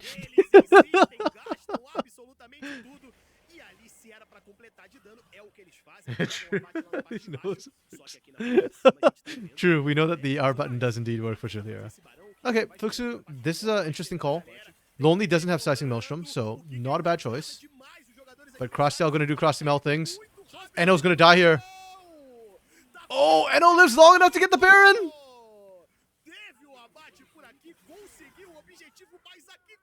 We got the Baron. But it cost us everything. Literally everything. Fuxu don't even get a Baron timer because nobody is wearing purple on this team right now. Yeah. They're lucky Baron buff does not transfer. There is no buff transfer here, or else that would have been horrific. But it's a desperation Baron for Fuxu, right?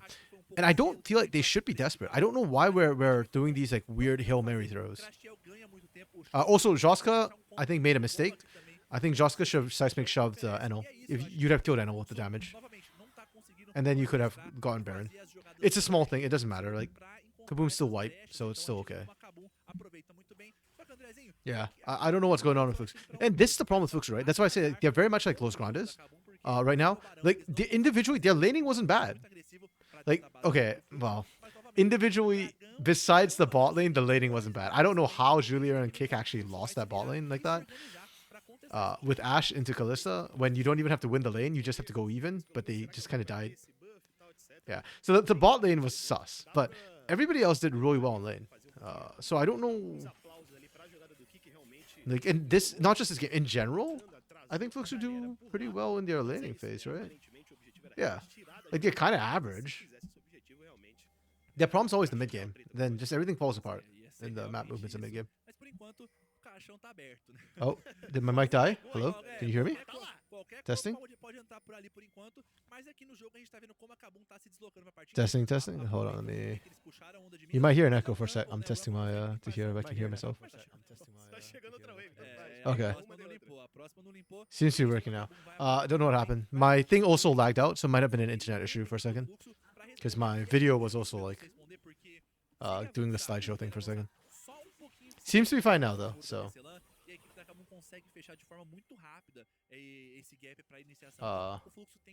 Yeah. Please let me know if you can hear me, because I'm also a bit worried right now that I could hear myself when I turned on my stream for a second, but yeah. Yeah.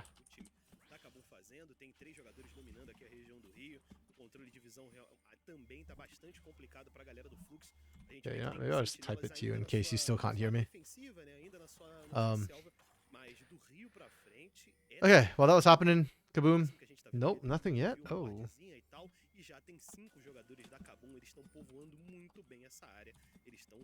Okay, I don't know if it's in my end or in your end.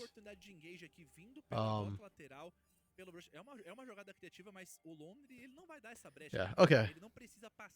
Meanwhile, Fuxu, now we're truly in desperation hours. We are death bushing randomly in a lane from Fuxu to try and make this happen. Yeah, I don't know why Fuxu just randomly feels so desperate. Okay, we caught Lonely. Oh. I mean, the pick was good, but Lonely with Zhonya's? Is it enough? Wait, this is huge. Oh, nice. I love the confidence from Crosstail to keep doing this. Like, this should be illegal. Crosstail should be dead. Crosstail's like a sliver of health, and he chooses to re-engage instead. That's absolutely insane.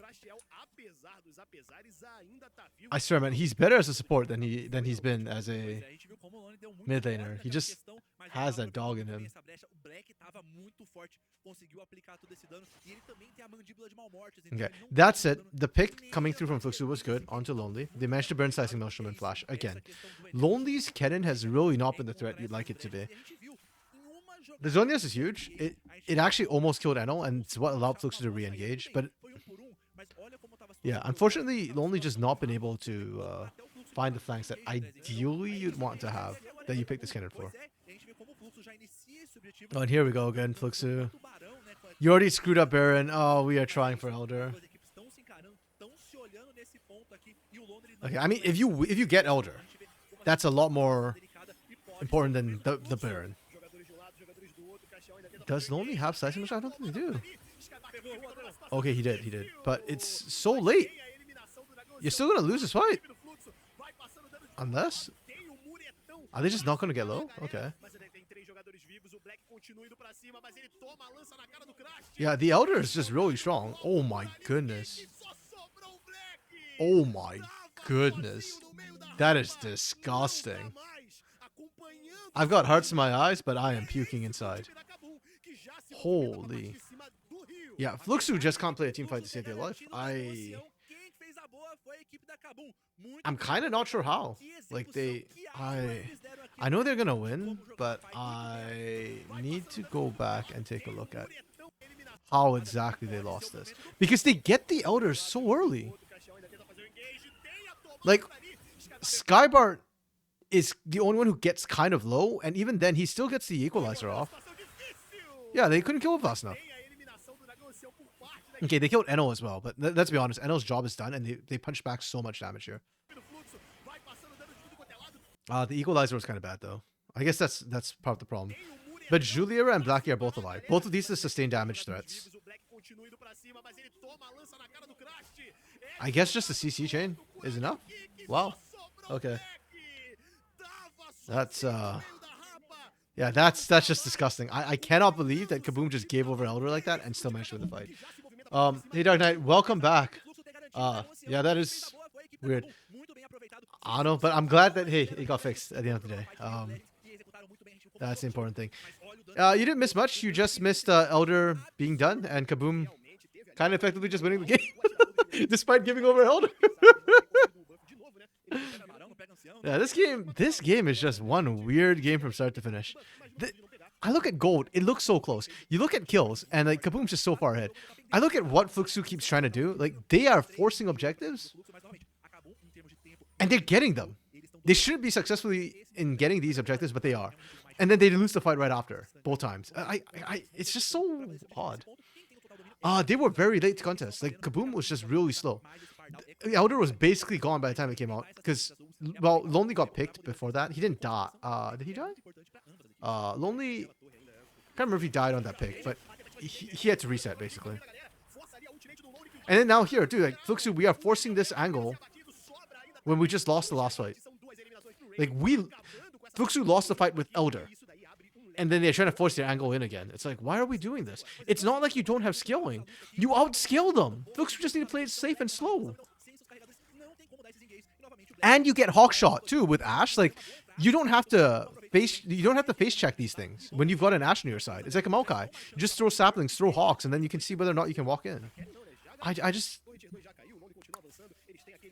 just really puzzled.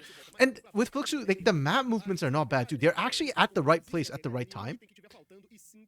It's just somehow they are losing the team fights. Like, Fluxu actually has better map movement than Kaboom. Kaboom is actually slow to the objectives right now. I don't understand. Yeah, this game is just confusing me a lot. This is a game where if I'm watching VODs, I would probably actually re-watch this game just to try and understand, like, what I'm seeing and why I'm seeing what I'm seeing.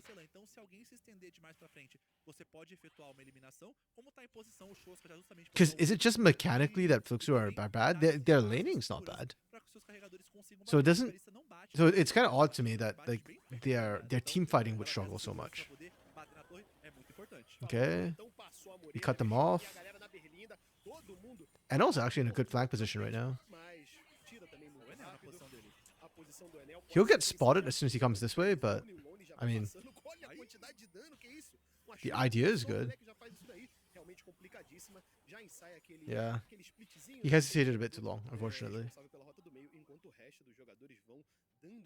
That's fine though. Like you're playing defense right now, right? If you're Fluxu, you're just trying to stop the Baron push.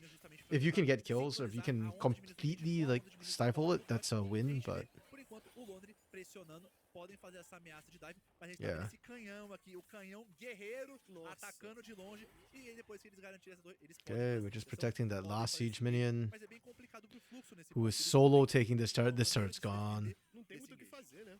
Não tem, é muito difícil você conseguir encontrar uma maneira de defender a base, e é isso que eles vão fazer, eles vão givar, porque eles não têm... He could, and to be fair to Lonely Acho que talvez o melhor ponto has not been engaging anyways, so he might as well sit back.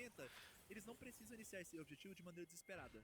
Eles podem muito bem puxar as ondas. Like Lonely's got some good team fights, but he's not really the one engaging. Usually it's like his team gets engaged on before he's there, and or Crossdale is primary engaged for this team right now, or Scary. Scary's gotten some aggressive dives. Realmente tá com o jogo na mão, precisa ali fazer o básico pra realmente finalizar. Enquanto isso, Okay, Dragon's coming up in 40 seconds. I think se virar nos 30 this is the do or die moment. Is that Dragon? Is that Elder? Because Fluxu already lost with Elder once before. If Kaboom gets it, they just kill and end the game. There's like 2 inhibs down too. So, and if yeah, even if Fluxu get it, I'm not confident they can win the fight. I don't know how they lost it with a Corki and an Ash. I want to rewatch that fight again. It's just so weird. E falando em luto do jogo, a gente pode ver que o Raven já comprou. Yeah, actually, today's games are running kind of Ele long. quer garantir esse efeito de êxtase pra This one though, to be fair, I think this is a game that's running long because the two teams are. I hesitate to say playing well, but like it's not like one team's throwing, you know, that makes it long. Or it's not like the winning team is throwing that makes it long. Like Kaboom's not throwing. Fluxu is just really scrappy, and they're somehow staying competitive, despite the fact that they're down like so much gold. É aqui que tudo termina. Fluxu have good map movements. Like yeah, you can argue that Kaboom's map movement and their rotations are a bit slow, but that's not throwing the game the way Pain was throwing games, or the way like trying to think who else was throwing games. Okay. Now this is good for. It was a pretty good start for Fluxu, but Lonely, yeah, he just sat back and absorbed the engage, and then he counter engaged. Okay, you know what? Fair play. Well played, Fluxu. That fight was not a fight you're ever gonna win.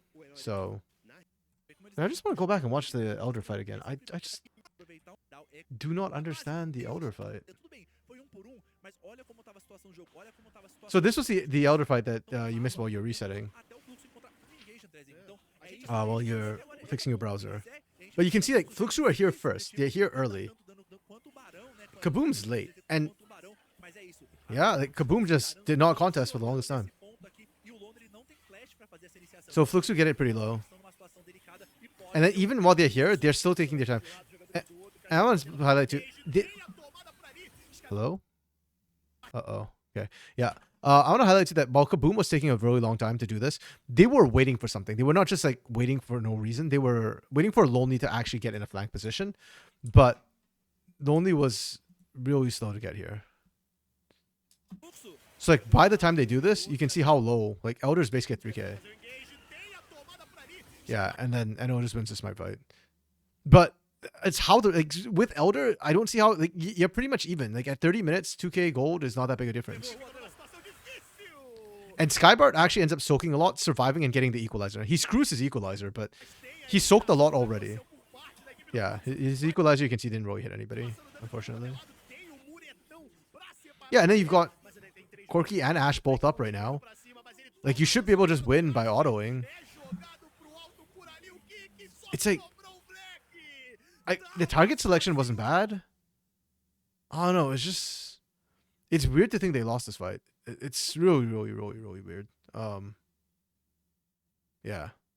Like I can individually break down like, oh yeah, you know, Crossdale got the CC on the right target. Oh, you know, they couldn't quite match range, but like realistically, it's just it feels like it shouldn't have been that way. I don't know. I don't know how to break this down because like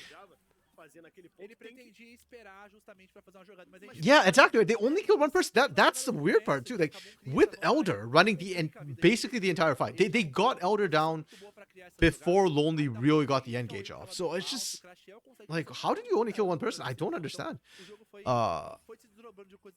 And like the only like mistake I feel like they made was just the rumble equalizer didn't hit any, like didn't really go on anybody. Like it tagged one tick and that was it. But that's not like a fight losing mistake, you know? Yeah, I'm struggling to get my mind around how, and it feels like a lot of the game was like this for Fluxu, where they were just like constantly not, like missing out by a little bit here, a little bit there. Yeah, I will criticize Julia. It doesn't feel good to the eye test. Don't give him Ashe ever again. He doesn't engage. Yeah. Laning 2.5 because they lost lane, but honestly, besides Julia and Kick, like the other lanes did fine. I don't want to penalize them too hard for that. Like it'll be a 2.5 for this. Maybe it was with how low Kaboom got, but still didn't. Yeah. In terms of that, I guess like strictly speaking, it is a game losing mistake, but like, at the same time, like it just feels so minor that it feels bad to call it a game losing mistake, even though it kind of was. The map movements honestly weren't terrible. I'll give it a 2.5. Like the early mid game, there was a couple of times where like they were just a little bit late. My biggest gripe is their team fighting and just the lack of team fighting. Like I want to see Julia's damage. At least for utility, Julia was not there. The hawk shots were not on point. The Enchanted Crusaders did absolutely nothing for the most part. Zero X Factor though. Like I don't know who I'm giving MVP to because I don't feel like anybody. Okay, so Julia didn't do terribly. Excuse me, he didn't do amazingly. But he didn't do terribly. I don't know. What? I don't know who I give MVP to from Fluxu's side. Pois é, e falando em dano aqui, a gente tá vendo como é um jogo cruel pra VOD. Então, se ela não consegue encontrar, deu menos dano que a Rel, menos dano que o Nautilus. Skybar? Acaba se complicando demais essa situação. But then he missed it all. Manda muito bem, garante. Blackie didn't do enough damage, and Julia didn't do enough damage. Maybe I set a precedent here, and I go like, I just don't give an MVP this game. Like, Apesar do Lone ser o cara que deu todo esse dano e fez todo esse absurdo, pra mim o cara que definiu muito das jogadas que a gente viu, até nos melhores momentos, foi justamente o Crashel. yeah, no, let's look at Kaboom Kaboom first. Yeah, I agree. I was gonna give it to Crossio. His hooks that game, that hook on that bot lane dive, that first one, the first dive, so like the second kill of the game, dude. If he didn't land that, bot lane goes very differently. I'll give them a 4 for the laning, specifically for the bot lane. That was good. The map movements, honestly, actually from Kaboom weren't amazing. I actually thought they were a little bit late, especially onto those critical things, but their team fighting was on point. Their team fighting was... I don't think they lost a single team fight. So, huge props to them. I'll give them 1 for this. I agree. It's Crossio. It's Crossio. Or Raven. Do I want to give it to Raven? I'll get to Crossio this game.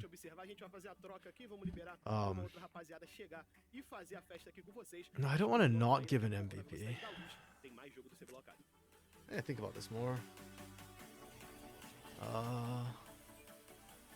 Okay, definitely not Juliera. Definitely not NL. Skybart, Blackie, or Kick. Kick was quite invisible.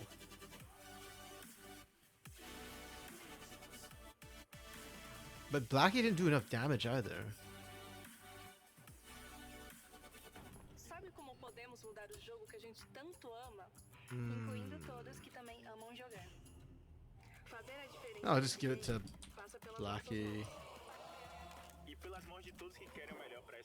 I'll put the note, I guess. Like, it's not like Blackie impressed me. It was just, yeah, the least.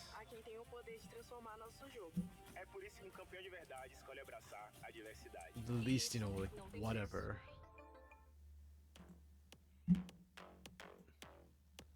Like, least annoying player rather than most valuable, I guess. It's weird. Okay. Yeah, I'm gonna be honest. Today's Academy games, this has not been the best, like, stream day for me. Like, the games have been really odd. As a whole. And there's been some, like, kind of brutal games.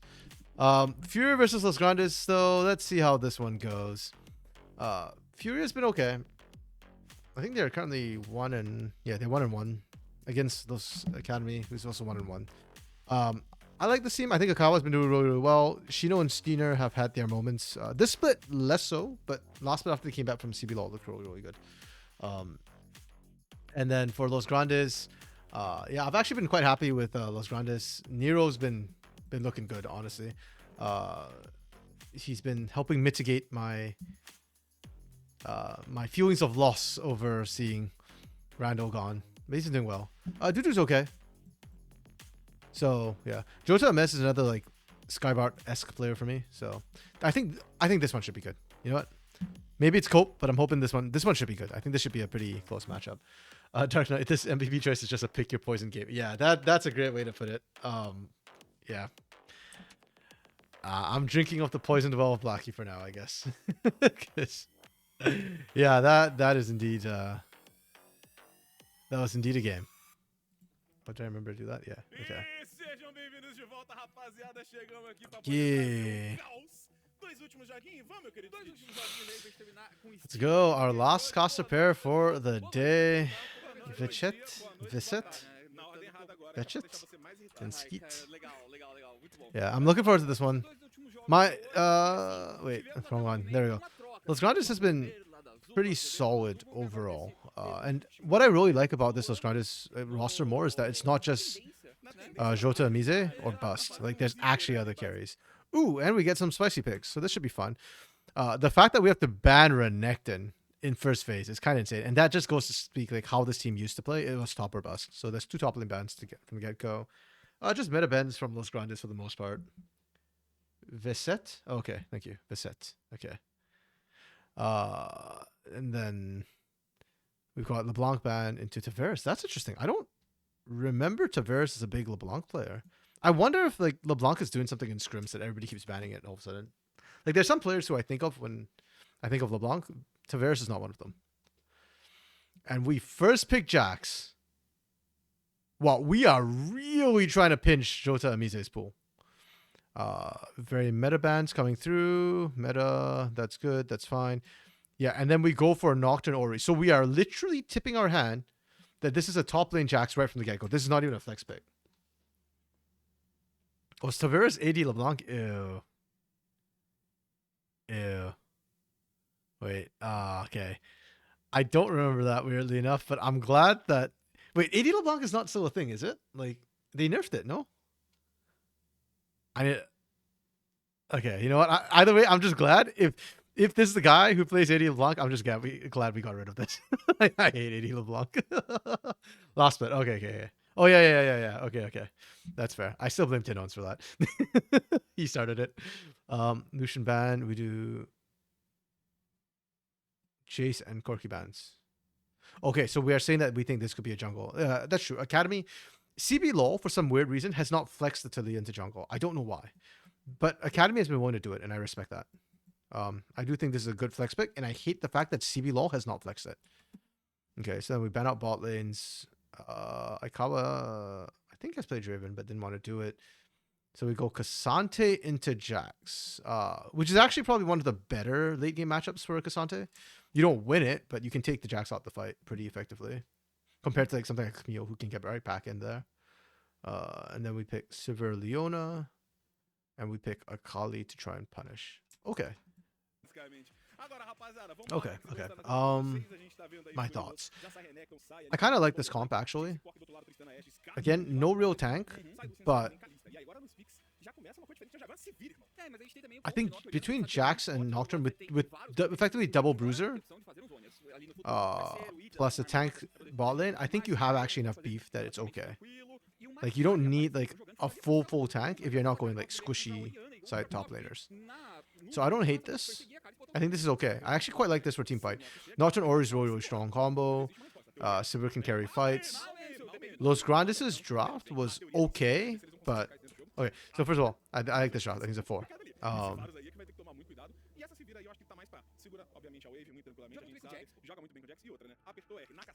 Four?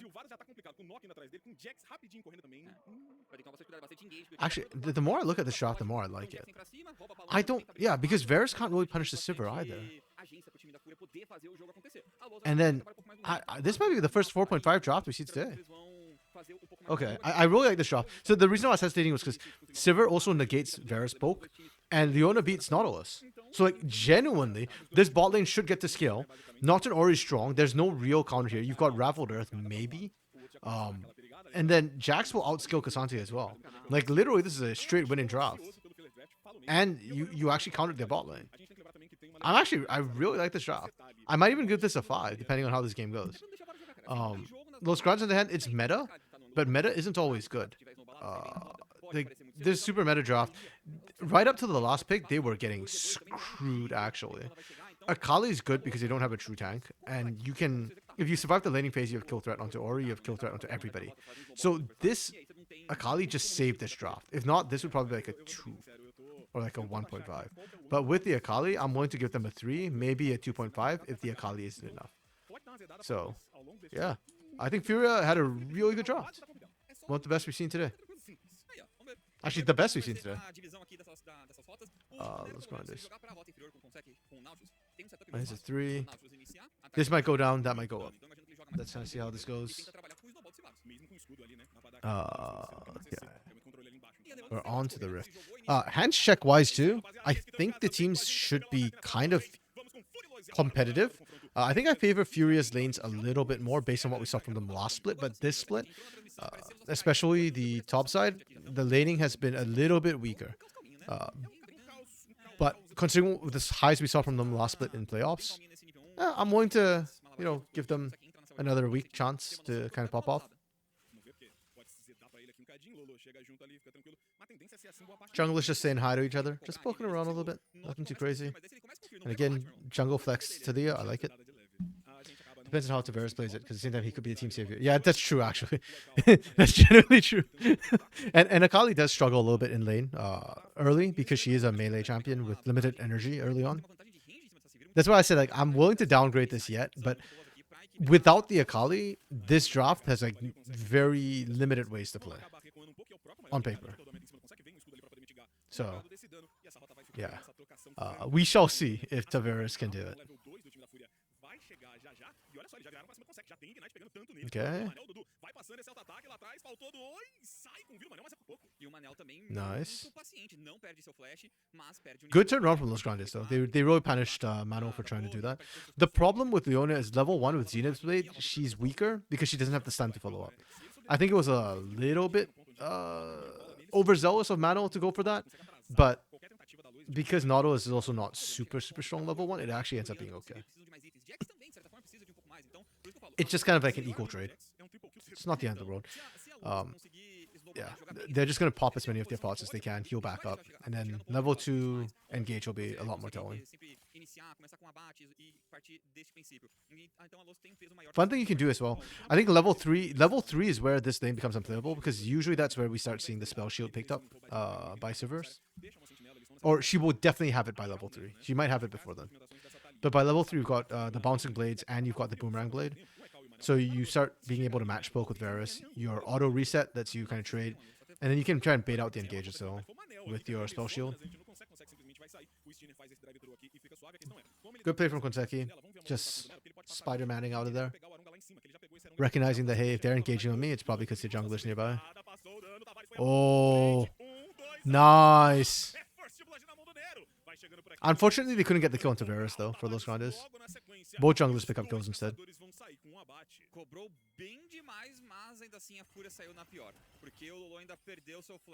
Nice try with the spell shield. Nero played that really well. Using the volley to break the shield first so that Seismic Shove lands. If not, Nocturne runs you down, you die. Yeah, and Leona Eclipse, yeah. Ooh. Oh, they don't kill Konseki. Okay. I thought he needs to be able to answer back. Ooh, and the poke lands from Dudu.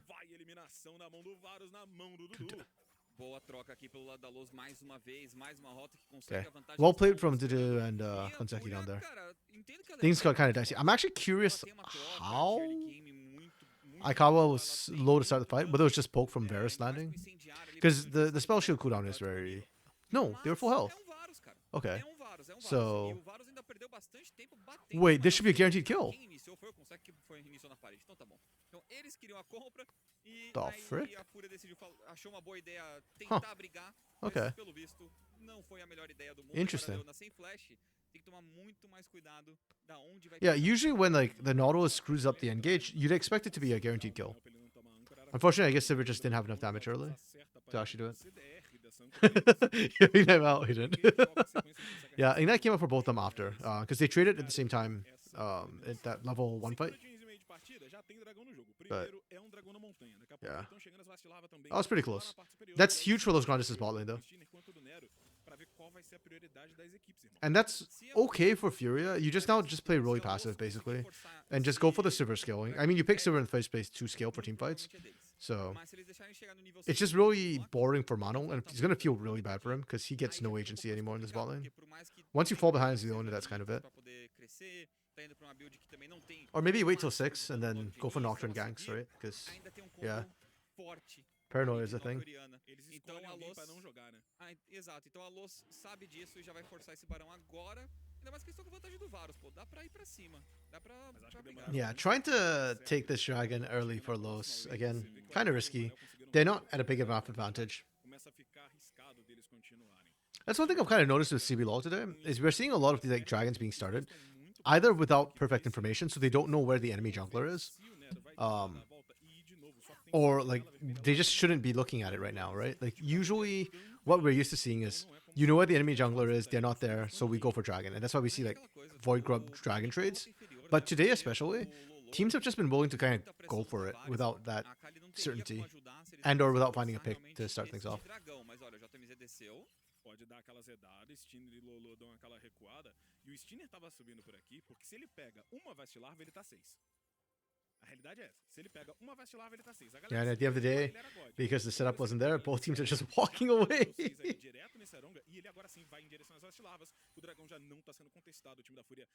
Okay, Stinner gonna start this one up on the grubs, unanswered. Oh. Shino getting pounding though. Yeah, I think for Fury, they're just kind of playing super passive. So any objective they can get like this, like if Fury could just trade Herald for Dragon, that's already like a pretty good situation for them. The fact that they're getting Void Grubs like uncontested is kind of massive. And then they still get to threaten the Dragon. Like for free.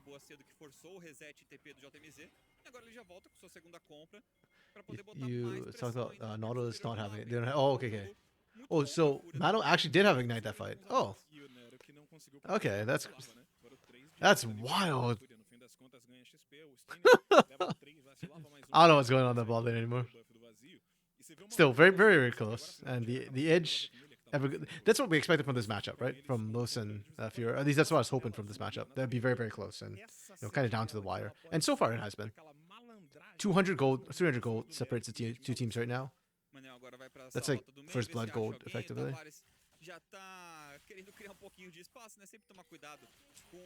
And once again, Dragon's still not started. We are 8.5 minutes right now. And ticking.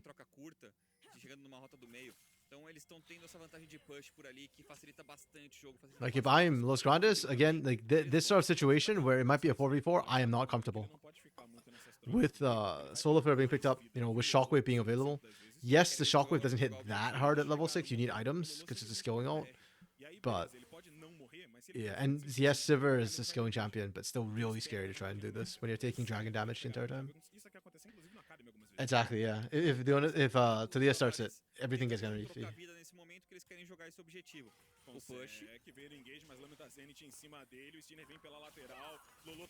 Okay. We just stare at Konseki instead of attacking him for some odd reason. Okay, nice. We turn off the lights. Really good flash from Steiner. Oh, Lolo just dodged that. Almost blind. Okay, Mano did not have to die there. That was a choice and a half from Furia. I have very mixed feelings. On one hand, I appreciate that Furia is actively looking for kills. On the other hand, you did just give a kill for no reason. So, kind of mixed feelings. It's okay. Dragon's still standing. Again, Furia are winning. As long as this game goes slow, Furia is winning. Oh my goodness, this is gonna be another 40-minute game. It's gonna be 30 plus at least. Mano, vou falar a real, o Steiner ficando forte aqui é uma azedada bizarra pra Luz, porque ele é o melhor jogo da Fúria. They forgot the answer was Nady carry. Yo, legit. I believe that. The way they're playing, like so aggressively, it's like you had a Lucian or Kalista.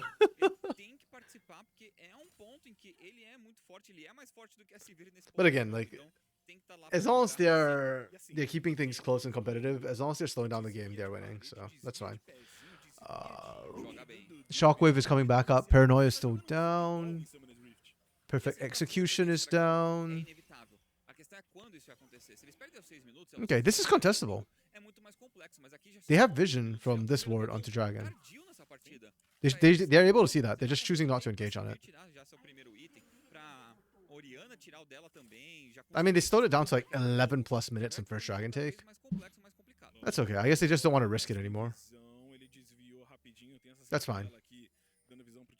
Because the other thing too is like Furious comp really starts to come online after first item. Before this, unfortunately, Lolo doesn't really hurt that much. Shockwave is more for CC than actual damage at rank 1. Oh, Konseki is deep.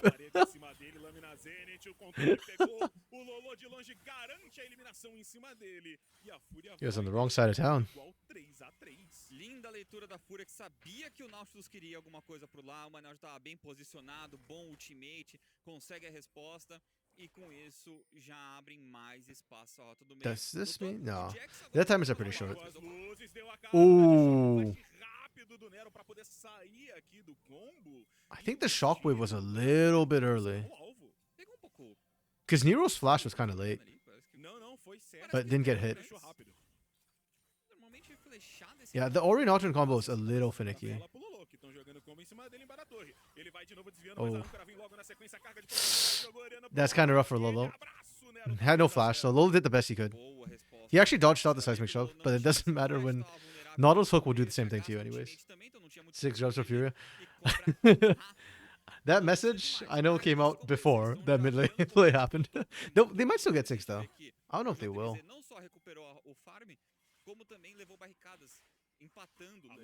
Yeah, I think they're trying to bait Shiner in. Nice, good shield. Ooh, Shiner gets caught anyways. Unfortunate. Okay, they get 5. They already had 4, so they guarantee void mites already. Did Shiner have to die? No. But it was a choice. And now Los Grandes from like, was it 300 gold difference? Is now 1.5k gold up. Nesse ponto foi bom, conseguiram abate, conseguiram ali pelo menos uma vastilarva, conseguiram Not ideal at all. O knock, mas futuramente, se eles juntam em 5, não pode ficar demorando muito pra levar torre, pra levar objetivo, levar dragão, porque você pode ter uma Sivir splitando, um Jax splitando, isso, né? Você não puxa em cima Worth it. Essa é a grande questão, você não tem essa vantagem. I'll vote that one, Chief. Não, mas você tem que puxar, você tem que estar ali. But I suppose we will find out. Não, exato, você tem que forçar, mas não adianta você ficar brigando na briga de To be fair, I don't think it will make a big difference either way. Like, the nice extra void guard will be nice. And again, Furia's not that far behind. Their skill only starting to kick in soon, I think. Their laners have done a great job so far. Shino's up Shino's up CS. Lolo's up CS. Aikawa's up CS. Like, literally every lane is still winning for Furia. They're just losing globals for it. And I'm still kind of curious how this comp is going to, like, effectively punish Furia. Because Jota and Mise is not the best at split pushing either. So it's not you can do that plus Talia combo to split push. Oh, excuse me.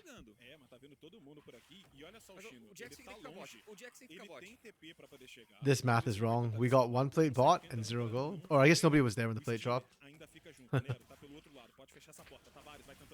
Okay, Konseki Hex Flash. And misses Hook. Steiner actually flashed. Wow. But Nero's taken a lot of damage on the back end of this, the poke. Or, I guess, but Shockwave was used to do that, so. Oh, Chains of Corruption misses again. Do outro lado, o ultimate é colocado. Does Dudu die? Do Dudu embaixo da torre, quem é que leva? O Chino vai tomando controle, ele recebe. Nice arm guard. No meio de todo mundo. Já utiliza ali o douradinho, mas não tem o que fazer. Ainda assim, de longe. Dudu, Can Tavares clean na house? espada, tira o Steam de No. jogo. Tavares tenta fazer o seu no resetinho, jogou a Shuriken, não consegue. E nessa treta toda, It's a 2-for-1 in favor of Furia. They're gonna be happy with that one. Principalmente abates pra Fúria, pro Jax, que chegou bem com uma assistência, levou a torre da rota inferior também, tá? Então ele garante a primeira torre pro seu time. Definitely ainda a chega no lot TP slower todo, game right now. conseguindo ali um bom atordoamento, quase que leva mais dois, porque o timing do stun foi muito curto. Yeah, pra pegar they essa caught back torre, up in gold e already. aí teria garantido ainda mais pro seu time. Então a gente vê a Fúria aproveitando uma oportunidade dupla. I guess that's why. Ideal, Sheena really wanted that. conseguir a luta, parar esse I mean, arauto, the que a thing Lost too, I guess, is when you're a scaling team, if you could trade 1-for-1 and you're a scaling team, it's more beneficial to you because you're speeding up the game to a later stage. Is that why Sheena did what he did? Probably not, but end effect is going to be that way. So, worth it. Hashtag worth. Tem uma sentinela azul, porém ela tá sendo desativada, então o time da Fúria não tem a visão. Eles já rapidinho pingam na parte inferior. Oh, lost are right back to the Herald. They did this too. Fury like fought off the dragon and then decided, you know what, not worth. We'll just give it over at the end. And then now they fought over Herald and then just say, okay, not worth. We'll give it over at the end. They go for dragon instead. Infernal. Yeah, they did just go Drake. That was the trade they decided to make at the end of the day. I just, yeah. I just find it funny how like their priorities, like it's not, yeah. I just find it disproportionately amusing. Não é a alma mais incrível do jogo, mas ainda assim é algo que a Lost deve continuar lutando por. And those, because of that, they get a small gold advantage from the turret. And they've got Herald. Let's see if they can make a play. Los is... The pressure is on Los to make action happen, and they kind of haven't. Like, Los are just going to objectives. The only reason why we're seeing action is because Fury are saying, okay, we too will go to objectives, and we will meet you at the objectives. If Fury don't want to fight, Los Grandes have not been able to force anything so far. Okay. Ooh. Almost. Nice play from Jota Misa. Really well played. Just isolate them as fast as you can. We get in, we get out. Good pick. Oh, if they lose mid-turret for it, though, it is not worth. Okay, okay. Can they get here in time? Nero's kind of low on mana. I think you get... Okay. Well, you're a jungler. The jungle item is kind of annoying. I think it's fine. It's fine. Okay. Let's defend this. You couldn't see who was there in the map. Ninguém tem muito dano para lidar com ele. A Sivir ainda não tem Dominique ou nada para poder passar pelas suas defesas. A Oriana também tá só com o Arcanjo, então também não tem Okay, peace out right night. Appreciate you, buddy. Have a good night. I'll see you around. Dessa Akali para criar pouco mais de espaço. E olha como é que farma rápido a Sivir, né, velho? Eu tenho pouco de problema com a Sivir. Oh my goodness. Entendeu? Que ela demora muito para chegar num ponto que fica bacana. Are we just waiting for the next objective again? I mean, next one's Baron, so that's probably not going to be it in terms of action.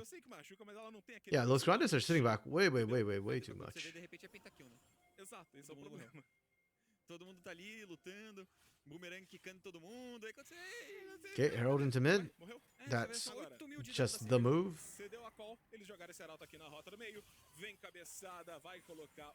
That wave clip from Sivir is really starting to become effective.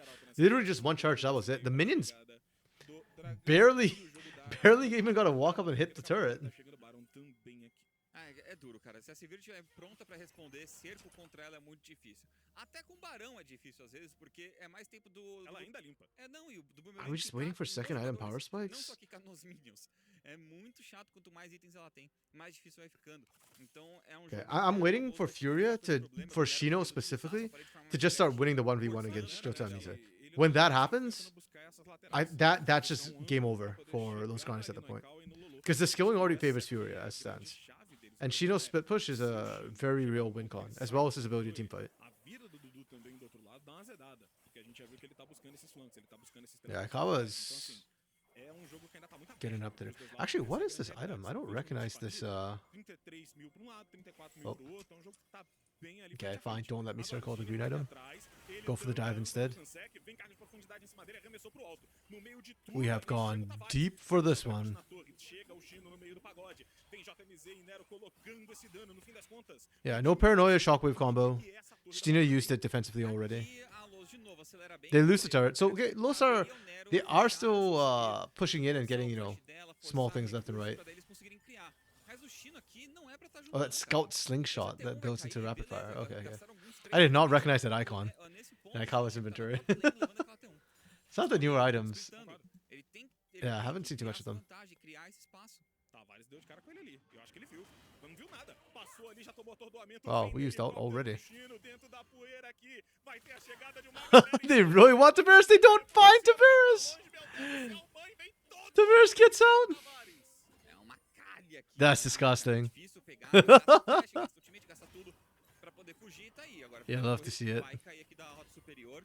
Então consegue esse Okay. objetivo Well, real, okay. que é Lolo just TP bot. I don't know. todos na rota inferior. We saw Shino get kind of caught and punished and dumped in the bot side. Oh, and with that TP as well. That's just not the call, Lolo. Yeah, this I don't know. This ain't it. Well, okay, it wouldn't have been it if not for the fact that even Tavares showed up. Because now that buys Shino time alone, that topside turret, I think that's a huge win for Furia, macro-wise. Yeah, this game feels a lot like those grinders have gone for individual, like, small micro plays. Furia have just been going for bigger trades. And for those, that's like better in the short term. But for Furia, because they're able to trade back, like they're able to slow the pace of the game down more. Ironically. Usually trading speeds up the game because both sides get gold and both sides get stronger. But because it's always turrets for Furia, it's always objectives. It's actually slowing the pace down because those grinders can't get those objectives. And the turrets make the lane longer, where it's more punishable. Oh, they stole the scuttle. Nice. Okay, 1.6k gold, 20 minutes. Not the biggest. Oh, Chains of Corruption actually lands. Doesn't matter though, the spell shield blocked the actual damage that came through after. And now we have free firing. Unless, can we punish Aikawa here? We can? Huge play from Nero? This is why I love Nero, man.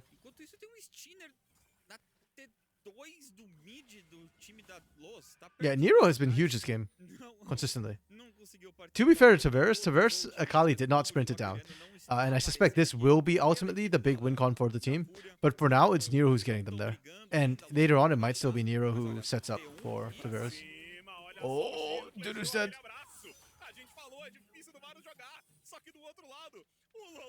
AD carry for mid.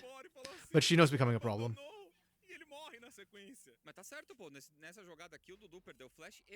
Yeah, game's still very, very close right now. For Los Grandes, I like that Tavares managed to pick up that kill. I think Tavares kind of needs those kills right now. This Akali needs to come online.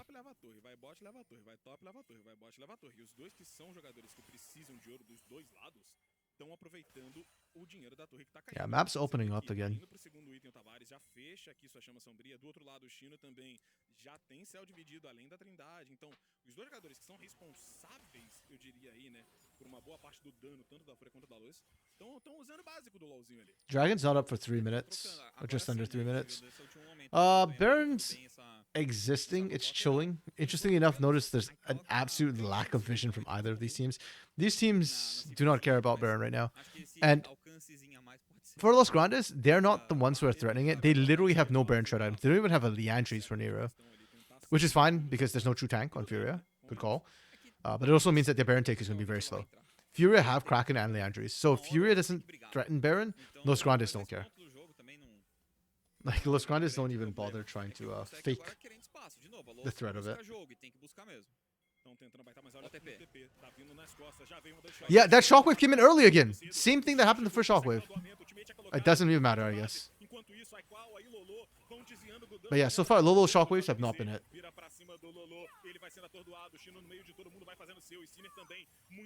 Ooh. Yep. That's the problem. The skilling is coming through, and Nero gets out.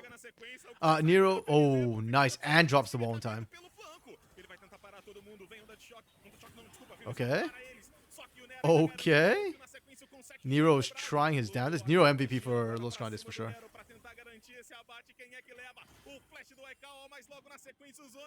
Oh. The burst from Lolo coming through. Okay, yeah, but those shockwave combos are not landing. That's the second time we've seen the shockwave go early, coming through from Lolo. It's a very fine balancing act. Like, if you wait too long, it gives the enemy a chance to flash. Right there. Ah, hold on. Let me try and pause it. There's a bit of lag, unfortunately, in my browser right now. Right here is where shockwave went off. That circle, you can see Dudu's just right outside of it. And that, again, not the first time we've seen that happen. If you wait too long, it gives the opponent time to flash. But I think that's better, because at least you force the flash. If you shockwave early, and it doesn't even hit, then they can see that. And then they don't even burn flash, if they have flash up. In this case, Varus didn't, so it kind of didn't matter. Like, or it mattered because like that should have been an even faster clean up. Like Varus should have just been bursted, but yeah, Dudu just wasn't.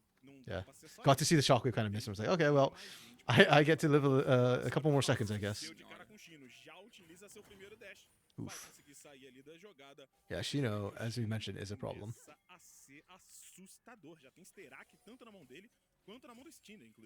Beer's caught up in kills again. They're starting to catch up. They're ahead in goal. Dragon's coming up. And I remember, I think it was last game, I was talking about Dragon's Hextech Soul. Oh, not Hextech, I keep calling it Hextech. Chemtech Soul, pardon me. Chemtech Soul has to do with like your health. The lower you are, the more damage you do. So it's best for bruisers. Like tanks don't do enough damage for it to matter. Carries don't have enough health for you to effectively play around it. Because you can be low on health, but usually you're going to die shortly. And won't be able to pump up the damage. This is a good Dragon Soul for Furious composition right now. Specifically for Shino and Stina. So they should be wanting to contest this. You don't want to be giving this for free.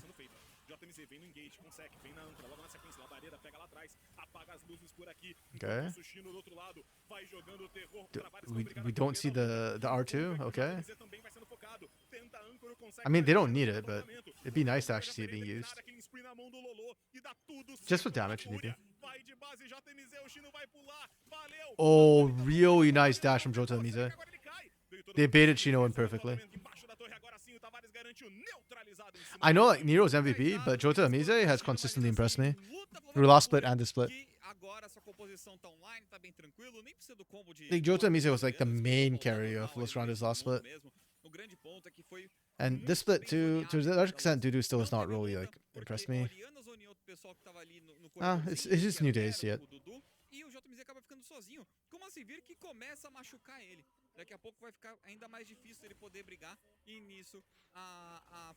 Yeah, and Tavares last split was like usually the secondary carry, but not enough to turn the tides. I'm hoping Nero might be enough. I mean, they've got one win under their belt already, but this game, it's looking not great right now for Los Grandes. Yeah, Silver on 3 items. Infinity Edge picked up. Oof. Meu problema é os squish. Os squish morrem na luta de forma passiva com os boomerang passando. Ah não, pô. O JMZ tá comprando bastante espaço, tá sendo bem chato esse Xante. Conseguir tirar ele. This could potentially be bad. This next fight for Los Grandes. Nesse ponto vai começar a ser mesmo. They need to not group up. It's funny too, because whenever I see like comps where like wombo combo comps, like things like Oriana, like that punish clumping up, to me that's a test of the play of the team to see how well you can coordinate. It's easy to work together when there's like nice big AoE CC you can layer down and everybody can just follow up on that. We can all just clump up in one big death ball. But when you've got each kind of play from different angles, that's when it gets complicated. Because if your carries go in too early, they die. So the coordination needs to be absolutely on point. For Fury here, they are not looking to fight. They are just looking to slow things down. Shino's getting a ton of pressure. Yeah, somebody's got to go back and answer. On the other hand, Los Grandes we're late enough into the game that Los Grandes, even though they don't have a Baron taking composition, are still a threat. So Fury have to be aware of that. That's an inhibitor turret and mid turret. This is just rotations from Furia. They very much understood the assignment this today with your comp. Ele já ligou o helicóptero, as luzes foram apagadas, o Steamer salva a sua própria vida usando a escuridão por aqui. E no fim das contas, a torre na parte inferior do mapa caiu. O inibidor já Yeah, this is actually a really nice game. After I was complaining about some of the other games, like this is really nice to watch coming through from Furia right now. Like Furia and Los, neither team is throwing. And Furia very much understand the assignment. Los Grandes missed their window, but they are still playing very competitive. Like even this Baron take, it's a really good call, right? If they push out and then rotate in. The problem is they're a bit slow, right? They don't have Baron taking, so Baron, yeah, it's taking a long time. They baited out. The turn is a great call as well. Really nice, solid call. Sifra's not hitting as hard as I thought she would. She's doing work though. Oh, that flash was clutch, and the Chains of Corruption's perfect. Okay, yeah, you see what I mean? Los is playing this team fight so well. That's the test I'm talking about. The coordination to keep baiting them bit by bit by bit. Oh, and now the reset from Tavares. They can clean house. This is a 5v3. Okay, Squires caught them as well. Huge from Los Grandes. Just when they were about to lose. If they lose this Baron, I think it might be over. Yeah, Tavares zoning on side. Oh, that Zonia's is, yep. That's going to come back and bite him.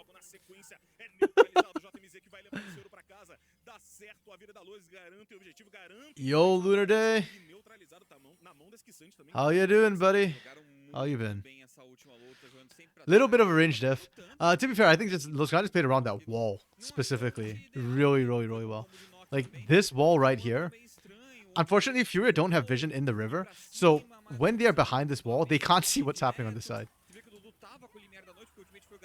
And vice versa, right? Like in that moment, they lost vision of Tavares because they don't have vision on this side, and by the time they drop the pink, it's too late. And once again, they just Nero kind of untouched on this side. It takes a while for Lolo and Akata to actually walk up and get vision. They're just being played around so incredibly beautifully. Really nice to see. Furia too. I will say, I think Furia didn't have to stick around and try and contest the Baron. You could have just walked away, mate. Like you're strong enough to be able to do that. Hey, thanks for the follow, Lunar Day. Actually, now I think about it, you don't usually on the channel. We usually see each other on CBLOL English. I am doing okay today. It's a good day. The CBLOL Academy, which is always good to watch. The games today have mostly been kind of one-sided, and there's been a lot of like unforced errors. So not the best of CBLOL Academy days, but this game has been good. This game has been very scrappy. Or not say scrappy, but like the teams are not like inting. We're not seeing too many teams like throw. Neither team has thrown the game. Like, even there, when Furia overstayed and tried to like 3v5 and lost a little on the back end, they don't lose the game off of it. It's just that they fed another kill. That's all. Like Los Grandes don't get like insta hard push and into turrets or just end the game or whatever. Lolo's back up in time. Couldn't be worse than the LEC. What happened to the LEC? Wait, was the LEC playing today? Today's Monday. Oh, did they have like a super week or something? Oh. The wave clear from Sivir at this point is actually kind of a huge boon for Furia. Because she can consistently pump it out. So the Baron push is, it's a bit hard. And there's only one wave left. Yeah, they're one super week. Oh, okay. What happened? I've heard people complaining about LEC. I know that like there was a thing about KC Upset complaining about the casters over the weekend, but what happened today? Is there some new drama or just teams playing really badly? G2 lost again. Wait, is G2 doing the loud routine now? Are they just throwing games in the regular season and then just coming back in playoffs to actually win? Okay, lost one inner. That's not too bad for Furia. That's okay. Yeah, once LDR comes through from Aikawa, I expect Jota Mise to actually be punished a bit more for trying to tank. I don't know. He is very tanky though. So he's got 4k plus health. Okay. Yeah, no worries, bro. Dar aquela azedada, mas uma vez na vida tá tudo certo. Today is a day for browser issues. My YouTube players are lagging a little bit, so when I try and pause like right at a precise moment in team fights right now, it keeps messing up. And then Dark Knight had problems earlier with his sound just suddenly cut out. Pra abrir de novo, né? Espaço pro Chino. O jogo da Fúria aqui é deixa o Chino jogar. For a change, it wasn't my mic. Vamos ver se eles conseguem abrir esse espaço todo. It's been my mic in the past quite a few Vai times, demorar but também, não tem muito motivo de luta pelos próximos 2 minutos. yeah. É mais se a Loss tentar responder ao sprint. Yeah, the teams that are literally just playing around objectives, ou se a they Fúria dare vai not lá push no out. meio com a iniciação do conceito. For Los Grandes, that's actually been a good shout that they've been playing so conservatively against the Nocturne combo. Steiner has not been able to punish side lanes. And likewise for Furia, Nero's not been able to punish with global pressure either. Like, could you potentially technically duel it off? Yeah, you could. With enough vision and enough pressure elsewhere. But given the amount of like throws we've had today, I'm very appreciative of the teams like just kind of playing it slow and not, you know, ruining their chances with anything. Ooh, that's it. Sheena having to blow that flash might hurt him. That won't be up for the next fight. But Weaver's Wall will. Okay, Lows are finding ways, despite their composition, to remain competitive. Despite the lack of scaling on their composition, pardon me. I should be more specific.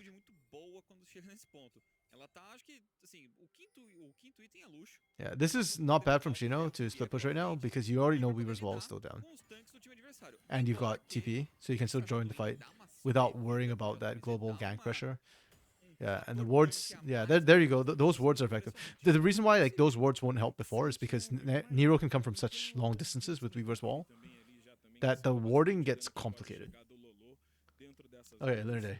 KC Drama, that's about upset. Okay. So that happened again today, or? Bro, I say things like that is a fact though. There are some players who are like Ninja Kiwi is not a laning player. He's a great team fighter though. You know, like who else is team fighter here in CBLOL?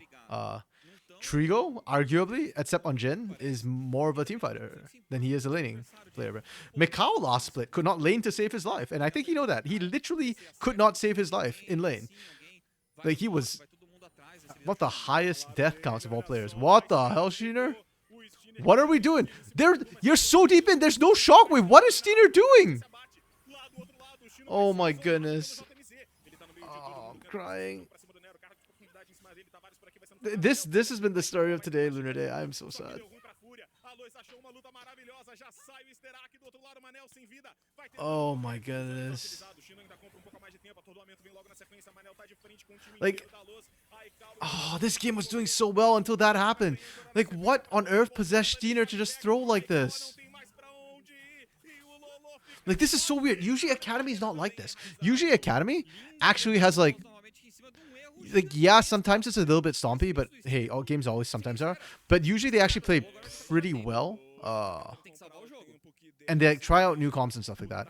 But like today, there's been a lot of this where like players are just randomly doing badly, or teams just like look really uncoordinated. It's specifically teams looking uncoordinated that bugs me. Like, I don't know what the hell Steiner was thinking on that dive. Oh yeah, Cello. Yeah, that's a case in point of a team fighter who, a player who's like a team fighter more than anything else. Yeah, I don't know. I think I saw Jamada reply under that sort of drama as well, and I kind of agree with Jamada. It's like, look, as a player, if you disagree with the casters, look, if you reach out to me, I'll listen to you. But at the same time, if I think you're a team fighter, you need to prove to me that you're not. If I think that your laning's bad, and I can show you statistically that you are like bottom 3 gold difference at 15 of all AD carries, your CS per minute at 15 is like the lowest, then, you know, at that point, like I think it's on you as a player to change my mind, you know? Like if I can justify my take, then I think it's on the player.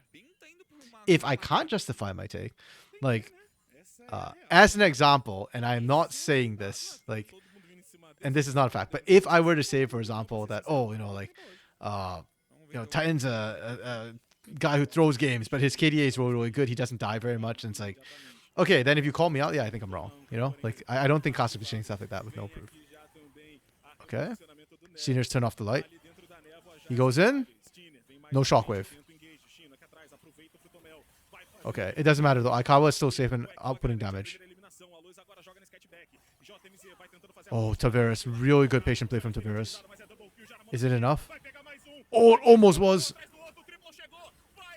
Okay. Okay. And they're just looking to end the game right now. It's another 40-minute game. We've had two 40-minute games today. We've had some of our longest games of the split. Actually, our two longest games of the split today in CBLOL Academy. Furia clutch it out. But Los Grandes made this so hard. With the compositions, Furia should have won this. At 35 minutes, this should have been an auto win. But Los Grandes played that so well. And Cena threw so hard prior. I'm... Wow.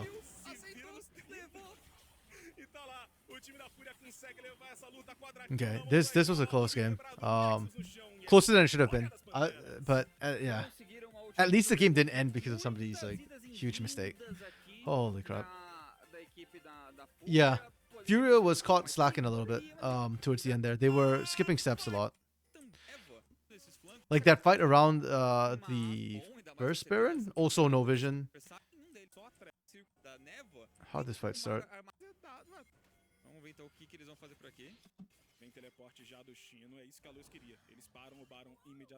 Okay, yeah, they have absolutely no vision here.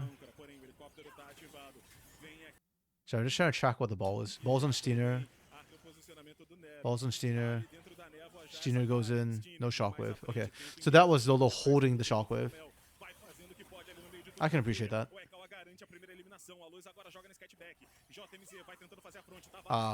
There we go. Okay, yeah, good patience on Zolo for the holding shockwave. Does it show vision score? Like on this, yes, it does. So like 145 to 154. Like the individual player vision score, it shows. And you can see that Furia is like behind in vision score, especially the junglers. Sheena's vision score is significantly lower than Nero's. Yeah, but in the post game, no, it doesn't. Yeah, the problem for Los in this fight is simply that Aikawa just skilled way better than Lethality Varus. So if you can't kill Aikawa, he will slowly run over the fight. Los Grandes didn't really do anything wrong in terms of like actual team fighting. And Tavares actually had... Tavares played out of his mind in this team fight. The fact that's even close is because Tavares did so much work. Yeah, and that backline the threat. Got everybody down low. Just not enough to execute everyone. A little bit unfortunate. Yeah. Okay, so for Los Grandes, laning was pretty good. Like they got early leads. I had problems with their map movements though. They did not push any of the early game. The early mid game, they had an advantage and they just didn't press it. Like Nero got them so far ahead and they just kept sitting back. I don't know if you're waiting for Tavares to come online because he's the only scaling champion in your draft. Like everybody else kind of spiked already at 1-2 items. But they just never pushed. Never tried to make anything happen. Honestly, kind of bad. I won't like hammer them because they were at objectives when they needed to be. The team fighting from them was honestly quite good. Very, very good, but not enough to win because compositionally scaling is an issue. I'll give them 2 points. One for Nero's play because Nero impressed me a lot this game. The early game from Nero was absolutely on point and kept finding picks as well. And then Tavares' late game was good. So I'll give them 2 points for that. They lost, but yeah, it was probably one of our better losses. Holy crap, Nero is MVP 3 times for me in a row. Nero doing work, man. Yeah. And the other team was Furia. It's vision, to be honest. You hate to be that person, but felt like they were hesitant because they didn't know where Los was. Hey, no, I fully agree with you. I think a lot of these fights, right? Like a lot of it was vision that played a huge part in it. The fact that, in fact, there was actually, I think before you got here, Luna Day, there was a paranoia that Steiner used, and he didn't use the second half. He just turned off the lights, and he didn't actually like, dive onto anybody because they didn't have vision. Like he couldn't click on anybody because they were all gone. So definitely, I agree. I think Furia could work on their vision a lot this game. Yeah. Gente, tá bom 2 abaixo. And Los as well, but Los needs to be more aggressive when they have vision and they can find picks, and they kind of weren't. Laning for Fury was decent, nothing to write home about. Their map movements were actually not bad. Incrivelmente forte. Então, assim, ali é aquela coisa que a gente chama às vezes da maturidade, né?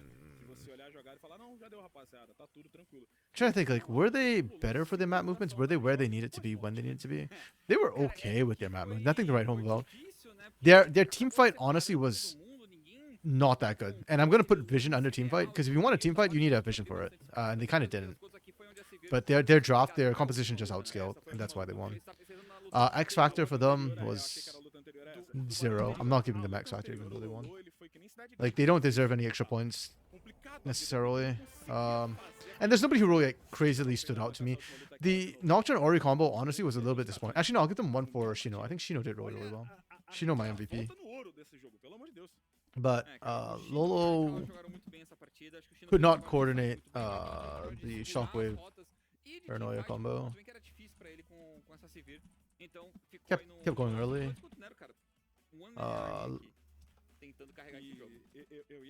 Lack of vision and engage. Yeah. I mean, this is one of the more competitive games still, and one of the better games today. If that tells you anything, literally, about how the series today have gone. It's so weird too. Like, sometimes they are so good. Like, last split, I thought the Academy teams performed better than the CBLOL teams throughout. I'd say like, about half the season, they were playing better than CBLOL teams. So far, this new split, the Academy teams, they're more willing to experiment. I think the drops have actually been kind of better. Why are we going to like how... is it just his damage numbers? Because his damage numbers were high. But Shino did higher damage. I think it's impressive that somebody can out-damage a late-game Sivir throughout a game. I don't know. Whatever. That's why my MVP votes are my MVP votes.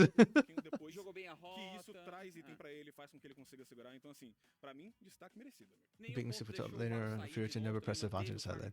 Yes. Yeah. 100% agree. And I think because both teams had globals, like in the Talia and the Nocturne, both the top laners were very hesitant to push out and actually do anything early. And I actually think that's a right call. Because especially if you can't clear out the enemy vision effectively, then it's better just play it safe. And for Furia, because they've got scaling on their side, because they had the Sivir, there was no pressure for them to split push anyways. So if Shino wants to do like slow split pushing and not take risks, I think that's the right call.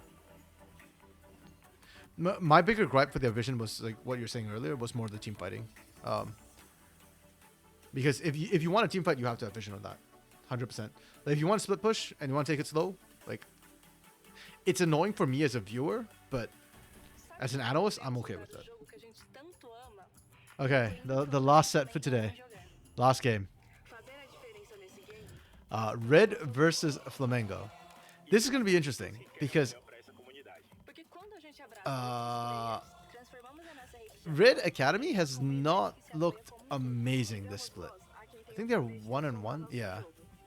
Their game against Liberty was kind of rough, and then their game against those was pretty good. But it feels like a lot of it has to do with their early game. If they can get a lead in the early game, Red has looked good. Like, they know how to close out a game. They don't feel like they're comfortable playing from behind. And then up against Flamengo, I have been actually very pleasantly surprised by Flamengo. Well, I don't know why I'm surprised, actually. They've got Zai. They've got Coot. Ithusa's looking much better, though. So this team actually looks really good right now. Format is best of ones, round robin, best of one, and then we go to playoffs. And playoffs are the interesting part. I believe CBLOL, I think it was the CBLOL account which said that they're running Fearless in playoffs, and I think the top 12 teams make it into playoffs. So last split, every team makes it into playoffs. But the way it works is your top 8 teams start in the upper bracket, your bottom 4 teams start in the lower bracket. Every elimination match is a best of 5. And if you're doing Fearless, that makes it super fun when you've got best of 5s. So every team theoretically should have like a second shot. Well, if you're starting the upper bracket, it's double elimination, so you get a second shot. And there's lower bracket, like you might get eliminated immediately, but at least, you know, it's a best of 5, so you've got more chance. Oh, you hate fearless gimmick? But it's good, Lunatic. I like it. Okay, I will say if it goes to full 5 and we're doing full fearless in academy, I am a little bit worried for some of the champion pools for some of these players. But in a best of 3, I think it should be really, really good. Okay. Take a sip before I break into draft. It's been a long day. It's been 5 hours. No, my throat's starting to give out. Okay. Red into Flamengo. Well, obligatory Pike ban. I find it funny how academy teams learn to ban monos faster than CBLOL teams do. Like, seriously, why did we ever give Zai Pike? And we gave it to Pike, I think, for 3 or 4 weeks in CBLOL. Yeah, I don't know what's going on with the Syndra. There was a Syndra earlier from IDL. I don't know why Syndra is back in. Give me a sec to actually break down the draft first, though, because I need to see why the pick order. Okay, Metaban. Okay, and then Pike. That's fine. We're leaving Talia still open in the mid lane if we want it. Corki still open. Lucian Draven if we want those. Corki first pick from the mid lane. That's fine. Varus is still good for first pick. Why are we doing this? Why is this weird Jax prio early? Okay. I don't hate it. I just don't know what changed that suddenly Jax is high prio. I actually like this. I think Jax can be flexed between top and jungle. It's a good pick. And it's really strong in skilling. We go Nidalee, Renekton. That's fine. That's good. I like it. We pick Ashe here. Okay. Excuse me. Ashe is a very annoying bot lane. And then we remove the engagers. That's great. We remove Sedge on this side. Why are we banning Poppy? Nothing here screams ban Poppy. Like maybe Nidalee for like trying to jump in and execute targets, I guess. But I'm just trying to think, like, what bot lane are you scared of Poppy? Kalista already got banned. What the frick? Okay. Maybe something happened in scrims. I don't know, nor do I like this. Literally, you're just saying, I don't want to pick...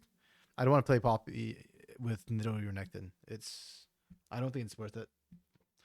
Okay, then we pick Xin Zhao for bridge in the early and for frontline. Okay. Yeah, but that's the problem, right? Like, are we literally just banning Poppy because of this? Like, that feels so bad. And I think there are better top laners that you have to worry about anyways. I think a Twisted Fate would actually mess up the Renekton more. Even though technically, I guess Nidalee would have an easier gank onto something like a Twisted Fate.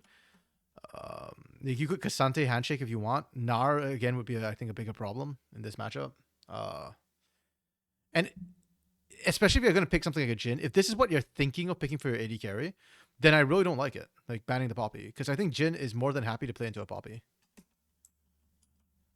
And then we go this. So we're picking Syndra as... Okay, so we're just saying Syndra as the counter to Corki, I guess, now. Oh? What's wrong with Jhin here? I don't... Like, I don't think it's like the... Actually, yeah, I don't hate it, because there's no tank on this side, right?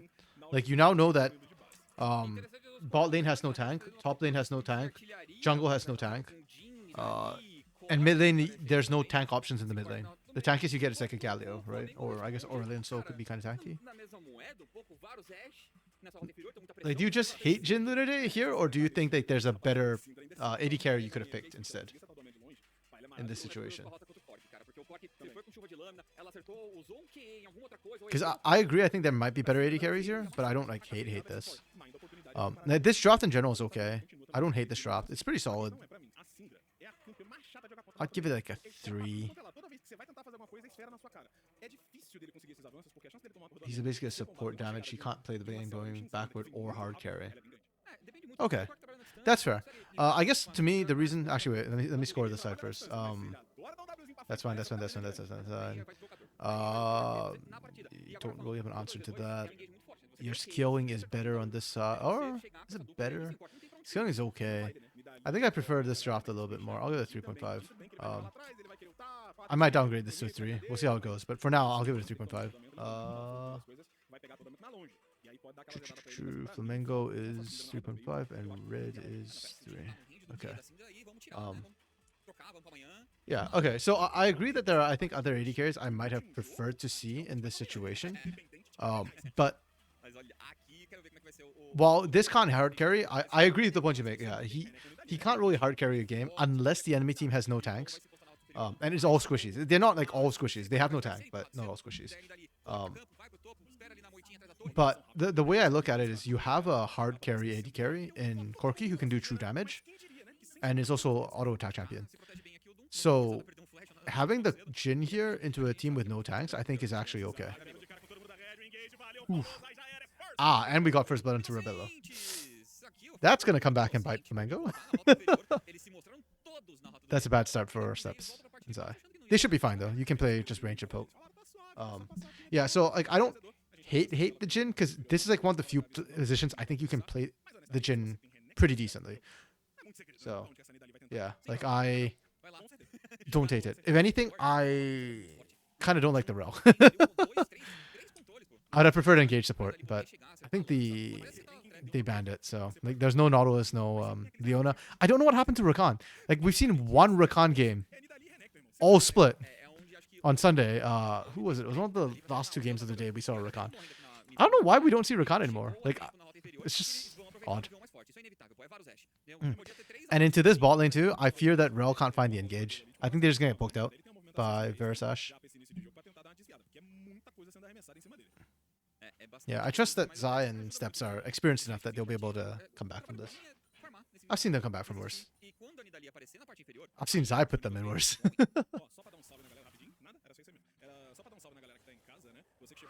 Ooh, actually good point. Rel has better itemization. That's true. That's actually something I didn't really think about.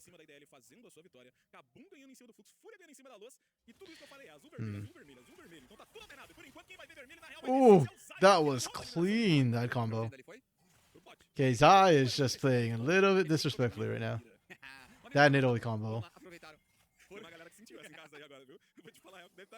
It's a little bit trickier too than like the regular just stun, because that knockback you have to account for that. Rakan fell off because tank supports can buy tank items. Yes, and do better. Like the health items are actually better for them now instead of just like the utility that Rakan had before. Yeah, I kind of forgot about that actually. That's a really good point. Rakan struggles into this lane worse than Rel? Does he? Like my big fear for Rel is that I fear Rel can't actually get in range to find the engage normally if Varus and Ashe are playing respectfully and not running face first into them, Zai. Jeez. Like that worked because they had Gut in the area, but also Zai is just Ashe is playing like a melee champion right now. Jeez.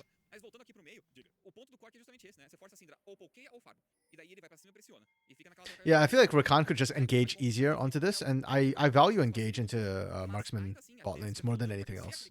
Is my thinking with Rakan. But I do acknowledge that like, the itemization is not great, and yeah, Rel probably makes more sense in terms of itemization, and then. But also now the other problem with Red's comp is they have no engage, right? Like Rel engage is not reliable engage. Like you have to flash pretty much. Whereas like Rakan, Leona, Nautilus, these guys to me are more reliable. I'm trying to think, would I even take an Alistar? No, I would not take an Alistar over Rel. Yeah.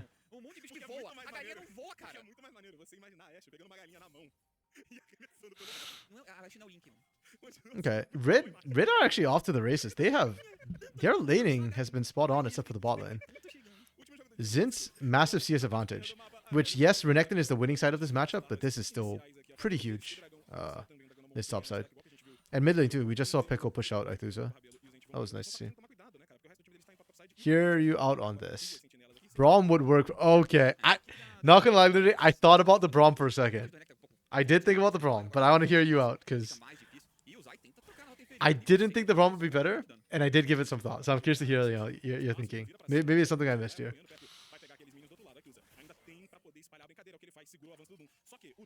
Okay. Goot's probably not super happy that Aethusa brought Doom to the dragon. It's fine though. Nidalee can't really fight the Xin Zhao early, so you can still do this. It's okay. And more importantly, you pushed out bot lane already, so numbers advantage from Flamengo. Solid and well played.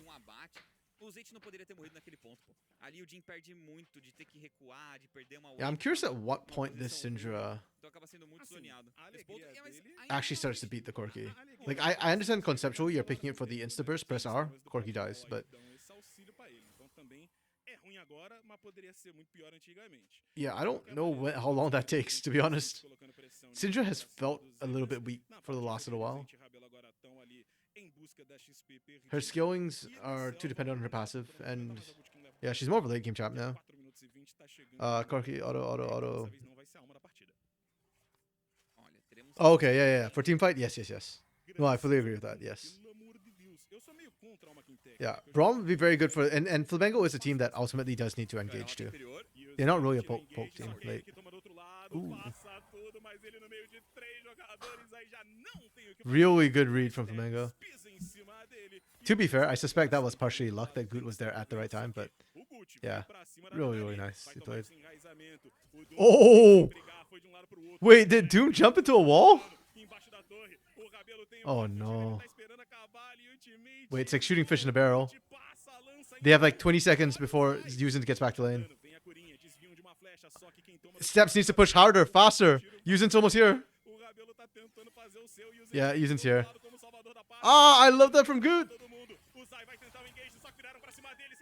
Oh my goodness. Let's go, Flamengo.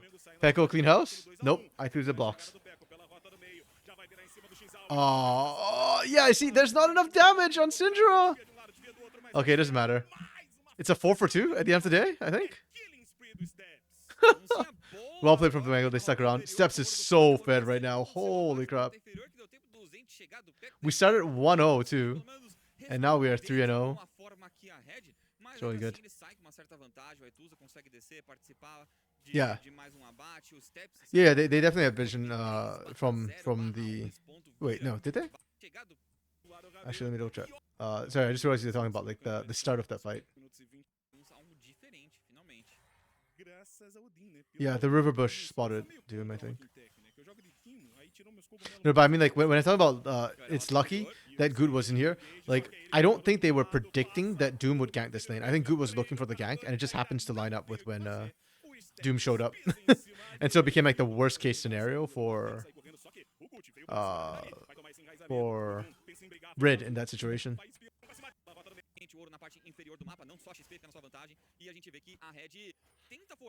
Yeah, that was really well played from Flamengo though. The aggression that bot side was kind of nuts. I was a bit worried that when Yuzen showed up, they were going to be able to turn tides, and you saw like for a moment there like how close it got. But the experience shows, man. This Flamengo team honestly feels like it should be better than most of the academy teams with the names they have on it, like Gut and Zai and Steps. And Aithusa, I know Aithusa had a bad CBLOL showing, but like I swear Aithusa was good in academy in the past. That move from Gut right there was that was sexy. Do I play League or just watch? I've been playing since pre-season 1, like back in 2008, 2009, 2009. But nowadays I don't play very much. I mostly watch. Yeah, I am a boomer and my hands are boomer hands, so my mechanics are really bad. And I get very frustrated playing solo queue because like one of the things I enjoy the most watching is like macro plays, the rotations, and the team play. But in solo queue, none of that ever happens. It's literally just win lane and know when to move for objectives. That's it. Like until you hit like high diamond, that is roughly gameplay in solo queue. And even in high diamond, like depends on who's playing with you. Like some games you get team play, some games you don't. So I just prefer watching nowadays mostly.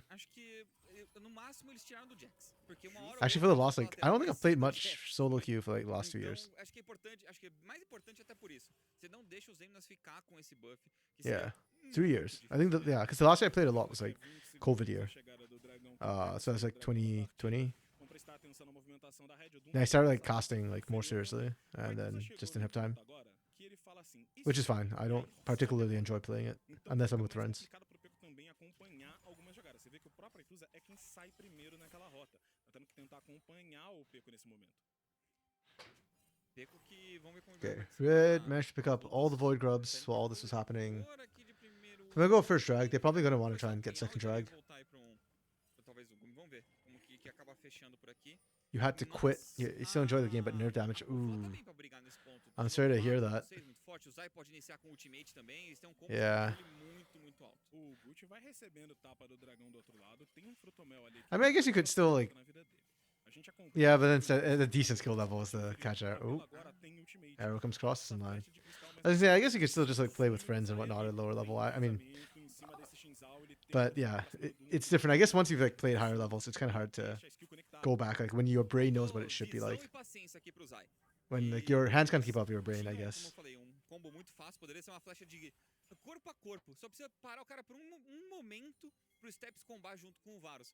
Mas tentou uma flecha um pouco mais longa, ver se pegava alguém, não pegou ninguém. E agora... Okay. Dele tem teleporte, hein? Fica We are de playing olho. weirdly aggro from red. Com o ultimate Did we pegou, think we were gonna win this fight? o Zinx tá chegando. Já abriu aqui a cortina, passou I pelo do not Zinx, understand why Red just initiated pra that. cima do Steps, embaixo da torre. Enquanto isso, Okay. do outro lado aqui, a Ashe já vai de base. São duas eliminações a favor do time da Red. O Like if we're gonna do that, I feel like Zin's needed to start moving. The TP needs to come through first before we start looking for this fight. The TP was a bit slow from Zin's. It ends up working out because Zemlis doesn't have TP. E o próprio Gucci foi pra cima, tendo visão do time adversário. O But Steps também you flechou, probably could have just gotten a se clean conectam. então, os segundos vão tentar roubar, hein? Zinx tá vindo pelo flanco, mas ele foi visto. 1-4-0 there without losing the Pra Uzint. poder encaixar. Nossa. Vai ficar no fim das contas pudim. porque esse golpeado do Rebelo Red, actually picks that one up. meu irmão, Kind of clutch. 75 de vida Kinda ali. close. Se vem uma esfera da Syndra, acaba roubando. Mas uma bagunça aqui a luta do Fla. Hum. A Red consegue se organizar melhor, enquanto os Eminas ficam lá no topo falando, gente, vocês se viram, tá? Meu trabalho aqui é crescer, meu ponto de luta não é agora. A questão dele é, né? Já tinha caído as barricadas. ali. That's a good contest from Red though. I like the idea there. You don't want to be giving, letting Flamengo just stack dragons for no reason. Vai colocando dano, são 3 mísseis There's carregados no aqui. mana. Why are we Vai doing ter this? um TP do Aituza na parte superior do mapa pra poder responder essa movimentação do Peco. Então eles vão That's dar aqui fine. no tag I mean, his back was vai interrupted anyways. reposicionar. Enquanto isso, na parte inferior do mapa, o Zinx não só pega a eliminação, mas ele Yeah, pega but I think Flamengo has a better sort of skill and composition a little bit. Double marksman plus a lot of potential bursts to come through. So making sure they don't get to just stack dragons for free is huge from Red. It's not so much they slowing the pace of the game, you just want to make sure that Flamengo don't get things for free. Peko is Flash and Valkyrie, he's fine. How is Syndra doing this comp? It's to burst down Peko later. Basically, the red composition sustain damage is all on the Corki. Trocar com ele tranquilamente. So if Corki dies, then they're looking at poke, and the Jin becomes useless, right? Because as you pointed out, like this is a support damage, so he's like secondary damage on the Jin. Corki is the primary carry damage. So if you can take Corki out right at the beginning of the fight, then yeah, you're good to go. Se aperta R, tá morto. Mas não So it's more like a specific counter. It doesn't work with this composition. Like it's not like Syndra brings anything to this composition in isolation. It's more just as a counter to Corki. agora pro Peco, o Rabelo tá sempre vale a pena, irmão. I don't even know if Syndra's actually a comfort pick for Aituza, come to think of it. Eu matei o meu, Because he didn't play it at all in CBLOL. mas aqui não vale, tá tudo certo. É, aqui não vai. Aqui não And I- sei yeah. se é pra um I don't core. think Syndra is like great in her on her own. I'm still not even convinced that she's like a great counter pick into Corki. Aquela- We'll have to see. se eu sentir- Also, she's got disengage against a comp which has very low engage. Mas enfim, outro If Yuzin gets disengaged after going in, they have no more engage, and then you have double marksman with Ash to control the zone. buscando o dano inicial. So O Peco vai simplesmente dar aquela recuada, a Doom tá por aqui também. A questão da Red é, vai chegar no ponto onde eles vão ficar pokeando o time adversário. Já são duas coletoras. I personally think I like this more than the other Syndra we saw today. que vai fazer Earlier, IDL played against gaste, cause mais dano, justamente porque oh, which eles team não did they só play vão against? I'm blanking again. dar aquela Pain Gaming Academy, and they picked Syndra too. I was not impressed. jogando esse poke. Wait, no, was it IDL? E olha, a Red Wait, jogou pra lateral, I can't remember now. consegue My pegar brain's com a frying. Aituza. Let me double check. Somebody played Confiar. Será? Não sei se eles têm um wave ali ainda. Syndra earlier. Aituza vai sair da torre, tem aqui as vacilarvas que fazem com que não precise tanto de minion, a torre na rota do topo vai. Yeah, it was. Yeah, it was Cats on Corki and then Tukui on Syndra. Yeah. Vantagem em cima do rubro-negro.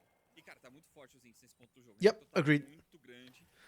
The nice part for this comp though Belo e thankfully, and one of the reasons why like I don't hate the Syndra is that even if the Syndra E goes down, if Yuzen engages, Goot can still disengage with Crescent Guard. Oh, I missed this all.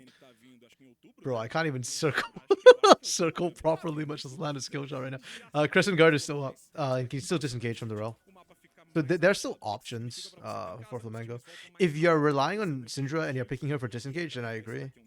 I think it's a bad choice at that point. But if you're picking her more as a counter to Corki, then it's like, okay. I mean, I still think it takes a really long time for you to skill up, but games are going long today. And right now, with the way the two teams are playing, it's probably going to go long. They're really slow at trying to press their advantages. I was complaining about Juliera earlier today, about the fact that Fluxu Academy, like, Juliera had Ashe and just never initiated with his ult. I'm starting to get that feeling with Zai a little bit right now. Like, we're at 18 minutes, and I think like we've seen one Enchanted Crystal Arrow being used as engage. When you've got this, it feels like you've got a bit of a pick composition rolling as well with the Syndra. I would love to see them really leverage that and look for the plays. Like, get that Ashe Arrow into Syndra combo. And with the Varus with Hail of Blades too, there's a nice chunk of damage there. I think only Zinz would survive that. And speaking of Zinz, Zinz is doing amazing right now in this solo matchup. He's up 50 CS. Holy crap. That's like the biggest CS differential we're seeing. Okay. Ooh. Good Jhin out for engage. Wow. I am impressed that Flamengo actually managed to disengage from there. I thought Flamengo was dead to rights on that. Damn. That's kind of crazy. Really well played from them.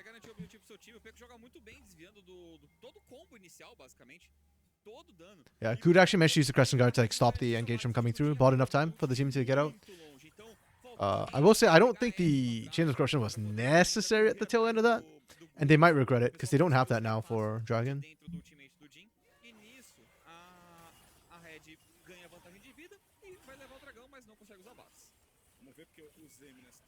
Flamengo could contest this. Is Enchanted Crystal Arrow up? No, it's down, I think. Yeah, guns are so small I can't tell sometimes. Yeah, they can fight this. Okay, Goot just walks in and steals it? For free? For free? Okay. They abandoned their bot lane though. Their marksmen both died. Xemnas has to carry this fight. I don't know if he can. Yeah, nope, he cannot. Ooh, Flamengo. Yeah, that call from Flamengo to just abandon the back line for the dive was it was a call. And it did not work out.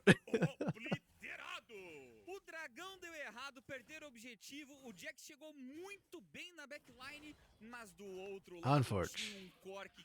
Yeah, this Renekton is so damn fed right now. Like, Xemnas going in is not the same as the Renekton going in. Yeah.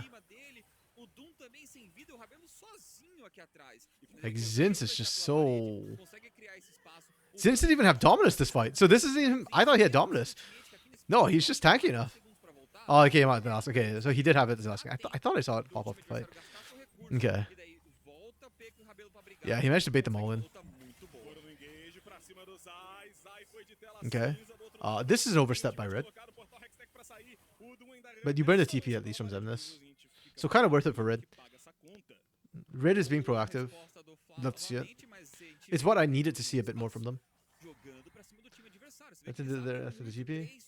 Yeah. But that's all Renekton has to do, right? Luna Day? Like, he's just... You're right that he didn't do the damage, but him just being huge and stepping up there was enough to like, intimidate them. And they kind of blocked off. By the time they realized they could kill him, I think they took a little bit too long. They probably should have just all in as soon as he showed up, but... Oop.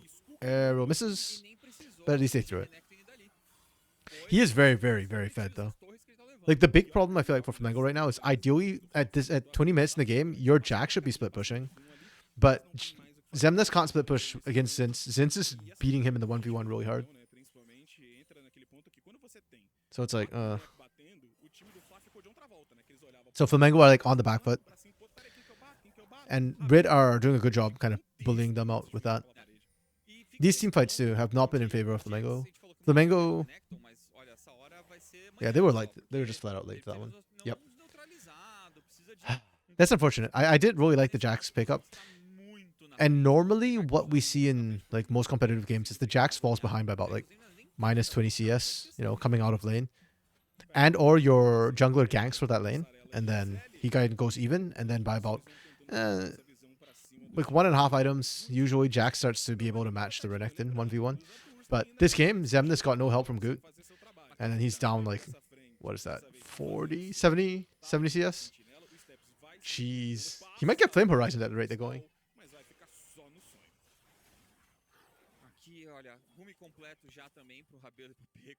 But still, Flamengo have scaling. The big concern is 6k. This is a big deficit right now. And this comp is not good at taking Baron. Jin is really bad at taking Baron. If not, this would be a lot scarier for Red. Like, they just threaten Baron and take it and then push. The joys of playing Jin, I guess. Rebello's Jin has been pretty good, though, to give credit to the Jin pick. Again, you can initiate with the ultimate, and that's, you become like support style-esque AD carry. The damage has not been lacking either in team fights. Rebello's been able to free fire fairly safely.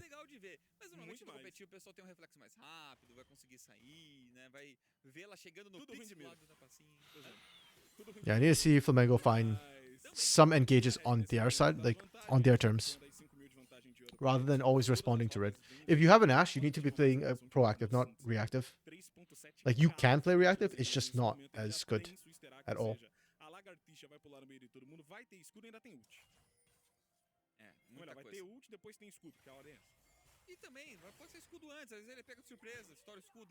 Oh, spear doesn't quite land. See, this, okay, Flamengo. We are just letting Zin split push for free. Where is the rest of Flamengo right now? Right now in this game for MVP,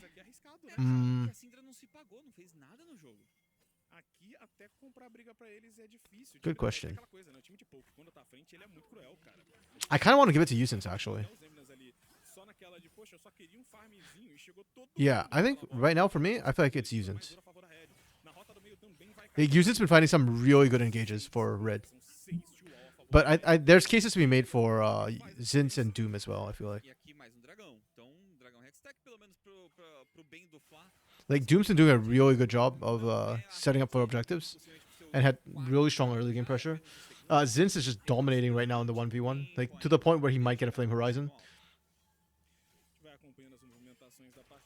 What about you, Lunar Day? Because at the end of the game, I think this is your first time in my stream, right? So, but usually I score the teams, and one of the things I look at is MVP for each team. Win or lose, who their best player was. Your argument's Doom? Yeah. Okay. That's fair. Yeah, I think Doom had a really, really good early game. That's one of the things with Nidalee too, is that as the game goes on, it's hard for her to have impact. So usually when players play Nidalee, unless they like absolutely dominate the game, like Tatu did earlier today on Pain Gaming Academy,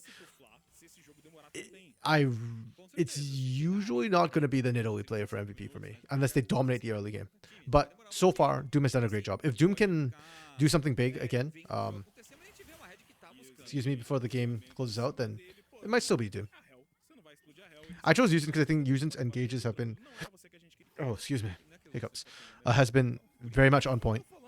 Yes, Yusin's dying for it, but at least like, if Yusin doesn't find the engage, then yeah, I think Red would be more even, and then Flamengo is in a great position.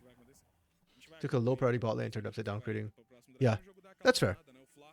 Yeah, he even found time to gank the top side as well. Like early on, and once Renekton's like ahead enough, well, and Since just kind of ran away with that early lead, so yeah. No, definitely fair. Yeah. We'll see how it goes, whether or not like Doom can keep up this sort of impact on the game. I think Rebello's actually making a pretty good case for himself too. Oh, using. You know what? They burnt the flash. That's kind of worth. Yeah, I like. By the way, I like what Rebello is doing with the Jhin as well. Using the curtain call as an initiation tool rather than like a cleanup tool. You know, like he's using it for the slow so that other people can engage, so that Yuzen can engage, and he can pop out the damage from far. Ooh, we are starting up Baron right now. Okay, okay. I see your damage. It's decent. Echo's doing a lot of work with that. Yeah. For Flamengo, on the other hand, I'm having a lot harder time right now trying to pick out who would be MVP of Flamengo's side. Like, they're so passive. Zai hasn't managed to land the arrows either. Like, I think it would be Steps, but Steps is a very awkward situation. That's a very late mirror mana coming through. Oh no. Oh no. Zai's having a really bad game. Oh? They almost found Rebella. Wait, this could be Baron. Zinsa's TP. Yeah, this could be Baron. 100% DPS test for Baron. Yeah, I agree. Okay. I like the call from Flamengo here to say, like, let's just take the mid outer turret. I don't like the call from Flamengo if we went mid outer into Baron. Please don't do this. Or don't commit to this. Just poke. No. Yeah. Yeah, Rebello's doing a great job with these current. Oh my goodness, I think so. Oh, nice. Good turnabout. Okay, okay. Flamengo able to find one on the back end. Not the worst case scenario, but certainly not a good situation for Flamengo right now. Oh. Hello? Sometimes YouTube just decides to do YouTube things. I have no clue what just happened and why my screen blacked out, but... Okay.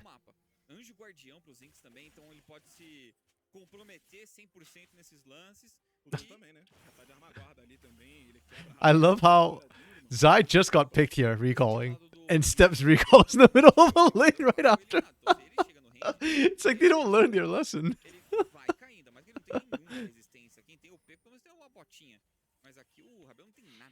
It's fine. Flamengo, surprisingly, despite having lost Baron, are still kind of like they haven't let the 6,000 gold gap grow significantly.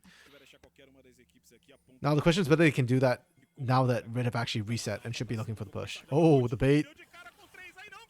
That bait. He lives? No shot. To be fair, they burnt 2 ultimates, so... When Dragon come up, yeah. This should be Rich Dragon. I don't think Flamengo can contest this meaningfully. Goot's half health, hidden base. MVP for Flamengo will be Shin. He stole Drake. I want to say that, but Goot has also been caught out a couple of times and has to like burn ultimate early. Like Goot is definitely the primary driving force for Flamengo this game. For better or for worse. In my head right now, the one person I'm thinking of might be Steps to contest him. Because Steps is doing a lot of work in team fights and damage. Ooh. I tell you who's not going to get MVP.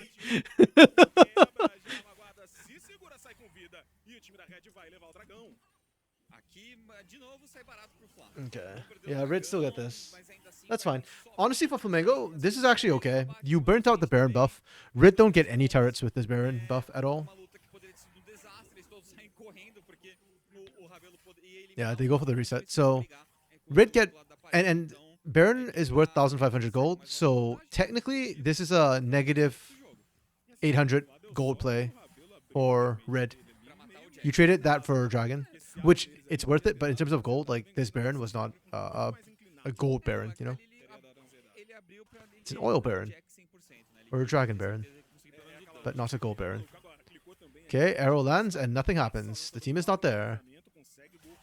Good managed to secure it at least. Okay. Okay. Good's playing chicken. This top turret's dead. Torre, meu amigo! É tipo pouquinha vida, vai. Ainda é um tapa só. Yeah, I don't É um tapa know. vistoso. É bonito. É bonito, é bonito. O cartilho é bonito. Elegante. Elegante. Mas infelizmente... I don't know how Flamengo come back in this game. Oh, good. Please don't die here. Agora, olha o Gucci, vai ter engage pra cima. Yeah, this is why this player right here is why I hesitate to give Good MVP. Like, he might not die, but he's putting himself in really awkward positions. And if he wasn't so far behind, it would actually be good, but yeah, it's just like it's kind of rough. You know what? Give him like another 10 minutes. Give them like another 10 minutes, and those will be good engages from Good. I think there's a case to be made. O que o ultimate do Gucci e o dodge dos Zemnas estão comprando de Yeah, another very, very close game. Or not say close, but very like slow game. Flamengo is making this a lot closer than the gold suggests.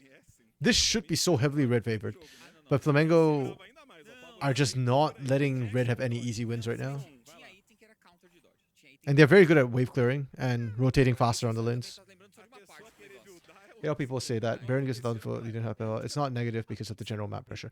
Oh, yes. Okay. You know what, Lunade? You're fair. That's a fair point. So when we say negative, a lot of times, it's because the primary purpose of the Baron is to take turrets, and that should be reflected in your gold. And that's why, like, specifically I said for this, like, this is not a gold Baron. This was like I was joking about all Baron or Dragon Baron, because it does give them soul point, which is a pretty big deal. Oh, hold on. Ooh, nice from Muzen. Arthur's is dead. There's no way you bail Arthur's out of that.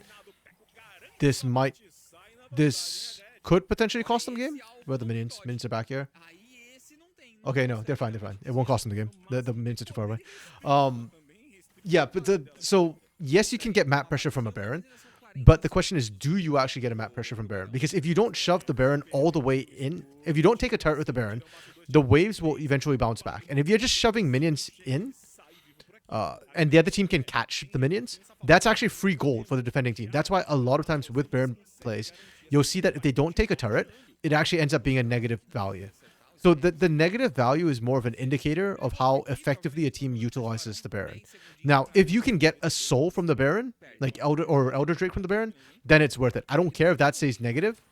It's still a good Baron. But more often than not, especially at the 20 to 30 minute mark, if you get less than 1,500, you effectively didn't get anything, and you didn't set up effectively for the next objective. More often than not. Now, it's not always true. What you say is fair. It's not always true.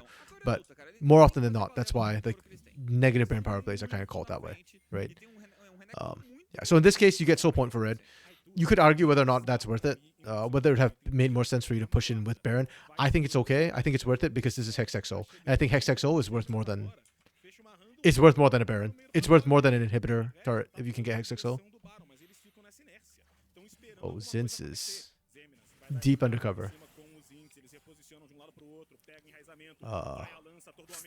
Okay, Zinz?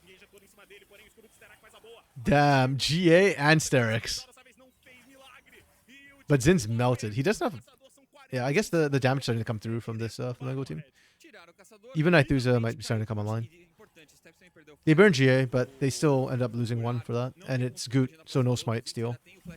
Can't save it this time.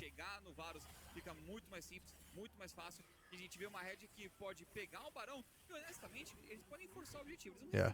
Also, 1,500 gold at 20 minutes, it's significant. At 30 minutes, it's moderate. At 40 minutes, 1,500 doesn't mean anything. You only care about the buff and the pushing pressure it gives you at that point. So, yeah. So right now, it's the Baron at this point. Like earlier the 1,500 gold is good. Like, it's significant. At this point, though, yeah, I need to see Red actually take inhibitor with this Baron. Or 2 inhibitor turrets. Pick your poison. Or Soul. Sorry, I forgot Soul's on the table right now. If they get Soul, it's worth it. And it does give you AD and AP. So it's actually not a bad team fighting buff to potentially use. Yeah, I think Flamengo can't even contest this. Demnis is still stuck in base.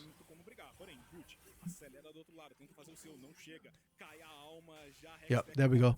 This game, even with the good scaling from Flamengo, is now going to become nigh unplayable. Between Jin, Corki, and Nidalee, you can apply so much ranged poke, and the slow means that Flamengo can't actually catch up. They don't have good engage. Their engage is an Ashe era. And even if you got Ashe era now, the team can't follow up. So it was a slow grind, but I think Red have all the pieces they need to win this one. Arrow misses again! Zai can't find these engages. It's so rough. Okay. Good's dead. Oh, I mean Zemnis dead, sorry. Not good. Yep, that's a wrap. That's a wrap, folks. Agora sim, a Red conseguiu a iniciação, abriu a base, levou os inibidores já. Vamos ver se o Fla consegue se segurar. Vai ser difícil a lentidão. So they should replace Baron with Ornn, where he upgrades your items and permanently buffs minions. Damn. You know what? I'd be down for like upgrading your items from Baron. I'd be down for that. Permanently buff minions. I think potentially, depending on how much the buff is. I'd be down to see that. I mean, I am a minion, so obviously I'd love buffing minions. I'd always say yes to that. But I do think you have to be very careful how much you buff minions. Because like Banner of Command broke the game. But I would, yeah. Side left set skill. Yeah, I'm down for that. I think that'd be good. The biggest, weirdest thing about minions that's hard to balance, and it's also why lane swaps change so much between last time and this time. Like minor things about minions, if you increase their scaling, minions start to push. And pushing is not always a good thing. If you don't push hard enough, pushing is just free gold to the team that's getting pushed into. So I think Riot Balancing Team has mentioned that before back in Season 4 when they changed. Like right now in the game, minions scale on average team level. And when they did that, like Riot already explained also that they were very worried about doing that. Because if a team gets too far ahead, the minions will just auto win the game for you. And that's one of the reasons why rubber banding and like the XP mechanics got changed as well.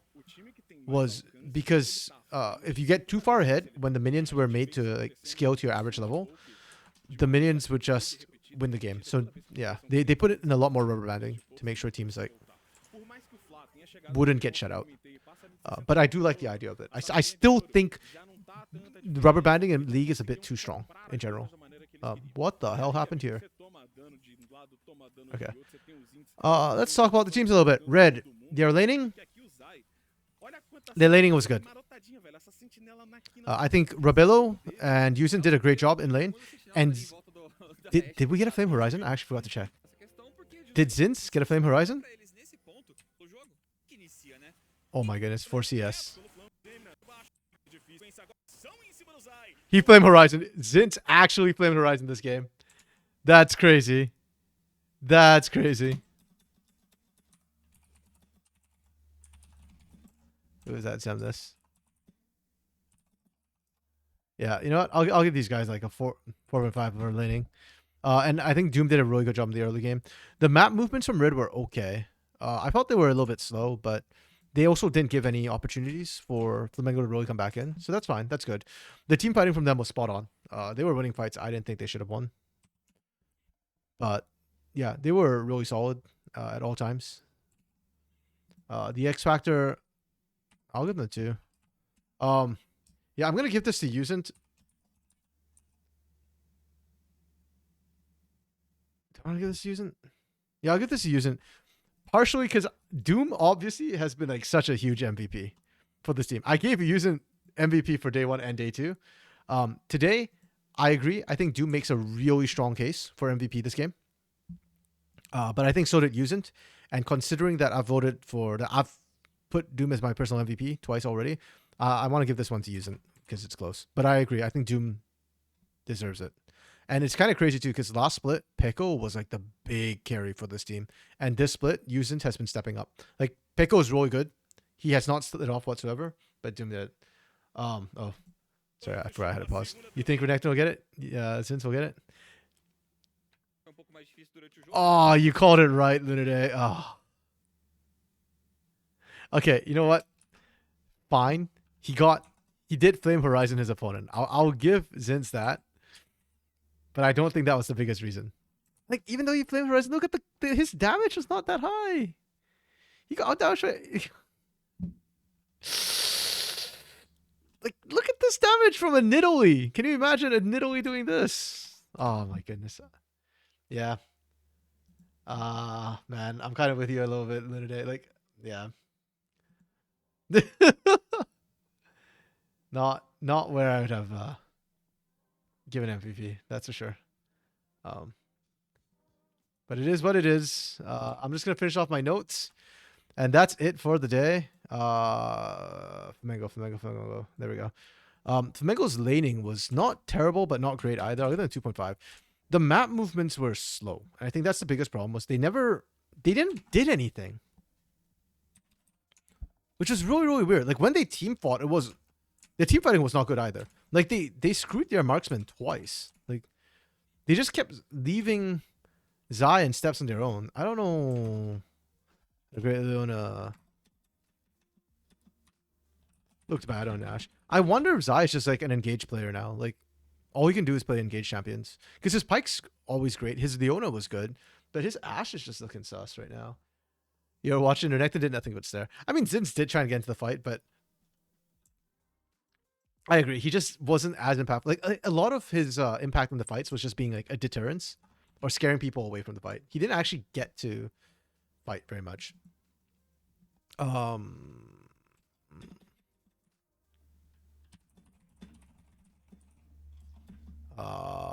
Since okay, yeah. X factor from this team 0. Like there was nothing on this team that looked amazing. This Syndra pick is not selling me right now. I'm still not sold that this is going to be the counter to Corki. It's been okay. It just takes too long to scale. I think you're better off picking something like an Annie, like something bursty, you know, like high burst. If you want to try and deal with the Corki. I understand on paper Syndra is high burst, but she's scaling now. Old Syndra would have been a better counter than new Syndra. So Flamengo basically only replied they were the second step in the dance. Yes, actually that's a good way to put it. Yeah. Flamengo was always like second person, second fiddle. I don't know who I want to MVP for them. Like Goot was good in the early game. He's like kind of like Doom in that he had a lot of impact, and then he kind of got caught a lot and kind of inted a little bit. I guess I give it to Steps, because I think Steps played the safest. Like Steps into the least and had the most impact considering the loss. But that's today. It's just been a story of teams just being kind of like.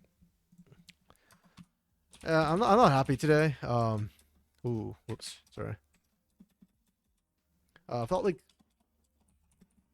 the losing teams like lost the game. Not that the winning teams like hard won games, you know. Yeah, I mean the losing teams, like I'm starting to see a gap develop. Like Kate Stars, Liberty, who else was good today? What else did we have? Pain.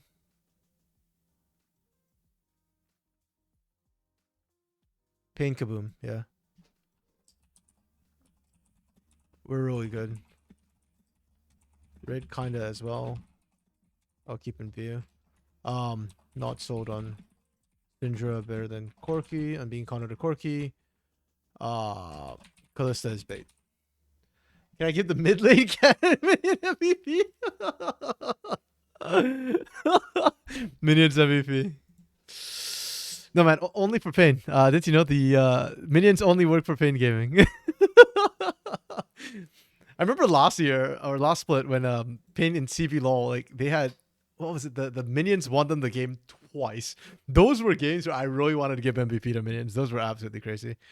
Honestly, yeah, today not a day where I feel like I get too much out of it. We'll kind of see how it goes tomorrow.